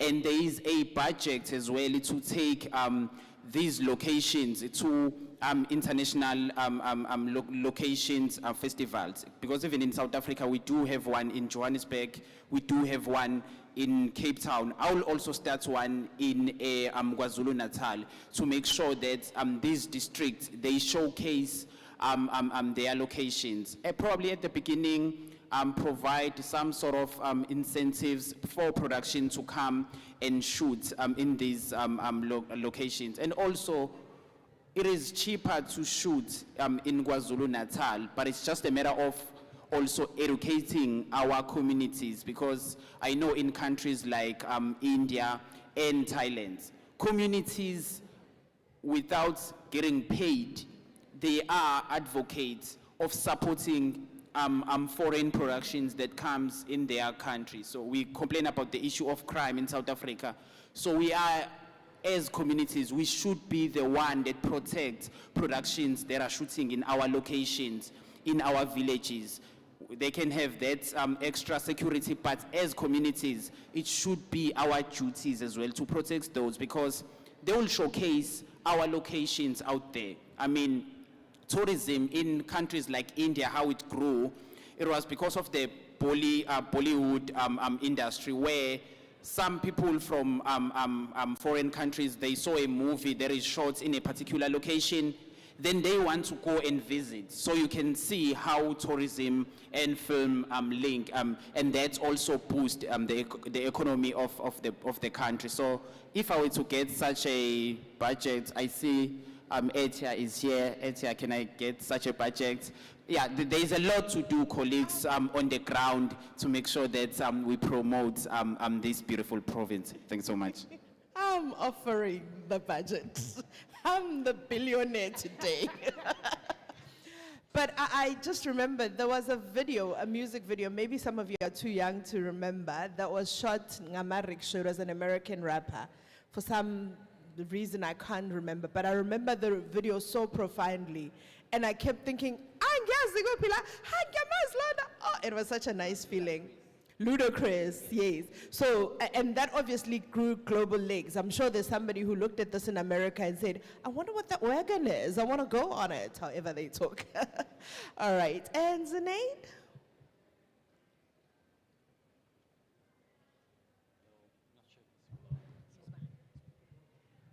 Okay, thank you so much. As I'm hearing my colleagues speak to this question, many ideas are coming to my mind. I have two ideas, if I can sneak them in. I know you asked for one. The one idea, what I would, if I had a budget to do something creative in KwaZulu-Natal, I would take that money and try and access the most talented people under 35, between 18 and 35 in this province. Try and find them through a systematic process with a team of people and they must be devoted, talented, not necessarily formally educated, but devoted to expressing themselves in a form of storytelling, whether it's music, film, or theater. Once we've accessed them, then to put them into a lab, a clinic, a class with educated minds at the highest level from this country, and we will teach them to separate themselves over a period of months, weeks, to separate themselves from indoctrination and influence and global westernization. Just take it out of them. And then once it's out of them, then nurture the voice inside of them, the authentic voice. And we do this systematically, not overnight. It's done through a period. Even bring in psychologists who will help the artists, you know, sever their links to any kind of conditioning. Once we've reached the true authentic light, then we bring creative teachers and mentors to nurture that in order to yield a product that the world has never seen, a form of an album, a story, a narrative for a film, the likes of which we have never seen before because it is not influenced by European structure or by American structure or South American structure or Asian structure. It is authentic to their own spirit. Then nurture that, develop that, put it through production, whether it's album, song, dance, or film, and then release that into the world as the first original, truly original work coming from KwaZulu-Natal. Now, there are mentors I have in mind that I think would be great for that. People like Ihasha Mhlope, who, you know, is one of my favorite people growing up because nobody can do what he can do anywhere else in the world. And locally also, Dladla Mshunkis, I love his work. For me, it is so incredibly painful to see a man of such ability and such, you know, I was going through depression, the worst kind of depression. I lost my job after 13 years as a teacher, and his was the only album that saved my life. I listened to his album, and I came back into this body. I came back into my spirit, into my next chapter. And I said, but only 1 million views? He should have 1 billion views. The reason why is we don't stand enough firmly behind our artists as a community. We have to nurture them. We've got to throw in 500 likes per day, bring up their vigor. So the one thing I would do is train authentic writers, find them and train them. The second thing I would do is start a show, whether it's a podcast, whether it's a chat show, radio show, where we invite the likes of Nomtsebo, Dladam Shumkis, Master KG, Ihasha Mhlope, etc., etc. We invite them to talk about their art. I'm looking for that. I find 1 or 2 interviews about Brenda Fassie on YouTube, you know, archives. Where are the real interviews happening now? Where we listen to the legends giving back, unfolding. So that would be the second thing. Let's empower local artists, put them on the stage, get them to open up about their process, whilst on the back, we are energizing and nurturing the next generation of artists, 18 to 25. So that will happen simultaneously. The old and the new, side by side, teaching, sharing, learning, exchanging, uniquely KZN. So I don't take for granted the importance of storytelling, because most of us have had a story told that shaped our life, that shaped our thoughts. So I really feel that also the narrative we drive is international because it's accessible. So maybe it is time for KZN Media to take ownership of our narrative and drive our authentic stories and tell our story as best as it could. And sadly, KZN is more than just the story of Ushaga. There's other stories that come from here. There's amazing heroes from this province that we haven't even begun to share. Have you ever wondered how Bab Madlogovu must have felt taking Sarafina beyond the shores? bazosizwa isiZulu, bazo-understand umculo, will they understand the dancing? A lot could have stopped him from doing it, but he took a chance. And that's exactly what the direction we need to be driving on our creativity. Understanding that KZN has a lot of talent, and it's about time we own our talent as KwaZulu-Natal people and let the world, the globe, see it. Okay, so my first question is going to go to you, Zainaid. And I'd like to have your perspective of the perceived role that KZN creative industry represents, both in local culture as well as attracting global audiences. Beautiful question. I was born and raised here in KwaZulu-Natal. I spent a few years in Gauteng. I've returned to my home. This is what I'm going to say. We live in a world with 8 billion human beings. And each of us walking around with needs that are shared. We need food, we need clothing, we need sex and marriage or relationships, we need a home, we need a connection to something beyond ourselves, clothes, etc., etc. No matter what our ethnicity or our linguistic background, there are these commonalities. In the 21st century, one of the commonalities that has come in is the need for storytelling. It is now, in this time, not a luxury.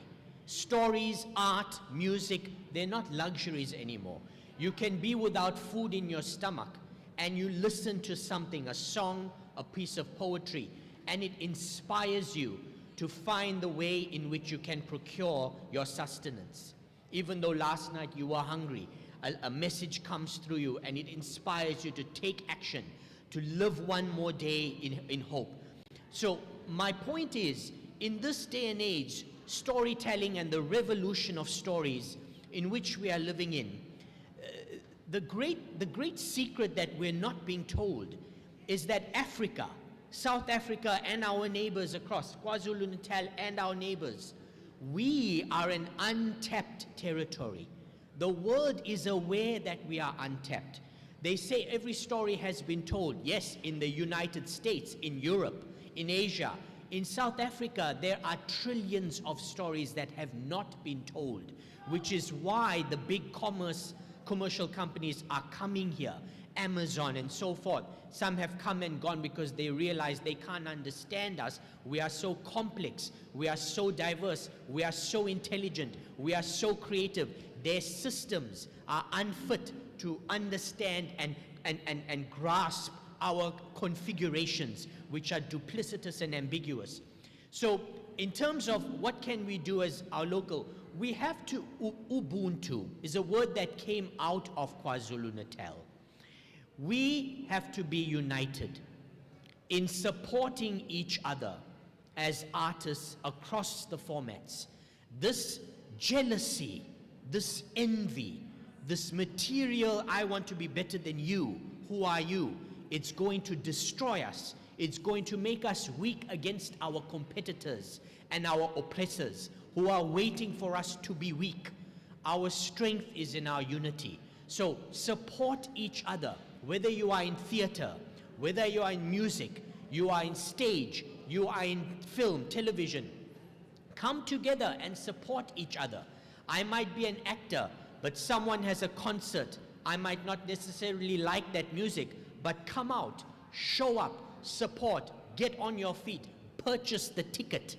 It's so important. A very interesting story that I'll share with you in regard to what more we can do for our country and for our region. In 2020, undoubtedly, the biggest song in the world was Jerusalema. It was the COVID song, and it came from our nation. However, in the award seasons that happened in 2021, thereafter, I'm talking about World Music Awards, which gives awards to people who have sold many copies of their albums. They were not even nominated. The reason they were not nominated is whilst billions of people were downloading and watching the track on YouTube, they couldn't put their hand into their pocket and spend 15 Rand for the track. Why is this so? Because they don't really believe that we are worth the money. overseas, they don't believe we are worth the money. We have to believe we are worth the money. Take out the money, 15 Rand, 20 Rand, and purchase the ticket, purchase the album, purchase the movie. We are not going to prosper if consumers, audiences, don't show up and support local cinema, local theater, local gospel, local albums of pop. We will not prosper even if we have genius. What's the point if the market is not going to buy us? So audiences, you and I, our mothers, our fathers, our neighbors who may not be artists, they need to be encouraged to come and support. The day that happens, we will become bigger than Bollywood, Hollywood, and Nigeria's Nollywood. The reason they are successful, they consume what they produce. And that's how it is. They look after each other. They look after their talent. Let's become a culture of consumers of our local. Yes. Do you know what I'm hearing? I'm hearing the importance of sizithande. You know how you watch TV and you see Nigerian people wearing their clothes? Never. They wear their clothes. What's stopping us from wearing our clothes? What's stopping us from consuming our music? So honestly, I hear you loud and clear. It's about time we stand up and love ourselves enough to make other people love us. The globe will not love us unless we do it. So as locally made products and wear them proudly. My next question goes to you, Babu Gigaba. You know, you speak about locations, and I can see how KZN can mimic almost anything. And needless to say, I have a desire to see Uze Expandwini do a song where he DJs in the sea. Can you see it? I can see it. So I really think we can do so much more. So I'd like to know from you, there is an intersection between creative industries and tourism in KZN. And what opportunities do you see that exist in leveraging culture and artistic assets to enhance visitors' experiences? Actually, this is your question, No Mavos. Because you work on landscapes in townships and urban, as well as music. So do you see that there's a possible interaction between creative industry and tourism, and what opportunities do you think exist that will enhance our artistic assets to make sure that visitors have a holistic experience, aside from just one day in a year on New Year's Eve? Yeah, definitely. So that's why in my first answer, I mentioned the importance of cultivating township spaces. So, I mean, I've come to Durban many times, and it's, as a tourist, but also someone who was doing work here and research here, it's very difficult to find authentic experiences that are outside of the beachfront and the popular tourist destinations. And if we want to really intersect the on-the-ground products and activities and cultures that young people are doing with tourism, we really need to put that at the forefront. So I mentioned Igom as an authentic sound culture that comes from eThekwini. How many tourists do you think are taken to Emlazi, Elamont, and to see or to go into someone's studio who's producing some of the biggest songs? I mean, we just mentioned Jerusalem. Yes, it's not a Gom song, but it's a South African song that has isiZulu lyrics in it.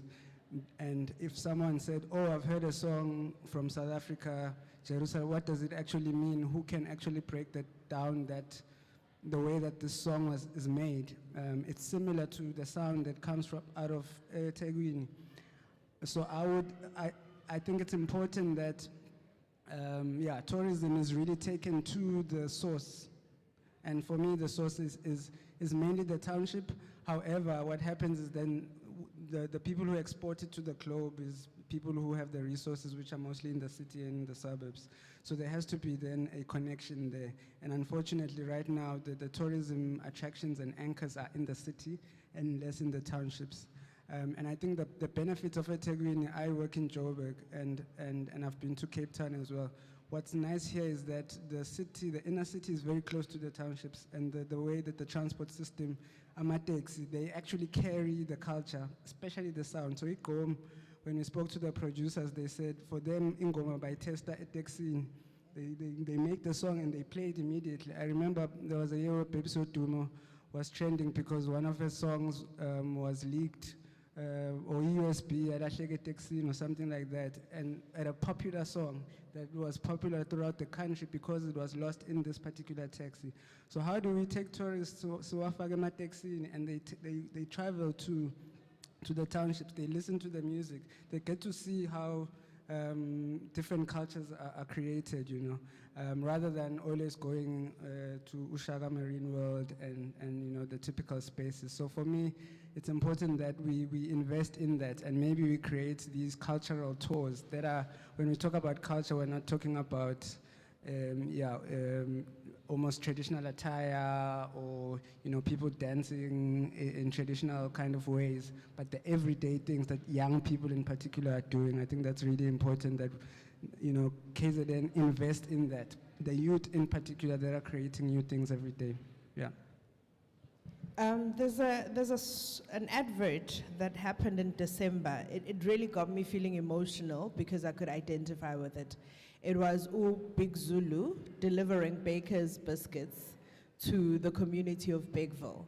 I'm not sure whether it was a paid-for initiative or it was just his way of celebrating Christmas, but when you were explaining the message that could come through about the locations or the usage of music as an art to appeal and pull heartstrings beyond just KZN. That is a typical example of, it didn't overtly say I'm showcasing KZN, but anybody who saw it will know ukuthi hayibo iseBeckville la nazi intaba eyidinga ukududulwa zidutshulwe ngoba zisitho love. So it was quite an interesting one. I really appreciate your response. Thank you so much. So Babu Kigaba, we know that in KZN we integrate cultural heritage into how we do visuals. And there's a lot of collaborations that are possible. And to give you an example, you could shoot almost any movie and find a suitable location here. Whether it's Torres Kulunywa Emma Farm deep down, whether it's a storytell location or urbanized, you need a house like Mhlanga Rocks type of thing, it's possible to do that. How do you think we can optimize a lot more usage of locationally what we have to offer here to the rest of the world? Is it about us doing more to showcase, or is it talking like where is the opportunity from where you stand? Thank you so much for that question. I think I did touch on this on my initial response.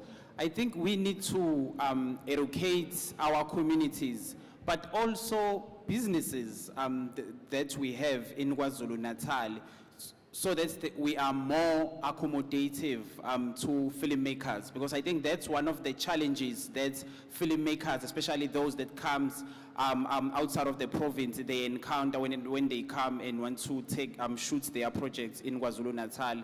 You'll find that most of the establishments or communities, they are not really educated, or they don't understand the impact. It's like when someone wants to use your establishment as a location, I mean, most people are interested, how much are you going to pay me?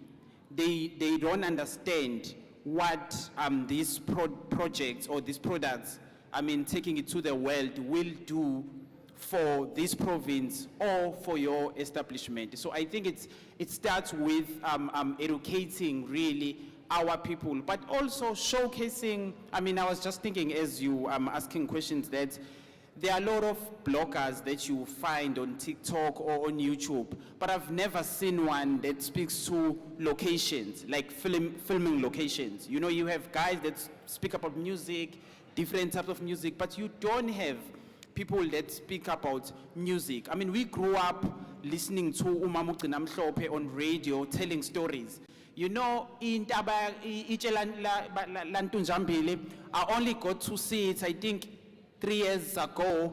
I was on location film tour with one of the international productions, so we were taking them to that side. So, but I grew up knowing the stories of Ichelgantunjambili, you know, those two opposing mountain and the bridge, you know, all of that. So we grew up listening to stories on radio, and we had to imagine, the location or the setting of the story. But now we get to see those locations. I think as the province, but I'm saying more as communities. You were talking about us consuming our own products. I think that's another challenge as well.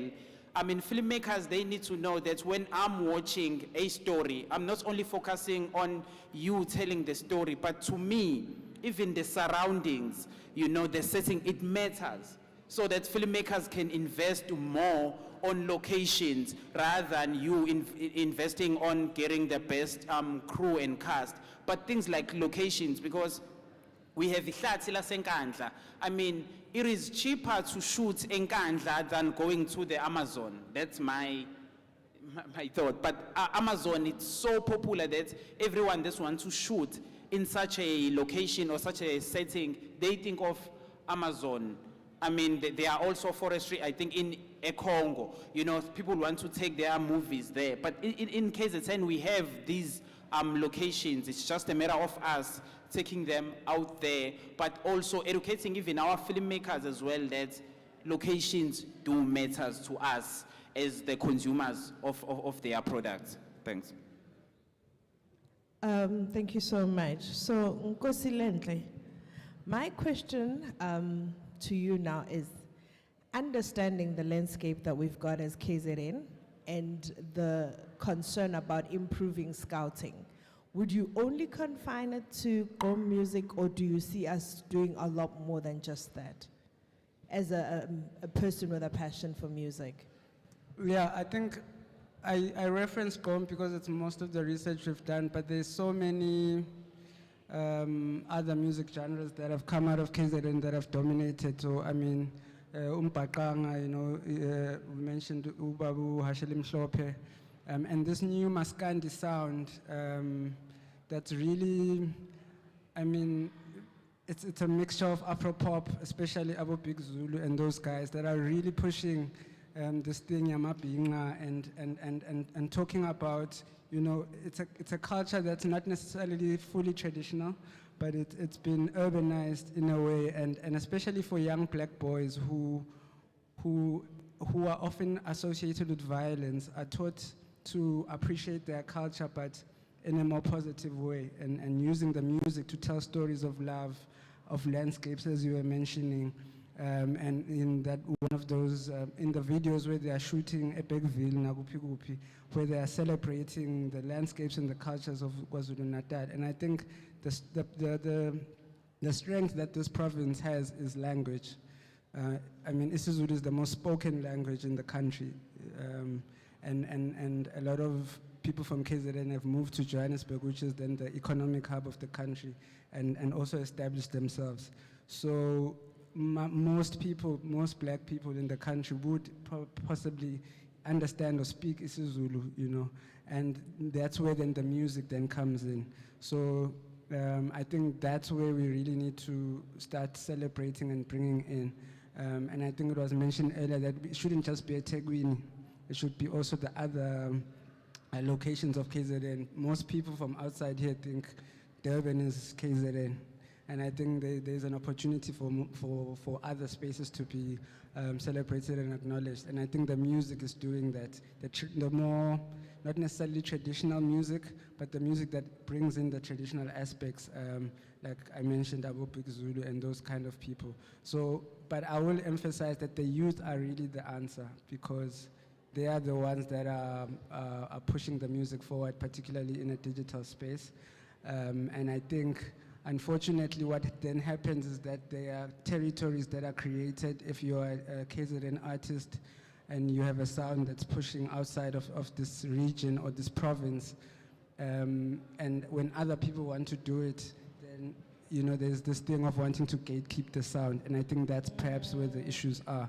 I think I'll mention it Goma again. If you look at Amapiano and why it's dominated across the country and the globe, is that those guys don't necessarily say, oh, Amapiano, I say Pitori only. They say they allow other people to create it so that it becomes a national thing. So we need that KZN to allow also other regions to tap into the culture and the sound so that it becomes a national thing that then we export. Maybe let me stop there, yeah. I'm realizing the importance of a value chain as well, because once you've got the music writing, which is in script, a location, the actual music, you probably need fashion as well to dress up people to look the part. So there's a collective value chain that could be created. I just want to add on that, because I think part of the work that we did, MLAS, when we were mapping Goma, was to look at the different, the ecosystem and the networks in which then the music moves. And fashion was one of them, food economies as well. So where people sell food, where people, so for instance, Kwamex, which is a popular lifestyle center, is not just where people go to dance, but there's a butchery there, there's a space where people buy beverages. So there's a lot of other ecosystems and other networks in which then the music activates and creates other economies. And so definitely that's a big one. Thank you. And Babki Kaba, I want to know from you, we have acknowledged the importance of having location scouts. And I think that there are some people in here who probably understand. I mean, we've got phones nowadays. It's just a case of identifying something, capturing it on your phone, posting on your Instagram page, letting the world know. It won't be overtly complicated. But I'd like to know from you, how would you, or who would you rather collaborate with to drive the knowledge and the excitement about locations broader than just this particular platform? Have you ever thought of the dream situation where KZN locations are the ideal place, whether I want to do an advert that depicts people that are skiing, or an advert where people are mountain climbing? All of that is possible here, but who would we likely collaborate with if you were to think of someone? Thank you so much for that question. Actually, you've read my mind, because I wanted to touch on location scouts as a career first, because I think as the KwaZulu-Natal Film Commission, we keep databases for crew members, people that are used in film productions. And location scouts, it's one of the most lacking one. In fact, in this current financial year, as the organization, in fact, last financial year, we trained, I think, 10 location scouts in partnership with Uku municipality, because we saw a need. You know, I mean, this financial year, they are in a mentorship program where we've put them in different, some are in Cape Town, some in Joburg, and some are here in KwaZulu-Natal, because we saw the need. But also in terms of locations, because we are really pushing this, we are currently working on a project, it's called Online Map.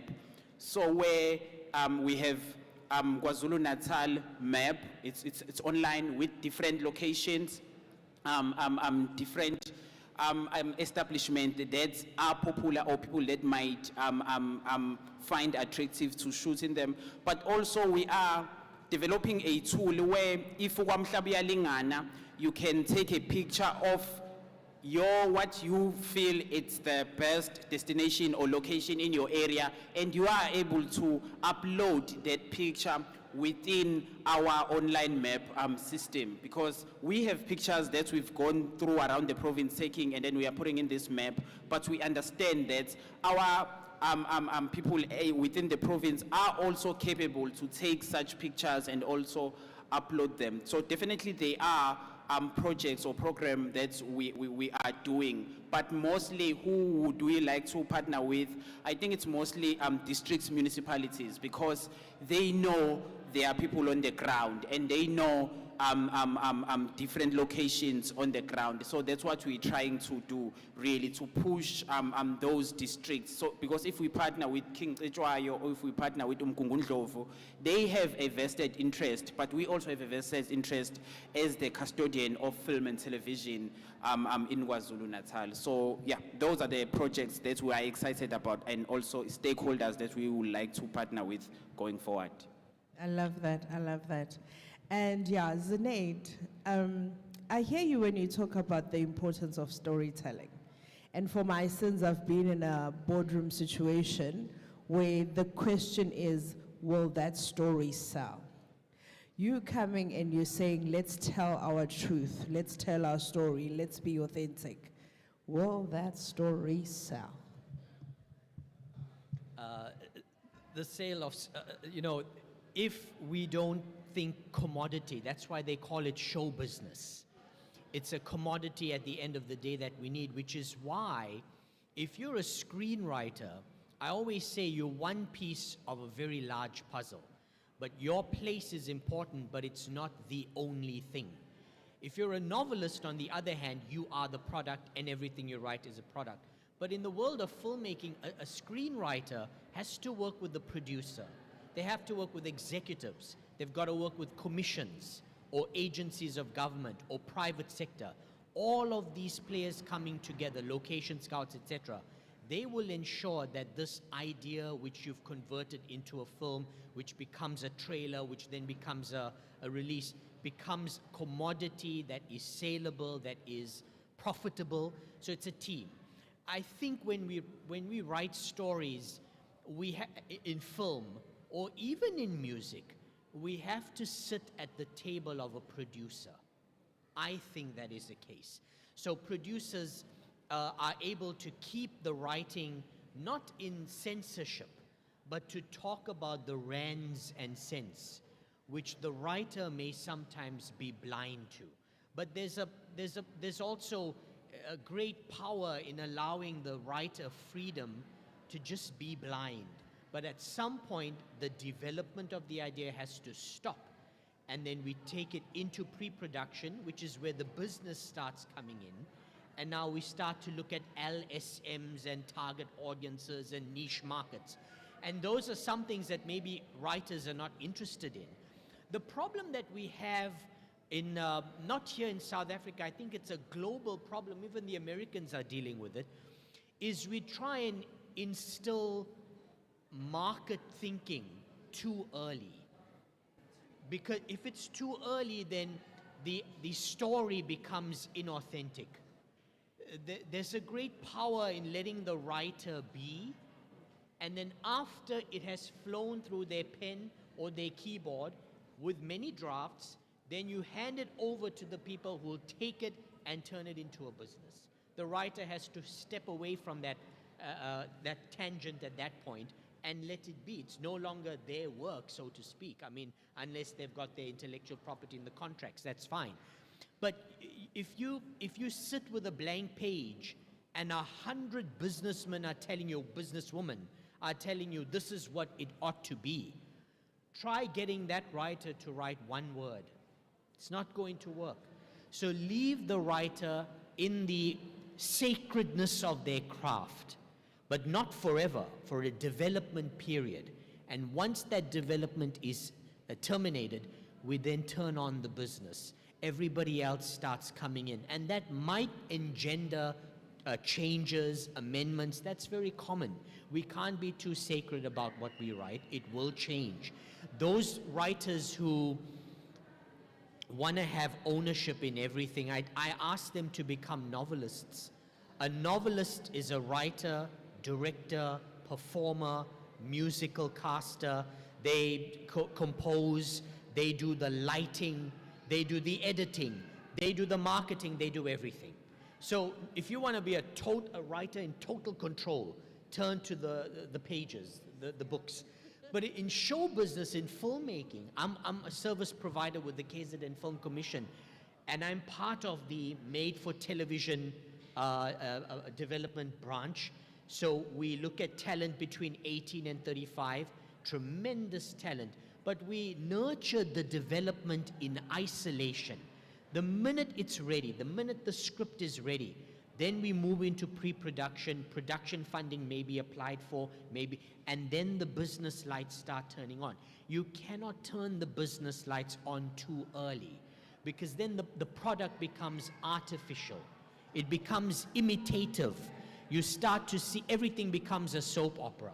You know, I've been teaching young filmmakers in Johannesburg and here in KwaZulu-Natal for about 15 years. And I ask them, what don't you like about the South African film industry? And they tell me most of our work feels like soap opera. And I say to them, why do you think that's so? And they say, because of show business. To some extent, that's true. To some extent, it isn't. It's quite a complex discussion. But my point is, get the writer to an authentic self, uninhibited or conditioned by any influences, only by their own voice. Then get them to write from that space. And after the product has been rewritten to satisfaction, we bring in the business, we bring in the suits, and the suits will do their thing. This is all part of the value chain. We have to know how to manage each leg of the process with equal amount of time, sacredness. We can't impose ourselves too much in one step. There'll be a point where marketing steps in, and how they market the film might be very different to how you wrote the script. And that's totally normal, which is why there's a joke in LA where I spent some time. They say you hear a great pitch at a pitch festival, and it's great, and everybody stands up and they applaud. And then you read the script, and it is 10 years not the same. It's completely different. And that's because the business steps in. So my answer, in conclusion, my answer would be, we've got to nurture writers, the sacredness of writers. Don't let the business interfere with them too much, but there is a point where it has to come in and change things. That point must be respected. The writer has to succumb to that point in the contracts, which is very difficult. And let the value chain take over. Let it take over. I'm imagining Mr. Mavuso trying to see how the suits are going to let go of their ego. Is it even possible? What do you think, Mr. Mavuso? Yeah, so I mean, I really love the point, and I think it's almost an ideal kind of situation. My only rebuttal to it is, unfortunately, most of our young people are in a position of pressure when it comes to the art being what feeds them and what feeds their family, hence why then the market comes in so early. And linking back to my initial point about the need for spaces and infrastructure to allow for then the nurturing to happen without interference has to come in. So like I said, I work with some of these talented people, young girls who are DJs or trying to be DJs. They have no place to practice for their set, make their music. And they have to get out of home for them to be able to do that and spend time in creating.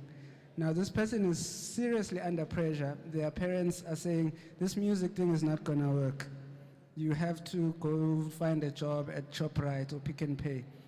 If they had then the spaces to nurture, then they wouldn't rush to then get to market and monetize this thing. So I definitely agree. I think it's really important because that's where then the music or the art, the whatever film, kind of gets diluted and doesn't develop to the point that it needs to be because we lack these spaces to create and to spend time on the craft. But it's because of a need and a hunger that young people have, and they don't have the luxury to spend time in it. So there needs to be more support in that, and I would say mostly in the townships, yeah. Thank you for that. Wow. It's so sad that we know we have the knowledge. We can fix this. We're just not given the platform and the tools to make it happen. But that doesn't stop us from fighting, because we are fighting for our youth. So before we close off, I'm going to ask you gentlemen to please give a message to the youth, because we can't leave them feeling despondent. We can't leave them feeling that they can't. We just need to let them know there are plugs and there's way to activate help. But before we come to you, I just want to know from the audience, does anybody have a question for any of the gentlemen on stage? Are you hoping they give you DM so that you can ask later? Whatever question you have will also benefit the next person. Is there a question? Okay, so it doesn't seem to be a question. Thank you, guys. I would like you to be the first to close off, Mr. Mavoso. We have young minds watching us online, watching us in the room, and they don't want to give up, and they believe in their arts and creativity. They see the beauty of living their realness. What would you say? Yeah, so I just want to say that South Africa is probably the best place to be in, and it seems crazy to say that because of what's happening, and there are a lot of problems here, and every day if you're struggling to put food on the table, to find money to go to school, to, yeah, you know, all of us are struggling with electricity, water. It's a big, these are big problems that we have. But trust me, South Africa is the best place to be, particularly if you're a creative person, which all of us here are. And the best creatives come out of this country. I've had the privilege of going to Europe and some of the almost glamorized or prestigious cities. But in every time I've been there, you know, I stay there for a few days and I want to come back. Why? Because here you find, I'll talk about music because that's what I kind of specialize in. There's music everywhere. You know, in a restaurant, kali gom, kali piano, kala whatever. You don't get that in Europe. It's quiet, you know, and that means music and culture and is our daily. It's not something that happens in a festival once in a while. And also these cultural assets are things that we consume and we create on a daily basis, whereas in Europe, it's for elite people that have access to these glamorous festivals. So my encouragement is young people mustn't give up. We do lack in resources and infrastructure, but trust me, there's a lot of pressure and a lot of people are looking here for film, for music, for entertainment, for culture, and the money will come, the support will come. We just need to be ready, and we need to cultivate ourselves and equip ourselves to the point where now, when the people with the money come, we know what we're selling and we don't budge on it. So young people mustn't give up. We are the most talented country in the world. That I can vouch for. Thanks. Thank you. I hope none of you who have booked the ticket to Joburg cancel. We can do it right here in our province. Babuki Gav. Thank you so much. I think the fact that we are speaking about our challenges or we are proposing our solutions, that means within this country, I'll go further and say within this province, there are a lot of untapped opportunities because these problems that we're talking about, that means they should be solutions for one. Someone used to say, when people say, no, but bloka ingoma yami radio in ayidlale, so that person used to say, no one can block a good thing. You know, you might not get an opportunity on radio for your song to play, but if your song is good, there will come a time where our radio stations will call you to submit your music, you know. So I think we shouldn't be despondent. Obviously, there are a lot of challenges, but the mere fact that there are challenges, there are opportunities. And if you're passionate about something, you don't have other options. I want to use a biblical analogy. I think there were these 3 men who had leprosy. There were 3 or 4. But they had leprosy, so they were sitting outside the gates because they were not allowed to mix in with what was referred to as normal people. So they were starving, sitting outside the gates, and then they spoke among themselves and said, if we sit here, we will die of hunger. If we go and look for food, someone will kill us. So let's rather go and look for food, then we will die looking for food instead of sitting here and dying of hunger. So that would be my message really, that if we're saying there are challenges, just work on your craft, work on that idea. If it doesn't materialize, so be it, but you were working on that idea rather than just sitting and saying it's not going to work, and then you mention all these challenges that we have in our country. There is an opportunity. And then there are good stories that we hear every day. Obviously, there are 10 challenges, but every day we hear of success stories in our country. So tomorrow, that success story might be you. Thanks. Thank you so much, Babu Kikaba. That's extremely profound. And Zunaid? So grateful to hear these words of wisdom. My message to young people sitting today: the Western world has exhausted its originality. I will say it again. And they are coming and are already here in Africa, in South Africa, in KwaZulu-Natal, because they know you are the untapped potential. You are the diamonds and the gold and the platinum, and you are the next millennium. So my message to you, even though we are living in difficult times,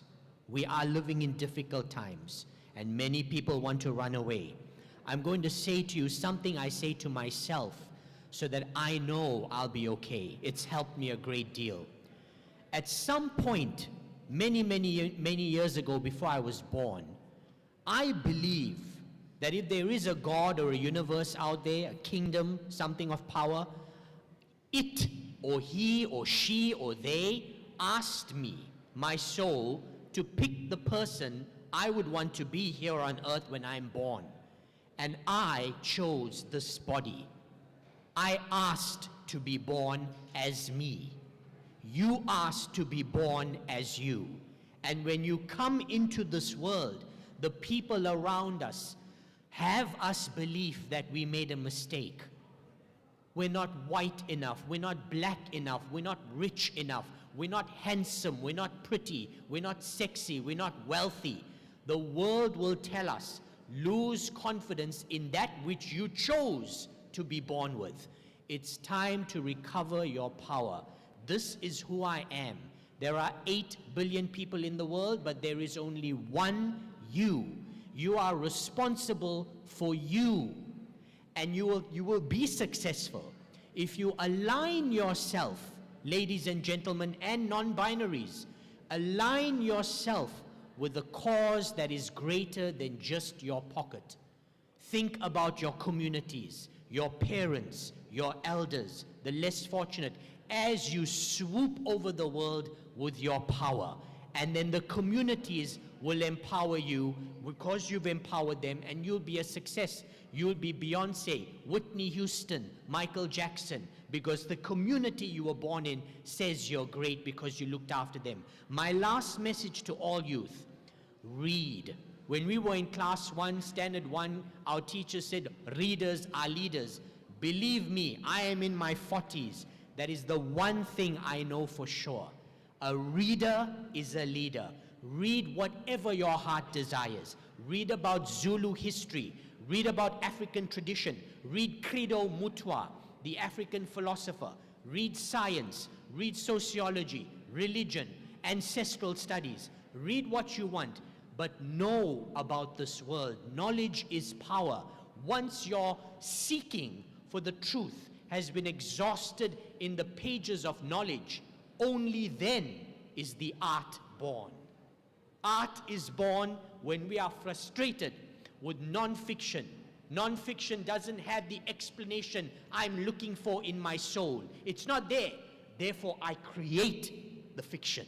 I create because of a lack of truth I'm trying to find in the books of non-fiction. So master science, master humanities. You don't need to go to university, but if you want to, you can. Bless you. Master the world of literature, and then stand on the shoulders of giants and conquer with your story. Amen. Thank you so, so much, guys. Ladies and gentlemen, that's Zunaid Mansour, Sitembiso Kikaba, and Nkosilihle Mavuso, who decided to choose this space and this time to come share as best as they possibly can the knowledge that they have to make our world a better place. They can comfortably say when they leave this world, they made a difference. I'd like to show big, big gratitude to Kwande Festival, and I really hope that the initiative is appreciated and received as well intended.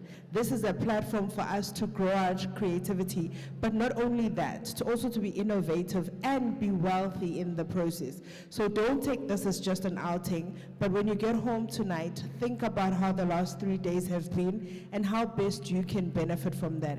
And my parting words are, when the Xhosa people pray, they say, "Uthixo osemazulwini." We are the Zulus, we live with God, we are angels, we are perfect, we are amazing, we are creative, we are beautiful. Don't you ever forget that. Thank you so much.